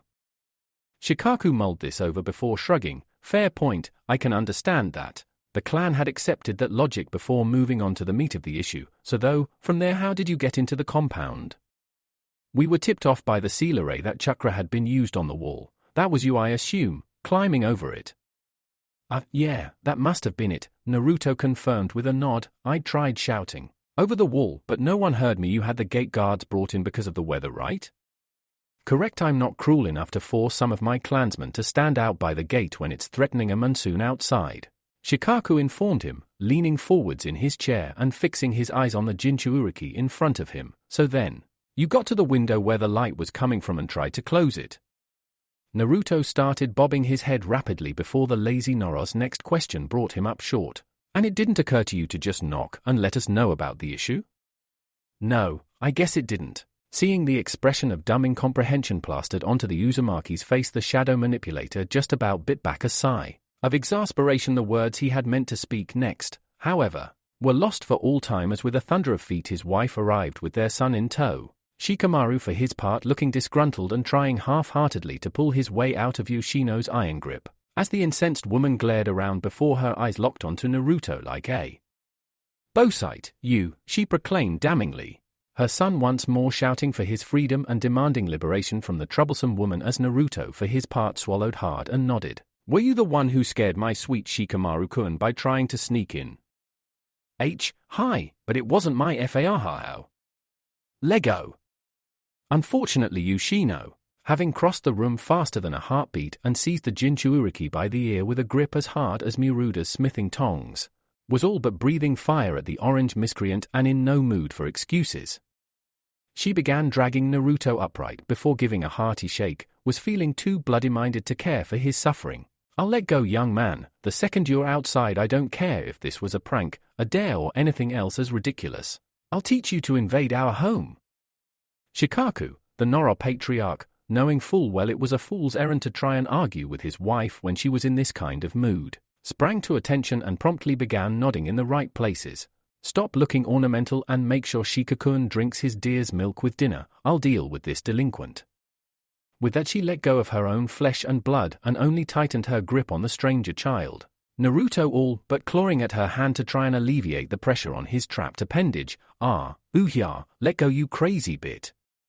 He was cut off by a resounding slap to the back of his head, dazing him before he was forced to try and catch up as the Noro woman stormed off, dragging him away to Kamenosewhere, a running commentary being muttered venomously from under her breath. These days, my Shika would never be so rude as to try and barge in like that. And what were you thinking, climbing up a wall like that? Through a film of tears Naruto saw the raven-maned Hellion glare down at him, but before he could get so much as a word in edgeways, they were off again as a fast clip, leaving him stumbling to try and keep up. You might have slipped and broken your neck. And if Shika had screamed or you'd fallen in, one of the ninja of this clan might have attacked or even killed you without realizing you were a child. I don't know what you were thinking, but mark my words, you won't be thinking it again after this. She came to a halt in front of what Naruto dully recognized as the front door before throwing it open.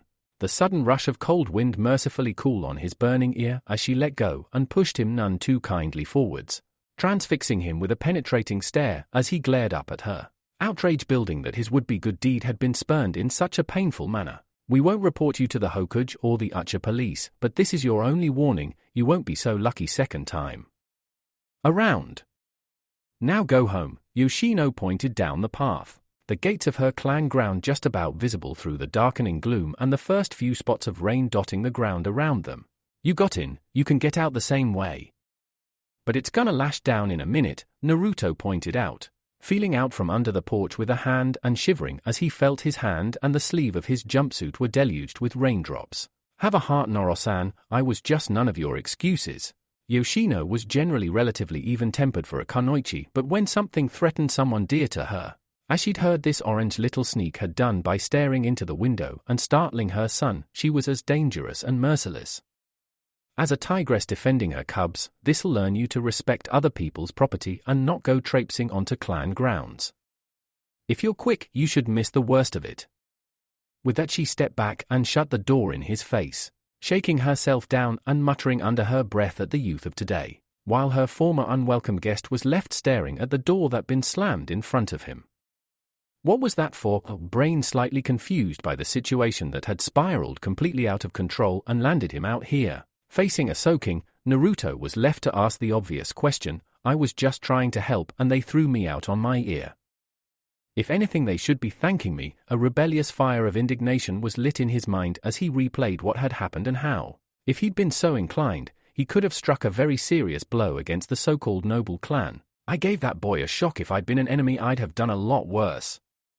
And I will, as heavy drops of rain, round and shiny as glittering pennies, started falling around him and began churning the ground to mud. Naruto gave the locked portal before him a last petulant kick before hoisting his jumpsuit jacket over his head and making a dash from the Noro clan gate, hoping to retrieve his precious rucksack from where he'd hidden it in a bush prior to starting this ill-fated adventure before any of his stock succumbed to rust. Thoughts of revenge now spinning and crystallizing in his irked, betrayed mind. Soon as I figure out how, I'll get the Noro for this, I will admit, Yoshino said regretfully to the assembly before her, all the clan heads looking half amazed, half amused by the situation thus far, even if one or two of them were trying to put together how this related to the presence of the Uzumaki this evening at a clan meeting. I misjudged him badly. It was only when Shikakun told me what had actually happened that I realized I'd been a little hasty and punished someone who'd done us a favor. I did ask the rest of the clan to keep an eye out for him on the training grounds to offer an apology, but he seemed to be avoiding us completely. No one in the clan saw him for 2 months after I threw him out. We thought he was avoiding us. In fact, I was on the verge of coming to you, Hokage-sama, to find out where he lived and apologize in person. Thankfully, however, she turned around just as Naruto reappeared from the pantry, a large breadboard in one hand and a packet of butter and a knife in the other, grinning as he'd heard everything thus far and was looking forwards to the next bit as Yoshino tried to lance him with a basilisk glare, but couldn't quite hold it, instead looking away with something like slightly fond annoyance in her voice as she finished. Due to his talents, he was able to rectify the situation before it got too far out of hand and bruised more than our clan's pride. Curious despite the sinking feeling in his stomach, Sarutobi looked between the Noro and the Uzumaki, who had pushed himself up onto one of the kitchen work surfaces and was slathering one of the cut-open bread buns in butter, and felt the curiosity curdle to trepidation in his gut as he asked the 1000 Ryo question. Do I dare ask how you managed this, Naruto-kun? And if the answer is going to involve a lot of tedious paperwork, then something tells me I'd be better off not knowing. Butter muffin halfway to his mouth, Naruto froze and lowered the tasty treat, regarding his adopted grandfather with something approaching hurt in his face. Jiji, I'm shocked, the Jinchuuriki foamoaned, hamming up the act of being betrayed by the aged Hokage. You know I hate that stuff as much as you do. Anyway, I didn't do anything too bad apart from shocking some 3 or 4 years off my remaining natural lifespan. Shikaku grumbled, gazing at the child sidelong from his seat. Naruto for his part merely grinned and scratched the back of his neck sheepishly. Well, this was revenge, and besides, he shrugged carelessly, not even Shikaku quite able to keep his face completely stony under the effect of the megawatt grin as he went on. What's a minor heart attack or two between friends? In all honesty, he should have known, or at least suspected, something strange was afoot. After all, no Noro in history had ever, after being put to bed with brushed teeth and a kiss from his mother on the forehead, ever gotten back up and confronted his parents with the words that Shikamaru had spoken. Words that had almost resulted in his mother dropping an armful of crockery and his old man fainting dead away in the kitchen. "Chusan, Kaa-san, I'm not tired." And he wasn't at all. Recalling for the first time in his life the horrible memories of being forced to chase around the house after his suddenly hyper son, the smaller Noro using his whipcord thin body and newly found reflexes to evade every lunge, grab and tackle Shikaku made until he was forced to resort to the Kage Mane to keep him in one place long enough to catch properly. In fact, I think a light neck bind would probably have been easier than settling him down the hard way. Not that I'd ever let Yoshino Haim know that, the thought of what his wife would do to him if she knew, or even had a suspicion, that he'd use a potentially lethal technique on his own flesh and blood in exchange for a quiet life was enough even to make a war veteran, such as him, shiver in his sandals. Get him bedded down for the night, Shikaku-kun?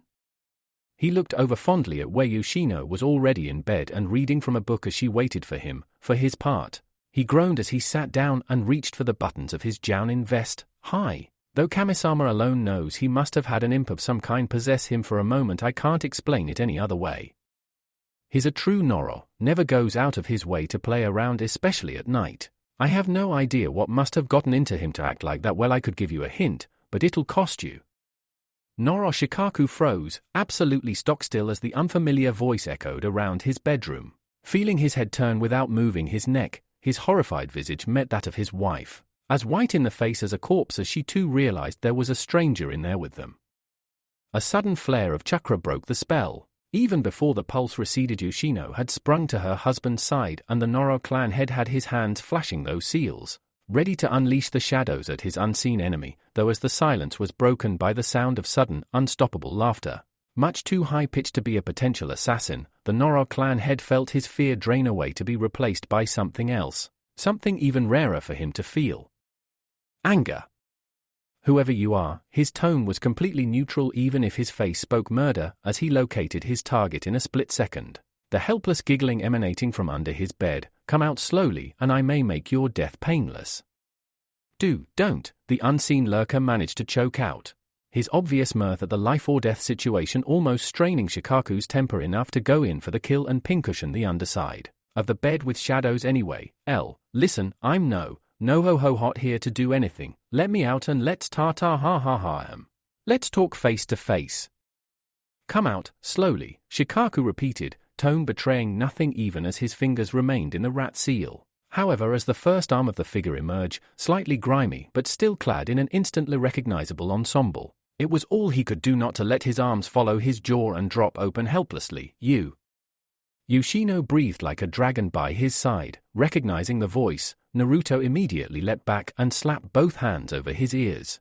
"Hold it, crazy dear lady," the Jinchuuriki demanded, waiting for a long second to make sure she wasn't going to move before slowly lowering his hands. Going for the ears is striking. Below the belt.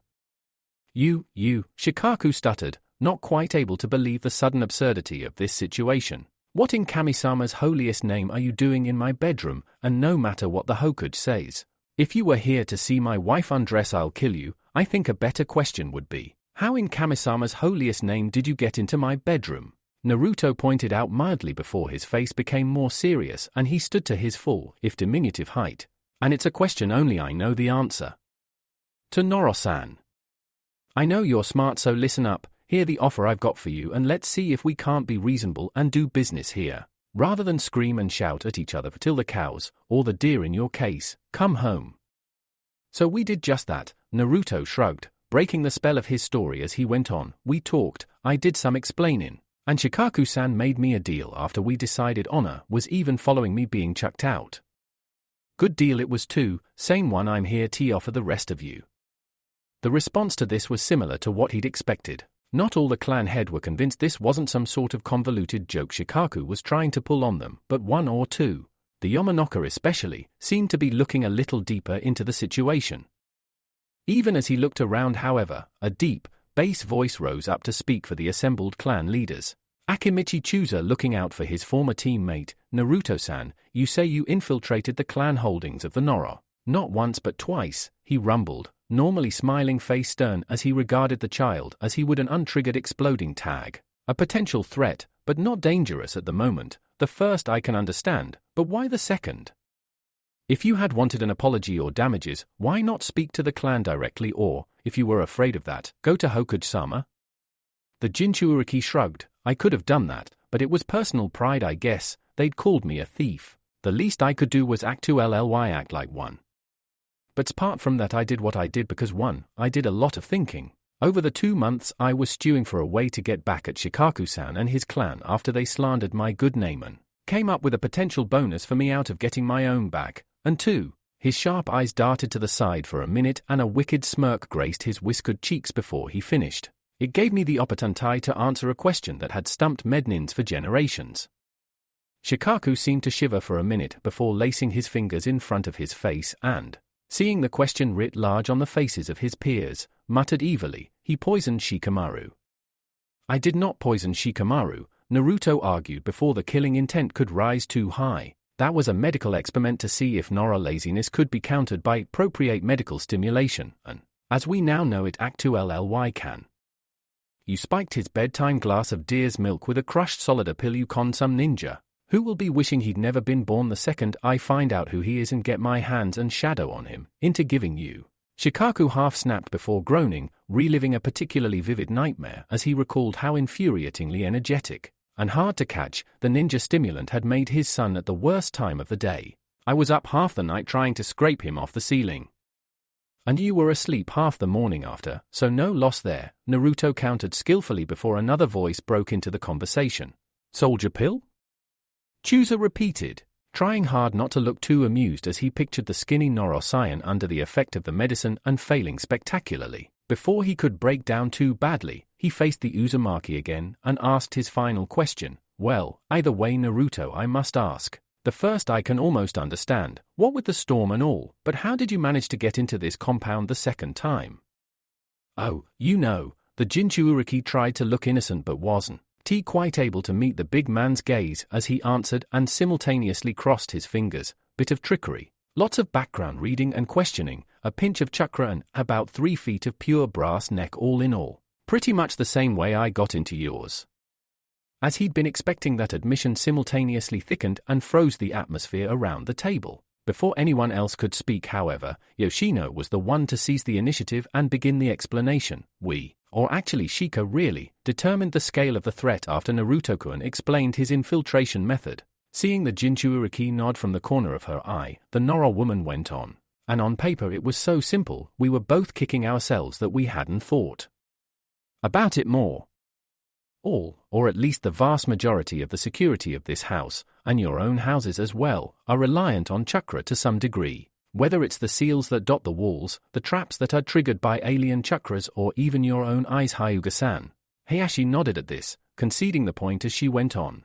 The ninja dwellings of Konoha are virtually impregnable by conventional ninja means. However, in this case, she cast a sidelong look at the youngest person in the room, who was trying and failing to look belatedly innocent as he prepared himself for the clinching evidence in the picture. The final nail in the coffin of the doubters he could see all around him. Naruto-kun was able to infiltrate us by the simple fact that, as he told us, when he goes somewhere quietly, he doesn't use any chakra to do so. And because of that, Naruto continued, taking a big bite from his latest muffin before putting his hands on his knees and gazing down from his eyrie on the Noro worktop. I dodged all the traps and the ninja. They didn't see me in here, and they also didn't see me when I made a few mouse calls. Earlier at this point Hayashi could hold it in no longer and he stood to his feet, arms folded and glaring at the speaker impassively as his deep voice intoned solemnly, I have heard quite enough from you Uzumaki. You say you have infiltrated the clan homes of each noble clan of Konoha gathered here. That is a fanciful story, nothing more. You are a child, a Jounin ninja. Perhaps even Uchira Itachi could not perform such a feat. Naruto for his part merely shrugged. Yeah, I'm not Itachi, whoever he is. Still, he fumbled around in his pocket for a minute before pulling something, or actually a group of somethings, out with a hiss of triumph, arranging them neatly by the side of himself as he faced down the Hyuga head.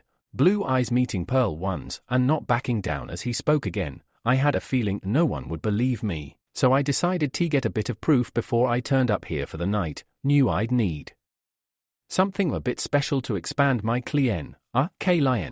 Naruto's face screwed up in concentration as he tried to form the elusive word. Clientele, Shikaku supplied smoothly, noticing Tsume's raised eyebrow and deciding to step in before the Jinchuuriki accidentally offended anyone in that endeavor.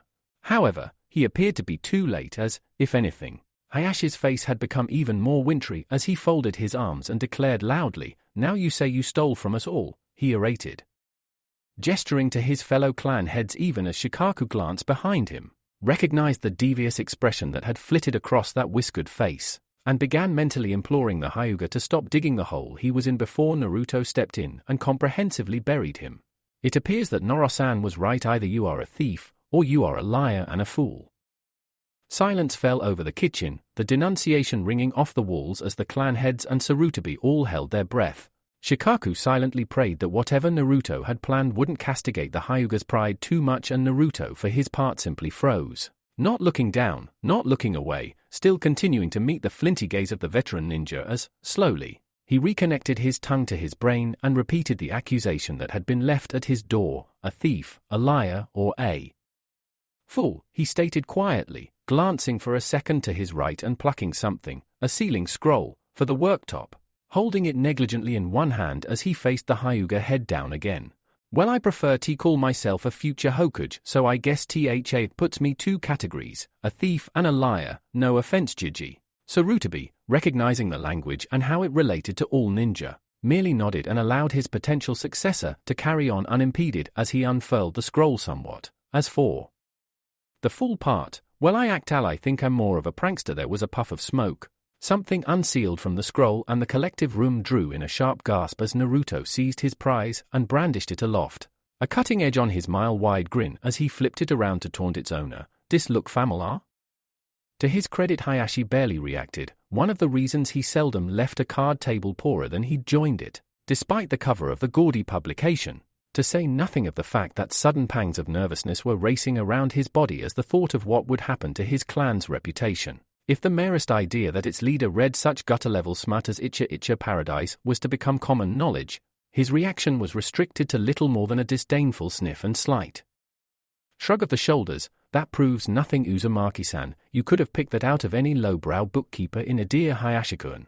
The boy's words stopped him cold. The sight of Naruto reading from the inside front cover, with a tone of pure mischief in his voice sounding as dolorous as a funeral gong to his last few hopes of riding out this storm with pride intact, no matter that the only reason he ever received such a copy of the perverted literature was that the Hyuga clan as a whole had a major stake in the printers that published it, or that he had repeatedly informed the Gama Sanin, with varying degrees of politeness, that his tokens of appreciation were really not necessary. The consequences of this night, Hayashi knew, were going to be held over his head for a very, very long time. As Naruto finished reading the personalized message, Jiraiya always made sure adorned that particular spot of his personal copy. "As ever, my thanks for your help in making this great work happen. Still wish I had your eyes, but alas, the ultimate peeping dojutsu will be forever out of my reach. All I can do is try to illuminate to less fortunate men the wonders only the Hyuga are permitted to see. As ever, your faithful servant, the Holy Toad Master, who is known to all women, Jiraiya." Snapping the book closed and passing it over to a goggle-eyed Yoshino, the Noro woman looking absolutely torn between rage and hilarity at the revelation before her. The triumphant child merely smirked smugly at his now decimated former opponent. "I think that's pretty conclusive, don't you?" Silence, punctuated only by barely repressed sniggers or gasps of alarm, fell. Hayashi flopped back into his seat with his face as bloodless as his eyes appeared to be, numb with disbelief and unable to stop himself cringing as he watched the book. The hated paperback that had just dragged his name through the mud like an anchor was passed around the table, each of the assembled clan heads scarcely able to believe their eyes as they opened it and read the exact words Naruto had recanted. Well, all but one, even as he saw her all but straining across the table to snatch the publication from Chooser, Hayashi could only brace himself for the absolute worst as Tsume virtually ripped the book open, took the meanest glance at the inked words, and promptly shattered the silence with her raucous laughter. At last, She managed to choke out as she flopped half over the table, stomach starting to ache as she howled with mirth. Proof that Hyuga Hayashi is a man, no one with ice water in their veins could keep something like this so close at hand. Fortunately for the Hyuga Lord, who was by this point actively wondering if it was feasible to use a broken sake dish to commit seppuku and, if so, how he could get away with it while everyone else was all but breaking down in helpless hysterics. Tsume's laughter a sore test for everyone's self-restraint. It appeared that his former nemesis had a change of heart and had donned the attire of a savior, as he raised his voice above the hubbub and shouted them all down, leveling his eyes at the one sniggering loudest of all. True, true. He was tempted to point out the other person in the room who he knew for a fact wasn't as pure as the driven snow when it came to such less than salubrious reading habits, but resisted, realizing that he was probably going to annoy several very important people here tonight and as such, would need all the help he could get staying in one piece should it all go the shape of the pair, and a ticked-off Gigi probably wouldn't be all that much help in pulling them off my battered body. If anything, he might just stick the boot in himself a few times, but remember what I said in Zuka-san. I paid a mouse call to all your homes, so. The laughter seemed to die away and be replaced by prickling unease as he reached for another of the small scrolls to his side. I wouldn't be laughing too much at Hyuga-san. After all, Confucius say, "Oh Kamisama," despite himself Sarutobi shuddered, recalling a few previous incidences where Naruto had mentioned that particular name. They had never seemed to end well for his intended target, anyone but him. Woman who live in glass house should get changed in wine cellar least of all. As a second plume of smoke issued from the countertop Naruto was sat on, Sarutobi had a heartbeat to feel his heart stop beating as he leapt to a guess about where this was going and braced himself to shield his surrogate godson from the result of his folly. An enraged Inuzuka, least of all Tsume, was never good to anyone's health when she's getting changed into something like this. At first it didn't seem too bad. The small section of brown material didn't appear to be too much. Perhaps only a pillowcase. Then Naruto twisted his hands. The ensemble fell forwards in front of him, and all present found themselves getting an eyeful of one part of their female friend's wardrobe that she'd have much rather preferred to stay in the closet. Tsume froze, so utterly and hopelessly gobsmacked that a newborn pup could have taken her out and been named Alpha as a result. Before her shocked and appalled eyes the Uzumaki was flaunting one of the last reminders she had of her husband. The grin plastered over Shippokuen's face as clear now as it had been when she'd first unwrapped the present he'd brought her after her first S-rank mission had been deemed a success. Though she wore it now in his memory, it was much to her chagrin that she recalled eventually been sweet-talked into wearing the garment. A thigh-skimming, bust-revealing and impractically ruffled one-piece evening nightgown the same shade of brown as her eyes, while he'd been alive. Though it had cost Shippo the grin off his face, a black eye and the ability to walk in a straight line for a week after she was through with him for the joke gift, but this time, the joke's on me, very fetching. Naruto commented dryly, poking his head forwards and folding the shoulder straps of the nightgown over it, letting the whole thing hang off his ears, still warm too. That last comment was enough to galvanize her back to life, face as molten red as her embarrassment. Tsume sprang from one side of the table to the other without hitting the floor once, clawed hand whipping out and snagging the pilfered clothing, virtually wrenching Naruto's ears from his head as she yanked it back. "Give me that," she hissed venomously, not caring at his wince as he rubbed his ears, sorely longing to get a good grip of his neck's gruff and shake him until he pleaded for mercy. This desire only increased when, rather than cowering, he met her blazing eyes the same way he'd faced down Hayashi's frigid ones. "Help yourself," he shrugged before smirking. "I don't think the frilly bits suit me." Tsume snarled at the comment. It was either that or lose herself to an almighty cringe as she hastily tried to stuff the gown up her sleeve and out of sight, knowing even as she did so it was far too late. A quick glance around the table all but confirmed it. Inoichi had both hands clamped firmly over his mouth and his face scrunched up to try and keep his reaction inside. All she could see of Chuzo was a patch of red hair as he ducked under the table to try and hold it in. Heck, even Shibi's collar was rippling slightly. Outright hysteria as far as an Aburain was concerned. Belatedly turning maroon in mortification as she realized that, much like Hayashi's pride, her former hard-assed image was now little more than a broken effigy lying littered in the dirt. Least of all as she realized the ruffles at the bottom of the gown were still poking out her sleeve, and try as she might she couldn't stuff them back out of sight.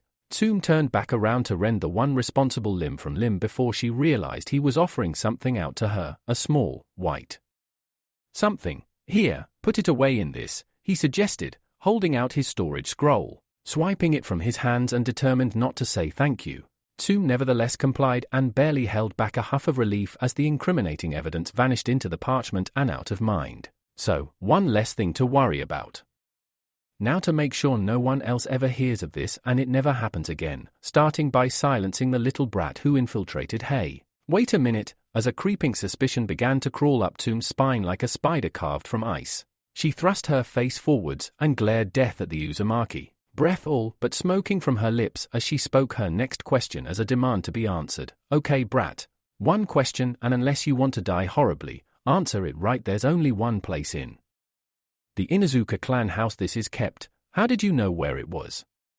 His eyes were the giveaway, despite being, both she and Hayashi would be forced to grudgingly admit, a fair infiltrator. He wasn't experienced enough yet to keep his face neutral and as a result inadvertently sold his partner down the river, leaving Tsume open to spear him with the finger of outrage. Shikaku seemed unperturbed, parrying the bludgeon of her temper with the rapier of his cool logic. Merely gave him a few schematics and some points about where to go when he got in. He did the rest himself. Include in deciding what to nab, Naruto chipped it. I saw plenty of stuff there, but it had to be something that was definitely yours. I was thinking about a few bottles of your lipstick before I flipped over your pillows and found that. The Inuzuka's hands bunched into fists, more than ready to clean this cheeky brat's clock just out of principle. No one could expect to break into a lady's bedroom and expect to escape unscathed after all. Before he snatched up one of the 3 remaining parchments and winked over the table, next victim in mind and, inadvertently, mollifying Tsume a little in the process. After all, if everyone's getting the same treatment, not even Hokage-sama could stop us all if we went in swinging. Don't be too hasty, Inuzuka-san. You're all in this together. Don't forget Akimichi-san, he called in a sing-song voice, forcing Chooser to straighten up and glare as best he could as he tried to keep a lid on his laughter and adopt a warlike expression. I'll warn you now, Izumaki, the large man threatened, shaking a ham-sized fist, if anything to do with my or Kami-sama forbid my dear wife's nightwear pops out of that scroll, I will personally punch you over Konoha's walls. They wouldn't fit in the scroll, Naruto shrugged back, apparently unaware that he was skating on very thin ice at the backhanded insult to the Akimichi waistline. Before Chooser's expression could blacken too much, however, a third plume of smoke cleared as he found himself facing down something he knew very well indeed. Lucky this did though. And lucky you didn't damage it either, the Akimichi warned. Checking the side of the apron he could see for any damage as the gold thread letters still shone brightly, their simple message of Shifu no Kizu still as bright then as they had been the day his father had presented it to him. That apron of mine has lived through a ninja war and is much older than you are. Very true, Shikaku agreed, looking over his shoulder to see what rabbit his most recent pseudo-employee had pulled from his hat this time. But I thought you'd gotten rid of it, Chooser? The Akimichi chuckled, shaking his head as he raised a single, massive palm. No, in fact I use it every day, he told them all, looking on as Naruto resealed his ill-gotten gains and passed the scroll to Shikaku, allowing it to pass through the merry-go-round of the gaming table. I wake up next to Chimeheim, give her a kiss, don my apron and start cooking breakfast. When she wakes up she returns the favor and we eat together. It's been that way since we were married and I've never had a reason to change it. Though I may have had you not come here tonight, Uzumaki. Once more Chooser's face was shadowed, Naruto for the first time looking slightly intimidated by the sight of the monster of a man staring him down. Unlike his previous 2 victims, Akimichi Chooser simply looked threatening just by virtue of his size and obvious power. Had you not returned it and I learned of the theft later, your head would have had pride of place on a platter at my clan's next great feast. Self-consciously rubbing his neck at the threat, Naruto decided it would probably be for the best to move on and shifted on his seat to appraise the man he decided was, in the nicest possible way, the weirdest person in the room. No, Abirame-san. Shibi inclined his head a fraction and, after a second of silence, Naruto realized this was the best he was going to get and plowed on. Well, yours was worst one to get into, almost got caught a few times getting in and even more getting out. Still, I got this. The characteristic pop and white smoke appeared, fading to show a small, compact something sitting in the Jinchuriki's grip, the sight of which made Tsume snort with ill-tempered humor. Oh, right. So the Abirame gets his glasses case nicked while I get virtually panty-raided by Konoha's newest pervert. All we need now is sightings of this little lecher at the hot springs, and that's it. I'm packing up my clan and we're leaving for Iware. You jest, Sum-san. Shibi, as always a voice of reason, accepted the return of his stolen goods with a small but respectful bow. And if it is any consolation, this case is as valuable to me as your negligee is to you. It was my father's. Cringing once more at the reminder of the indignity that had been heaped on her scant minutes earlier, Tsum just about choked off a growl as Inoichi, realizing he was the only one left to take the plunge, made a last-ditch plea to get his head off the potential chopping block. Uzumaki-san, just about to draw his thumb across the scroll and release his chakra in a theatrical flourish, the Jinchuuriki looked up as the Yamanaka clan head made his bargain. I think you've made your point. I'm more than willing to take it on faith that whatever's in there belongs to me, and you liberated it from my clan house, and you'd be right, Yamanaka-san. But sorry, he gave a helpless shrug as he indicated the others around the room. I think these guys would lynch me if I welched you out the deal, though if it's any consolation, I dunno what this is. Inoichi would quite freely admit after the event that this ignorance was an unfortunate thing, as had Naruto known what he was dealing with, even he might have been reluctant to pull his last ace from his sleeve. As it was, however, and the smoke cleared for the fifth and final time, the small leather roll that dangled between Naruto's knees, to say nothing of the varied and quite shockingly painful-looking blades it held within it, was enough to draw every eye to the suddenly squirming Yamanaka. Much as I know how much of an annoyance a daughter can be at times, Inoichi-san, Hayashi began in a tone as close to snidely humorous as he ever got. Don't you think those are a little excessive? Poor Kunisa-chan, Chooser muttered with a low whistle as he turned to regard his younger friend, who was currently doing his best to imitate a Kuza lotus flower in full bloom. I never thought you'd be into that sort of thing, Inoichi, but I guess it's always the one you least suspect. I was looking after them for Ibiki-san, the former interrogator snapped, standing up forcefully and marching around to snatch the roll of prototype interrogation devices back from the stunned Naruto, who'd rather been left behind by the twist of the conversation. He didn't want Anko-san to start playing with them before they'd been officially sanctioned by Hokage-sama. It'd raise a lot of awkward questions if a prisoner died suddenly due to the interrogator not being skilled with the implements given to her. Oh, belatedly recognizing a name he knew, Naruto was all smiles as he looked up at the Yamanaka clan head, nothing but honesty shining from his suddenly guileless eyes. You know Anko-sensei, Yamanaka-san? What did I say? Wondering why it had all gone so suddenly quiet in the kitchen, save the Hokage, who was trying hard to fight back a smirk and fit of the giggles. Naruto was just about to ask if he'd done something wrong before Inoichi, looking slightly pale but with a weak sort of smile on his face, glanced back at him and spoke with a tremulous voice. Anko-sensei? At the Jinchuuriki's cautious nod, the former leader of the interrogation and torture department of Konoha shook his head and gave a half-weary, half-worried laugh. You know, somehow that explained so very much, though a billowing kind of silence had shuffled forwards over the Nora kitchen-gaming area in the aftermath of these revelations. All the assembled clan heads were hastily hiding their former treasures and trying hard not to catch each other's eyes as they sought to secrete their secrets. However, only a few minutes later, order appeared to be restored. The 7 assembled shinobi assembled around a table that now resembled a council of war rather than a stress-free gaming area, and, as the person who'd been least burned by the machinations of the mouse, Shibi was elected as spokesperson. Uzumaki-san, you have proven both our doubts and Hayashi-san's accusations wholly wrong. Hayashi looked like he wanted to interject at this point, but, perhaps reminded of the weight of the Icha Paradise now weighing down his kunai pouch, he thought better of it and let the Abirame continue unhindered. You have infiltrated the clan houses of 6 of the 7 noble clans of Konoha. Because of this, 2 questions now remain. Dark glasses flashing in the electric lighting as he looked across the table to where Naruto sat seriously now, his plate of food set to the side for a moment as he made to move from pleasure to him. Though he wasn't as sadistic as his former teacher, there was no denying it was fun to see other people, especially adults, cringing before him, to business as the Abirame finished. How and why? To a barely noticeable sigh of relief from around the table, the Jinchuuriki appeared to be willing to speak freely as he clasped both hands of his knee and started to rock back and forward slightly, pouting slightly as he tried hard to think. Well, I can answer the first question first. The way I got in was a 2-step thing. There was a brief pause before, unable to bear the tension, Chooser was first to snap. Yes? Yes, what? Naruto blinked in confusion for a minute before the Rio dropped. Oh, you wanna actually know the 2 steps? Nope. As the mass sweat drop he merely shrugged and grinned cheerfully. A ninja's gotta keep his secrets. Right, that's it. Temper already ground away to the thinness of a rice biscuit. Tsume shot to her feet and made to stalk around the table, glaring a dreadful promise as she advanced. Secrets be damned. Unless you want me to tan your hide until your ancestors can't sit down for a month, I suggest spilling it. Sorry Tsume-chan, the honorific, to say nothing of the fact that he was all but laughing in the face of her threat, reminded the Inuzuka once more that she wasn't dealing with an ordinary boy as he landed yet another thumping blow on her pride. Might be me being greedy, in relationships I'm always the same.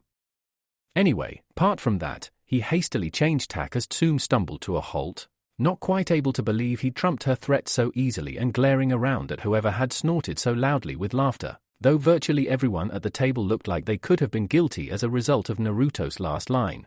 Best check with Jiji if it's okay, you know part of it Jiji. Sarutobi merely narrowed his eyes at this, recalling both what Naruto had said earlier and Yoshino had unwittingly given away in her part of the explanation. Do you think I should give the game away? I see no harm in it, Naruto-kun, the aged Hokage replied after a short time spent thinking on the matter. If anything, it may prove to be a boon to them in the long run. You may well end up serving with one or more of their children when the time comes for you to graduate the Shinobi Academy. Though his voice was perfectly neutral and nothing showed on his wrinkled face, Sarutobi wouldn't have been able to call himself human if he hadn't felt a hint of internal glee at the expression that crossed the faces of most of the clan heads present. Heck, even Hayashi had given a shudder as the thought of his little princess being corrupted by someone like the Jinchuuriki during their school days and beyond. Naruto, however, seemed oblivious to this and instead nodded, treating the words from his surrogate grandfather's mouth like a decree from Kamisama himself as he faced the table at large again. Hi Jiji, well in that case, all you need to know is that my henge, when I use it, is very your henge. Tsume cut across him, the Inuzuka still challenging everything unfamiliar to her as was the nature of her clan. You know that technique? Hi, but he tried to ward off the second question he could see coming with a raised hand, but it was all in vain as she snorted, shaking her head. And let me guess, you just walked into my clan house with a false face on and walked out the same way. Do me a favor, kid. The Ninken would have ripped you apart before you'd gone 5 steps if you'd been boneheaded enough to try it. Now spill the real reason. That is the real reason. Naruto wasn't by nature all that argumentative, but he definitely didn't like being accused of lying or, worse still, breaking his word, something that Tsume was perilously close to doing right now. My henge isn't the same as yours. Hyuga-san, stirred from his introspection, Hayashi looked over just as Naruto began making hand seals. Keep your eyes on me and tell the others what you see. With that, he glanced at his target one last time. Think I don't know henge, Inuzuka-san. Clapped his hands together and called out his technique, henge. Try this on for size. As the chakra smoke cleared from where the boy had been sat, everyone strained to see through it until, as it drifted away, all eyes lowered to the floor in embarrassment save the two that widened in both horror and rage as a second form of Inuzuka Tsume was revealed, grinning widely as she reclined in a copy of her former flaunted negligee. With a teasing lilt in her tone she leant forwards, the motion doing interesting things to both the ruffles across the garment's bustle and the cleavage. It was struggling to contain, like what you see, Hayashi-kun. Why are they all looking down like that? Through eyes that weren't his own, Naruto saw the reactions to his prank and tried to work out why it hadn't gone as he'd thought it would. I thought they'd laugh seeing her dressed like this. Do all men react like this when they see a woman wearing something skimpy? Is that why Anko-sensei dresses like she does? That could be useful to know. Filing the question away for future reference, Naruto was jerked away from his introspection by the sudden noise of a chair clattering to the floor coupled with sharp nails on the tiles as both Tsume and her partner broke the lock of paralysis that had fallen over them and surged to their feet. I'll kill him, I swear I will. All but frothing at the mouth and throwing around killing intent like there was no tomorrow, the embarrassed alpha of the Inuzuka clan was only prevented from throwing herself bodily over the table at the form of her doppelganger by Shikaku's quick reactions. Koromaru, on the other hand, rushed under the table and was able to get within sniffing distance of the closest leg of his fake mistress before the Kage Mane caught and held him steady as well. Desist, The Hokage's sudden thundering voice brought all, even the rage of the animalistic shinobi, to a halt, Sarutabi half standing as he glared between both Tsume and her body. Double before, with his eye still lowered, he addressed the disguised Jinchuuriki, "Naruto, get out of that henge now. It's unseemly and a grave insult against Tsume-san." "And so was her insinuating that I couldn't do henge," the false Tsume retorted, folding her arms under its chest with a motion that made most of the men present avert their eyes once more as they all subconsciously realized the mistake in the Uzumaki's speech, and "I'll swap back soon as Hyuga-san seen what I need him to see." "My apologies, Uzumaki-san, but there is little in that henge I would like to see, and I think you meant insinuating," Hiashi pointed out mildly, twisting the knife of embarrassment that had lodged in Tsume's flesh and grateful for the disgruntled growl that met his announcement. Naruto, on the other hand, seemed ignorant of the Inuzuka's discomfort and instead leant forwards again, a sly smirk now adorning the face of his most recent mask, making the fake Tsume look almost sultry as she spoke her last request. "Look harder then." It took a second for the Hyuga to realize exactly what he was driving at, and with less than a gesture he activated his bloodline legacy. As soon as he'd done so, his head shot up, heedless of the potential risk of unseemly behavior as his vein-rimmed eyes quite literally stared through the henged child. "Impossible," the Hyuga Lord declared before speaking aloud to the others. "Everyone sense for him that henge has no chakra network." "What?" Inoichi was the first to respond, flaring his chakra and as shocked as Hayashi when he realized his friend was correct. "I can't sense it at all, I can't feel a thing." "Oh don't," the false Tsume shrank backwards coyly, bringing a hand delicately to her mouth in a gesture everyone knew the real Inuzuka-san would have rather bitten her own fingers off than performed. "So many hunky men looking at little old me, you're making me blush."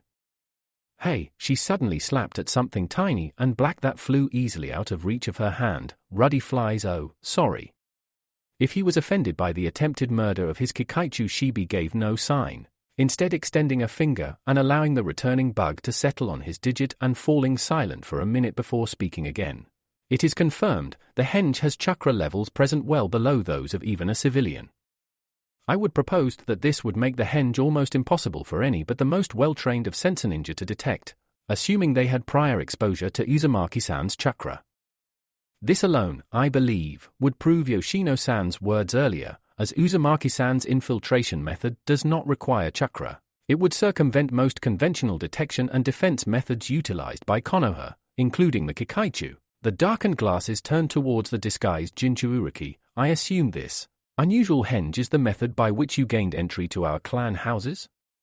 Partly, it was half of the method. The disguised Inuzuka clan head sank her chin onto her fist and looked forwards, leaning forwards onto her thighs and ensuring nothing was going to be seen by an unfortunate peek from the tabletop audience.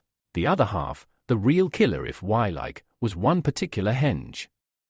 The Jinchuuriki clapped his transformed hands and vanished with a slight bang. A second bang occurred as the child transformed again though. As the smoke cleared, the counter he had been sat upon appeared bare. Byakugan still active and alert to any potential trick. It was Hayashi who saw the new form first, though before he could utter a syllable of warning Naruto had abandoned his hiding place and scuttled into plain sight. From behind one of the butter muffins still on his former plate, a small blonde-furred mouse skittered across the polished wood of the Noro kitchen top, boosted itself up onto its hind legs and, as much as it was able to, gave a clumsy, shallow bow to its audience.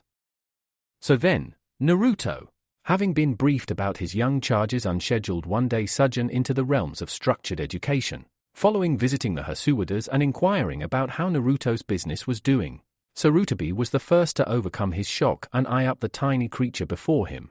"You have adopted that henge of yours into this form then? Quite ironic given your nickname, I must admit. But how did you manage this while making sure you wouldn't have another accident like last time?" The mouse for its part didn't, and in fact couldn't answer. Instead, it crept to the top of the counter and peered over it to the floor, whiskers twitching as the human mind driving it sized up the new environment and, after second summing things up, darted over the edge, scuttling quickly down the wooden front of the cupboard and onto the floor. Yoshino stepped back a little too hastily to be entirely casual as Naruto's henged form disappeared in smoke for a second, the Jinchuuriki himself waving away the chakra vapors with a slightly regretful expression on his face. "Sorry Jiji, what was that?" "I'm getting better, but I can't hear other people very well in that form," The mouse ears are really sensitive, like trying to listen to a thunderclap. As Sarutabi raised an eyebrow at this and repeated his question, the other ninja assembled around the table, having seen the second half of Naruto's infiltration technique, realized just how potentially powerful the idea of a completely innocuous mouse morphing into a shinobi, least of all a Jinchuuriki of all things, and simultaneous shivers of both fear and intrigue rippled around the table. Having heard the old man's question, Naruto scratched the back of his neck and shrugged a little. Wasn't that hard really? I remembered what Anko-sensei said about visualizing the form you wanted to henge into, insides and all, and cause of that most of the pet shop owners in Konoha now think deer's an epidemic of children keeping the snakes and buying mice to feed them. I brought a load, dissected them all and figured it out from there, though I did have my fingers crossed first time I tried it. I can imagine, the Sandaime drawled dryly before noticing the attention of his subordinates converging on the Jinchuuriki again, and decided to take the initiative. As you've all seen, Naruto-kun's henge is somewhat unique, an apparent combination of henge and the Kampakina variant. He can transform into any human form and, apparently, a mouse body as well at the cost of his ability to access and mold chakra, a formidable espionage technique. As you are now doubtless aware, several of the assembled ninja cringed once more while the others, especially Chooser, merely smirked wryly. As to why this is, I have no idea. Naruto was the only one in the room who missed the slight inflection of the Hokage's voice simply due to his lack of experience and world weariness. The rest of the clan heads accepted the unspoken explanation without further comment, Chooser speaking for them as he reappraised the Jinchuuriki with something akin to respect in his eyes. So the mouse truly is a mouse now, and a potentially lethal one at that, the Akimichi summarized before recalling what his former teammate had said at the very start of this whole debacle. So, aside from teaching all present a lesson in humility, what was the bargain Shikaku mentioned earlier? The same one he has with us now, Yoshino answered for the Jinchuuriki. Naruto taking advantage of the Nora woman's forthrightness to take a bite out of one of the 3 remaining butter muffins. Naruto-chan used a chakra pill and his voice to give my husband a heart attack. She allowed them a second, just one, to start to smile at the memory before saying words she knew, she was sure in fact, would shock them as deeply as it had her. But if he'd used a poison and a knife, he'd have ripped my husband's heart in two and gutted our clan in the process. Yep, Naruto nodded at this as he polished off the last remnants of his meal and sat looking at the other assembled clan leaders. I didn't actually think of that until Yoshino-san pointed it out. She's right. I got into the Noro clan and you could have done damage by killing the clan heir, so that got all of us thinking. Could I do the same to everyone else and, at the same time, what could they, or you, collectively? He pointed out the half-dozen assembled ninja before him, do to stop it happening? Like you said, your clan homes are almost impervious to normal ninja getting in, but the cause of my henge I'm not a normal ninja, or would-be ninja. So here's the deal. Despite themselves the crowd leant in slightly, still not quite sure what to make of the Jinchuuriki even after all his revelations so far and curious as to what he had to say next. I henge into a civilian, get rid of my chakra so nothing you've got consents for it, and try Breakin. Into your clan houses I won't use mouse form till you want me to, feels too much like Cheotan, because it's so small. Still, I keep trying to get in until you've all got enough measures in place TC and stop me. While your home's getting mouse-proofed you'll be teaching me stuff for my troubles. Now normally the idea of a mere civilian trying to gain entry to one of the noble clan houses of Konoha was so unlikely it was laughable. Who in their right mind would be insane enough to even try to steal from an entire clan comprising a majority of highly armed and trained killers without so much as a single D-rank technique to call their own? However, having had the answer and the consequences of said answer given, and in some cases literally paraded, in front of them, it was an offer every one of the veterans found themselves considered with a great deal of thought. In fact, so deep was their contemplations that it was the oldest ninja present who spotted a potential loophole in the bargain, and made to close it before anyone stuck their head through and got themselves accidentally strangled, teaching Naruto-kun. At the sound of his grandfather's voice the Jinchuuriki looked up, seeing Sarutabi raise an eyebrow as he went on. Much as I am an admirer of the idea of night classes, I think it best I have at least an idea of what you'd be learning. Oh, don't worry, Jiji, no you don't want me learning a ninja things till I'm in TH Academy. Naruto put the old man's mind at ease with a smile as he pointed to the two Noro present. Shikaku-san showing me how to play shogi and Ayoshino-san's teaching me how to knit. Little things like that, that's all I'm after. Mollified by this and inwardly grateful that the child wasn't actively biting off more than he could reasonably chew, Sarutabi gave a nod of acquiescence before a slight laugh broke the silence, Chooser looking across at the seated demon vessel. Knitting? You don't look like the type, kid. Neither does the little old lady in the house across the way, Naruto answered. One of the missions Anko-sensei had regaled him with coming back to the forefront of his mind and helping to emphasize the point he made. About learning non-ninja skills, just a harmless old woman who kept cats and knitted scarves and socks for some of the village children.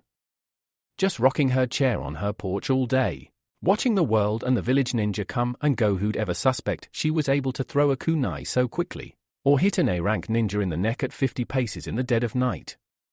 Certainly not the village guard and a police force, so no one ever guessed who carried out the assassination, or why Konoha's Leaf Ninja were able to unmask a potential sleeper agent in their ranks before he was activated and started making life difficult. Unsurprisingly, there was a bit of a pause at this story until Inoichi, who'd sat in on the debrief for that particular mission and actually written up Anko's commendation for such a flawless execution, and discovering information above and beyond the mission parameters, gave credit where it was due at the same time as seek answers for one particular niggle that had been in the back of his mind for a while now. Well, Naruto-san, when you put it like that, I have to say knitting doesn't sound too bad. Course not, Yoshino-san's teaching me, it can't be bad, he butted in, making the Nora woman shoot him a sidelong look even as a slight smile twitched her lips. Flattery will get you nowhere, Naruto. You get points for trying though. It'll help your finger dexterity too, one of the reasons I learnt from my mother. Seeing Naruto nod and wanting to get back on track to have his question answered, Inoichi casually used a quick psychological trick to ease things along, find common ground with the subject, then go from there. Better than flower arranging at any rate, don't ask, as he'd expected. That comment had piqued Naruto's interest, but Inoichi warded his curious gaze away with a raised hand. Not like the others won't fill him in when they get a chance anyway. Apart from that though, I'm impressed with how you've pulled this trick on all of us. He had nothing to lose by admitting that sliver of admiration, and besides, it was true. But there's one piece of this little puzzle I can't get to fit. Just as the first hint of doubt was beginning to slide up the Uzumaki's face, Inoichi went on, half an eye on the Jinchuuriki's face, and casually dissecting his reactions to paint a clearer picture of what was going on and cut through any lies Naruto might have employed to cover his tracks. I know that you had to have carried out most, if not all, of these thefts today. I would have noticed had those interrogation implements been missing more than a single day, and I imagined Tsun-chan would have been in the same boat. Only a lifetime's experience of mastering his own psyche kept the smirk off his face as the Inuzuka growled from the corner. She was stewing in, but if you hit all of us in the same day, and Hokuji-sama, you said he was helping out in the office earlier. Well, I didn't say it exactly, but he did help out. That was one of the reasons I was able to come here tonight. In fact, something I'm sure you two planned between you. He favored both Shikaku and Naruto with a stern but not unkind eye, making them both squirm like delinquent school children under the eye of a schoolmaster, before the Hokuji turned his eye back to the Yamanoka. What of it, Inoichi-kun?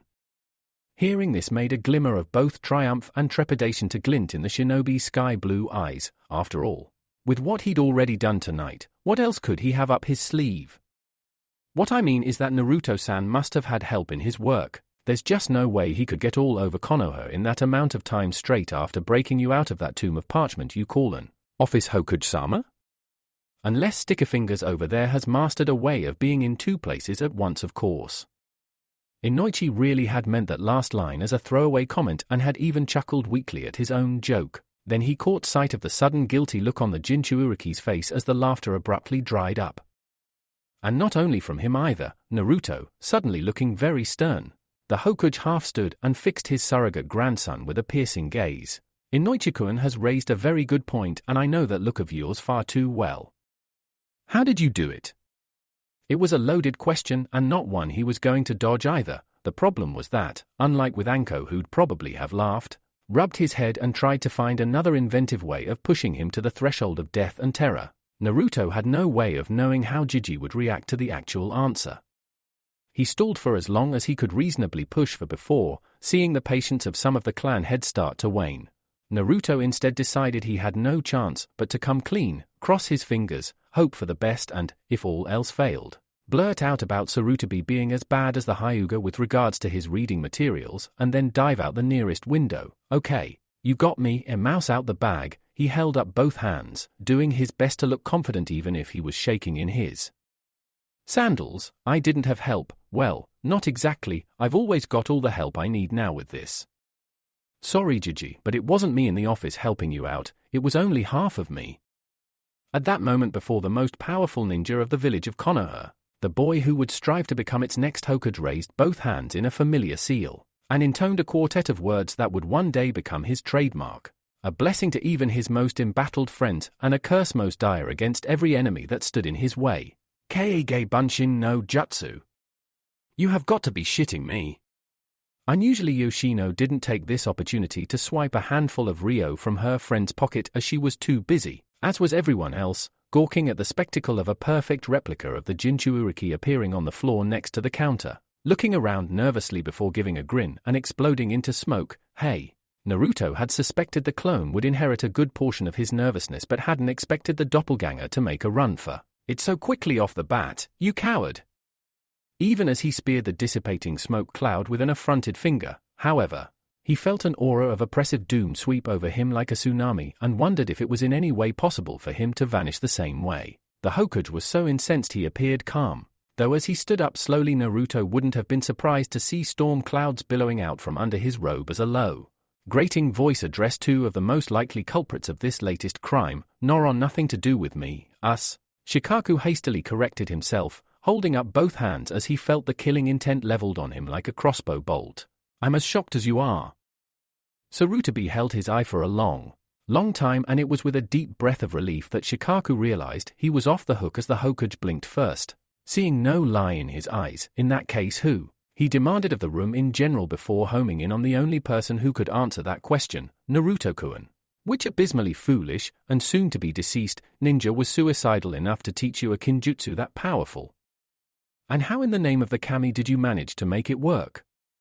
At loads of practice, the Jinchuuriki managed to stutter before mastering his sudden fear of his grandfather and speaking again. And, don't take this the wrong way Gigi, but in a way you taught me it. The ire in the room was immediately sucked away to be replaced by shock. Sarutobi shook his head as though he'd been physically hit before he managed to reconnect brain to tongue and speak. Me? But I have, or at least I might as well have, the same brain. The organ that had made him the professor and such a legend on the battlefield, supplied the answer.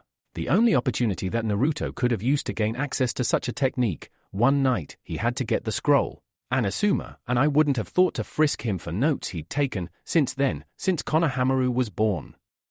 Afraid his Jiji was going to get angry again, Naruto nodded and crossed his fingers, hoping for the best. Hi. I couldn't do the bunshin no matter what I did, and it was the only technique I looked out because it was a bunshin technique.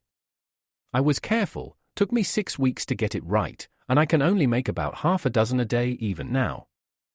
Half a dozen. For once Chooser was grateful he didn't have anything to chew on as he was certain he'd have choked to death by now. Kid, there are some chunin who can't do that jutsu to that level. Really? The revelation seemed to come as a surprise before the Jinchuuriki smiled widely and clapped his hands in celebration. Heh, I'm awesome. He was interrupted by a sudden groan as someone around the table made everyone look over, and a complete pain in the tailbone.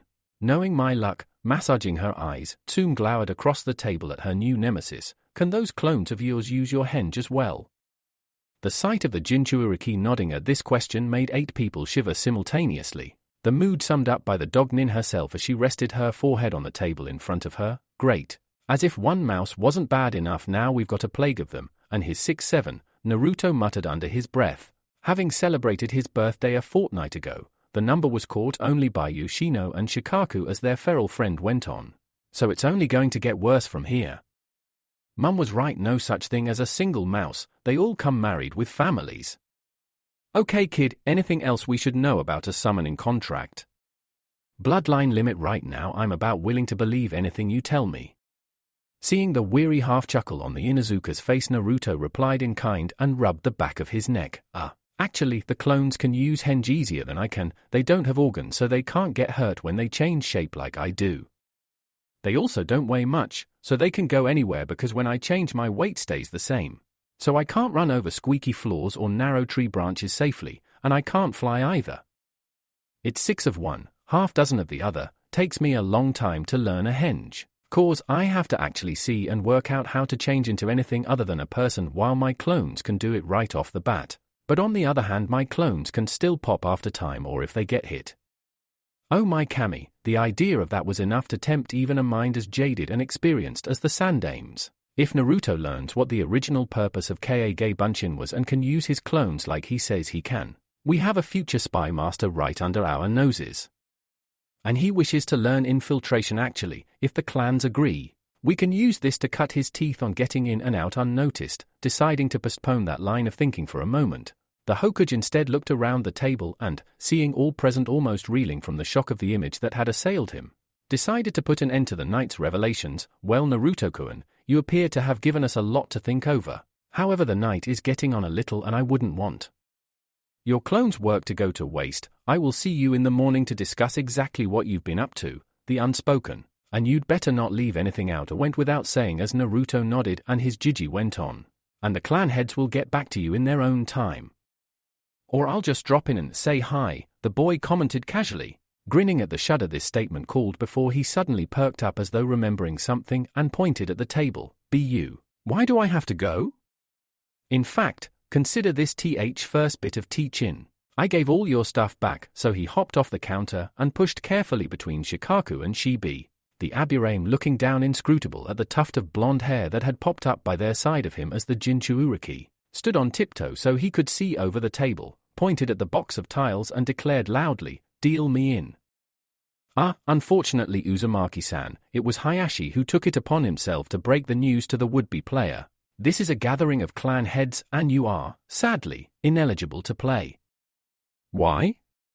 There's no other Uzumaki in Konoha, so that makes me a clan head by default. Chooser grinned, "Nice try kid, but we've had this before. Sorry, but you can't be a clan of one. You have to have at least 3 generations of serving ninja to apply for clan status, and last time I looked, you hadn't gone through the academy yet." That's no bother. Naruto waved the concern off like a cloud of mosquitoes, his eyes not wavering as Shikaku flipped the box open and began shuffling the tiles. "When I become Hokage, I'll retrospectively change that law and make it legal."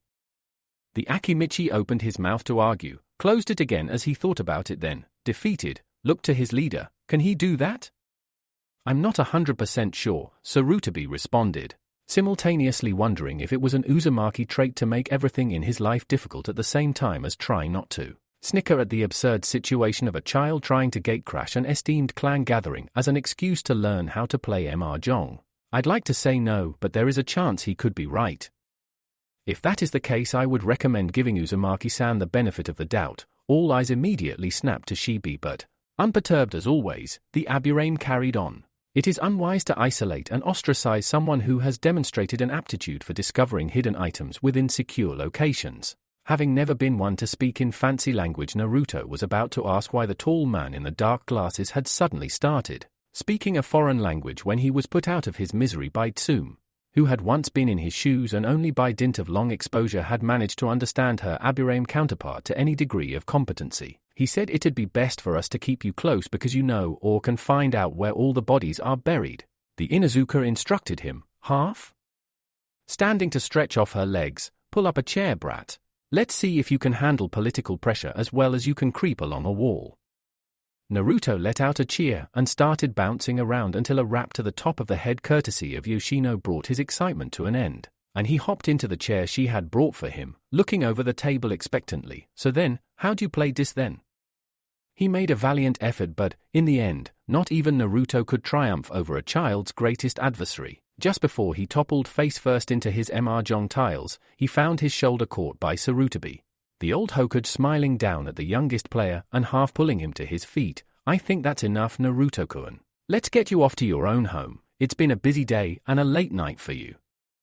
"Hijiji," the Jinchuuriki managed to murmur, stumbling back from the table with a huge yawn. "Wishway's home?" Stifling a soft chuckle, Sarutobi began to lead the Jinchuuriki towards the Nora front door, the rest of the clan heads watching them both go and pausing the game as their leader departed.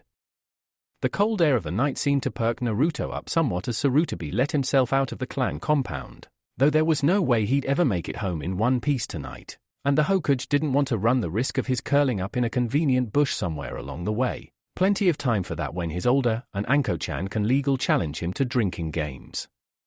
For now though, with a gesture Sarutobi had an Anbu appear after a few seconds, allowing the Hokage to hand the virtually slumbering child off to the masked ninja with a set of simple instructions. Please see that Naruto-kun gets home and settled in for the night. The Anbu nodded and made to disappear, hoisting the Jinchuuriki into his arms and grateful for the mask hiding his smile as he heard the village leader speak again. Mostly to himself, thanks to him I have some bruised egos to soothe before tonight is over.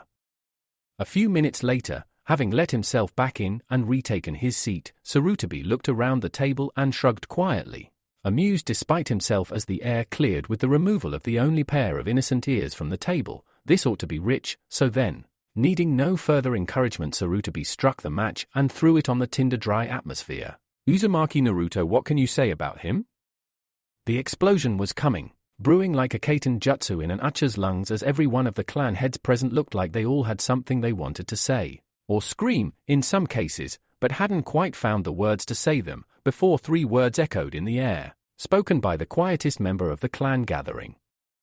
3 words of grudging respect that blew away the explosive quality of the atmosphere around the table, and centered conversation where it needed to be rather than on pointless interruption and embarrassed recrimination. Her son.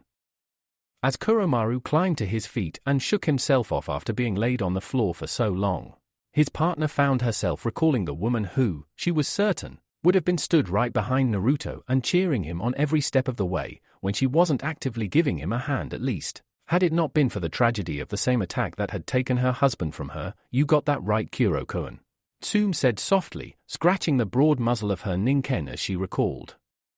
The red-headed woman who had been all at once one of her closest friends and fiercest rival. Kushina-chan must have been laughing herself sick up there in a light place when her boy caught us all out like that. Bloody Uzumaki, even from beyond the grave, she still gets the last laugh on the lot of us. Some more than others. Hayashi, usually, found himself agreeing with the Inuzuka as a few choice memories of the red-haired and even redder-tempered Uzumaki girl forced themselves to the forefront of his mind, mostly those involving finding out that Juken, for all its power, is absolutely no use when your enemy had tackled you to the floor, and is throttling you at the same time as making an imprint in the ground with the back of your head, and I see too much of her in Naruto to feel completely safe, least of all as he seems able to circumvent the eyes of our clan. At this Inoichi looked over, expression puzzled. How? I thought you could see chakra even if it wasn't focused, or in a network your clan can see seals after all. Correct, but the less structured the chakra the less impression there is to see, the Hyuga Lord explained, nodding towards where the Uzumaki had been sitting. When I saw him in your form Tsume, it was like seeing a very faint ghost, barely an outline with a chakra shadow filling it. I would guess it may be easier to see a smaller henge as the chakra is more concentrated, but still, I wouldn't like to chance it if the safety of my clan is at stake. With that proclamation, the unspoken elephant wandered back into the room and sat there, forcing all present to divert attention towards it. Naruto was at once a potential goldmine of future potential and already prodigiously skilled with his infiltration method, aided by his unusual henge, but at the same time was a massive security risk. He could, if captured, deserted or gone rogue, highlight to enemies how to best attack and cripple Konoha's main clans from the inside out. Hayashi especially was sensitive to this risk, having lost his brother, and almost his daughter to a botched kidnapping some years earlier that had earned Kumo the undying bitter enmity of the entire Hyuga clan, and he would easily snuff out a potential threat that might repeat that evil day prior to it occurring. Luckily, however, at this point Sarutobi roused himself from his own memories of both the Uzumaki mother and son enough to quash that worry. Naruto-kun is as loyal to Konoha as I am Hayashi-kun. There is no need to worry. The reassurance of the third seemed to mollify all present as Sarutobi went on. I have seen that boy grow from a baby, and I have to say he surprises even me continuously, though tonight was extreme even by his own standards. Though he has you to thank for that, I'm sure, Shikakun. The Noro held his hands up in admission of his crime. True, but what I said was true. I gave him some hints about where to go and he did the rest off his own bat. If I were to hazard a guess, I'd say he's been planning this for about 2 months prior to tonight. No, think about it. Seeing disbelief creeping over several faces, he made to explain his reasoning, even with his advantages. Hitting 6 separate targets on his own in a at best 12-hour time period. Distance alone would have been an issue, to say nothing of actually getting in and finding what he needed to take. No, this was a long-term, well-planned and well-executed mission that he did solo, just to get some more people who'd be willing to teach him things or, more importantly, just talk to him when he shows up. That succinct summary was enough to make Inoichi something of an expert in this field due to his clan jutsu and personal reading on the subject. Steeple his fingers and add his 10 Rios worth. Hi, Naruto-san seems to just be lonely at some level. You saw how he wanted to join in our game? As the others nodded, Inoichi mimicked them, glad he didn't have to explain it to them all. To me that looked like the very first time he'd ever been able to join in a game of anything, or at least a game with more than 2 players. I know he works, for want of a better word, with ninja. I guess he felt he should go one better and play with them as well. Let's face it. He got off to a good start with Anko from what Ibiki was telling me, and if he can get the snake mistress to warm up to him. The Yamanaka snorted with rough laughter, glancing over at the seat Naruto had been warming until a few minutes previously. I think every ninja in Konoha is in danger of unofficially adopting a little brother. Assuming they haven't already done so, his former teammate chipped in, all listening to the scarred shinobi as Shikaku went on. Most of the clan that meet him on the training grounds like him, even look for him in some cases. Effort from a Noro must be serious, Chusa chortled before sweeping up the majority of the mahjong tiles in a single meaty hand. Well, I'll be taking him up on the offer, a good few recipes, and, when he's a bit older, a visit to a few of our butcheries and abattoirs should help with his henges. Small beans really to stop someone sneaking in when they feel like it. Actually, the more I think about it, the luckier I think we've been. That's a matter of opinion, Tsume snarled lowly, though her fierce expression softened somewhat as she was forced to grudgingly concede the point. But you're right, Cho. Up until now it's only respect for us and the thought of being messily ripped apart that stopped villagers wandering onto our clan. Land's ninja, on the other hand, wouldn't have that fear. I can't believe we missed something that basic, all that work on stopping every technique the Ucha could steal, and there's nothing in the way of the enemy walking through the damn front gate.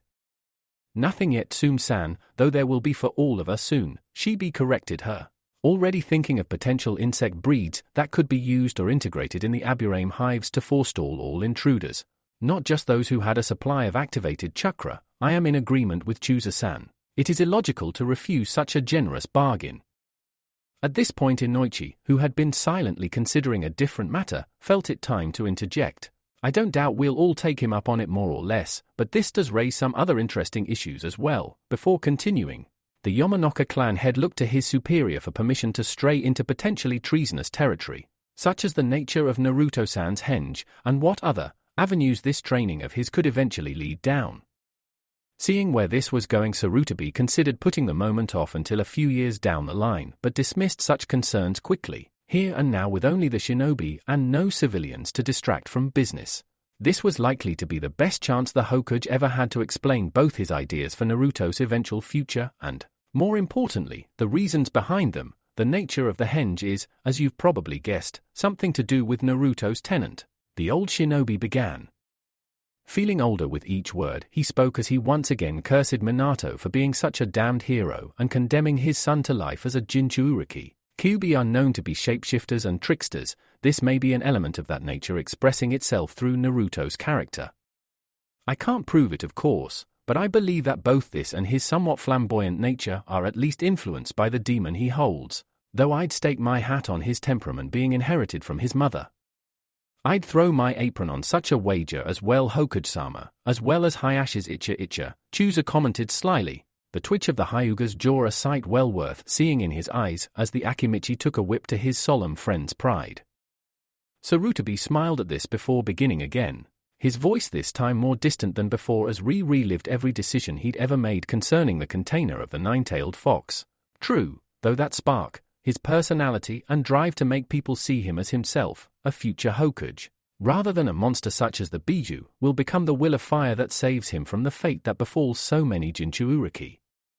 Though some of the assembled ninja present had encountered Jinchuuriki before, or at least Jinchuuriki used by enemy countries, they were in the minority. As a result, all listened rather than spoke as Sarutobi went on, describing the fate he had tried to shield his adoptive grandson from. From what I have seen and read from Harashima-sensei's personal journals, no human can ever understand the pain most Jinchuuriki feel in their lives. As those who contain demons, they are often, in fact, usually feared, shunned, and hated. Their training can be barbaric, breaking their minds and spirits until nothing is left but a callous, murderous psychopath, more demon than man but utterly loyal to the village and Kage. I saw this could happen here, in this very place my sensei built, and I swore upon my own will of fire that it would not be so. I would not destroy a child, a hero of this village, just to allow Konoha access to a weapon that, with the will of Kamisama, we would never have cause to use, and I believe tonight has vindicated that decision. Naruto-kun, alone and without even being aware of his burden, has done what no other Jinchuuriki could ever hope to do. He has stepped down the path of being a shinobi, rather than just a mere weapon. Sorry Hokuge-sama, Yoshino managed a slightly abashed smile as she shrugged. I don't quite follow. I understand about how being around people should stop him feeling too embittered because some idiots can't see past the end of their own noses, but the shinobi and weapon I don't get. Sarutabi considered this, thinking of the best way to explain before, after a long pause, he drew in a breath and spoke again. Much as I detest this mentality, think of all ninja, every ninja in the world, regardless of age, rank or clan, as a weapon. In this example, most ninja would be something akin to a kunai, or a ninjato, sharp, multifunctional, can do virtually any job required of them. Everyone understand so far? Seeing the sextuplative nods, the Hokuge carried on. In this example, therefore, an average Jinchuuriki would not be one of these weapons. If anything, they'd have to be classed as something like a Tetsubo war club. Jinchuuriki are not ninja. They contain living forces of nature and are trained to use that power to smash past or through any barrier or enemy in their way. A Tetsubo is a devastating weapon, but only if wielded correctly and against the right target. Jinchuuriki can and have wiped out entire battle squadrons of ninja and wipe small villages off the face of the elemental nations. But by the same token, many have also gone rogue from their home nations, driven out by hatred. Also, Jinchuuriki can be assassinated just like anyone else. A dagger to the throat in the dead of night will kill anyone, even a demon vessel. Naruto-kun, on the other hand, has not been trained like a normal Jinchuuriki. In fact, he hasn't been trained apart from the instruction he has earned himself, and be honest, a cunning smile, the one a gambler might wear when he held a winning hand and with an ace stashed up his sleeve for good luck, wound its way onto Sarutabi's face as he leant forwards and finished his example. Does what he did tonight against your clan houses look like the work of a Tetsubo? The wisdom of the Hokuge was enough to persuade all others present even without the tangible effects of the Jinchuuriki's handiwork, one hand still patting down his weapon pouch to make sure the incriminating book wasn't getting away from him. Hayashi was the first to speak. No, Hokuge-sama, if anything, using your example, the work of Uzumaki-san appears to mimic the action of a senbon, or the blade your wife uses, Akimichi-san. Having seen Chime practice in the clan dojo several times in the past, Chusa was more than prepared to nod at this as the Hyuga went on, a single, clean strike, straight through to the heart of the target. The way all ninja should fight. Most Jinchuuriki would by now be working on drawing on and trying to master their tenant's chakra, the older man replied. Many, in fact, are taught nothing of or very little ninjutsu unless their tenant gives them techniques or a bloodline limit of a sort. Those that they do learn are almost always widespread area destruction techniques, nothing subtle like Naruto-kun has used. And just as well, Tsume snorted. The reminder of her former childhood nemesis enough to rekindle former flames of contest that she thought had been snuffed with Kushina-chan's untimely passing. The thought of another one of him running around somewhere in the elemental nations would be enough to make every woman fear for their privacy. If Jiraiya Hentai ever gets hold of him and that henge of his, we might as well all walk round naked and save him the bother of peeking. Tsume-chan, it's not nice to tease the elderly with visions of paradise before they're nailing down the coffin lid, Yoshino teased slightly. The Dognin making an obscene gesture but not uttering a peep as the Noro went on. Besides, it's nothing Hayashi-kun hasn't already seen. The Byakugan does not allow clothing to be seen through, the Hyuga Lord stated firmly, inwardly cringing as he knew this would never wash, much as Jiraiya-sama might wish it was. It is not the ultimate peeping dojutsu. Just as well, or I'd be forced to claw your eyes out after staring at my body like that, the Inuzuka riposted, grateful that this time she wasn't the one on the receiving end of the banter. For shame, Hayashi. As I said earlier, he responded frostily, not wanting to give her the satisfaction or baiting him into an argument. I have no reason to look at such a disgusting spectacle. Are you calling me ugly? At this point someone around the table simply couldn't help himself and leant over the table to stage whisper to his friend. I find these pre-mating rituals rather baffling and potentially violent, all conversation stilling. Both dueling parties glared over at the Abirame as Shibi finished his suggestion to the table at large. Should we retire to a safe distance? Abirame-san, Hayashi's voice was deceptively soft and laden with promises of pain. What did you mean by those rituals of yours? Could just be me, but I think he means Tsun-chan should be slipping into something more comfortable. Inoichi knew he should be keeping quiet, but hell, bruises healed, and it was a rare day to catch out both Hayashi and Tsum in a single night. And if it helps, you can borrow those toys of mine as long as I get them all back.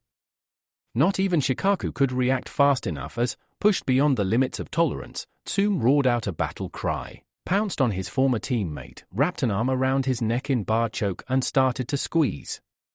Go support me on Patreon for more fanfiction that includes adult content as well. The link is in the description and like everywhere on my channel. Thank you for your views, likes, subscriptions, and overall support of my ongoing efforts to bring great content to all of you.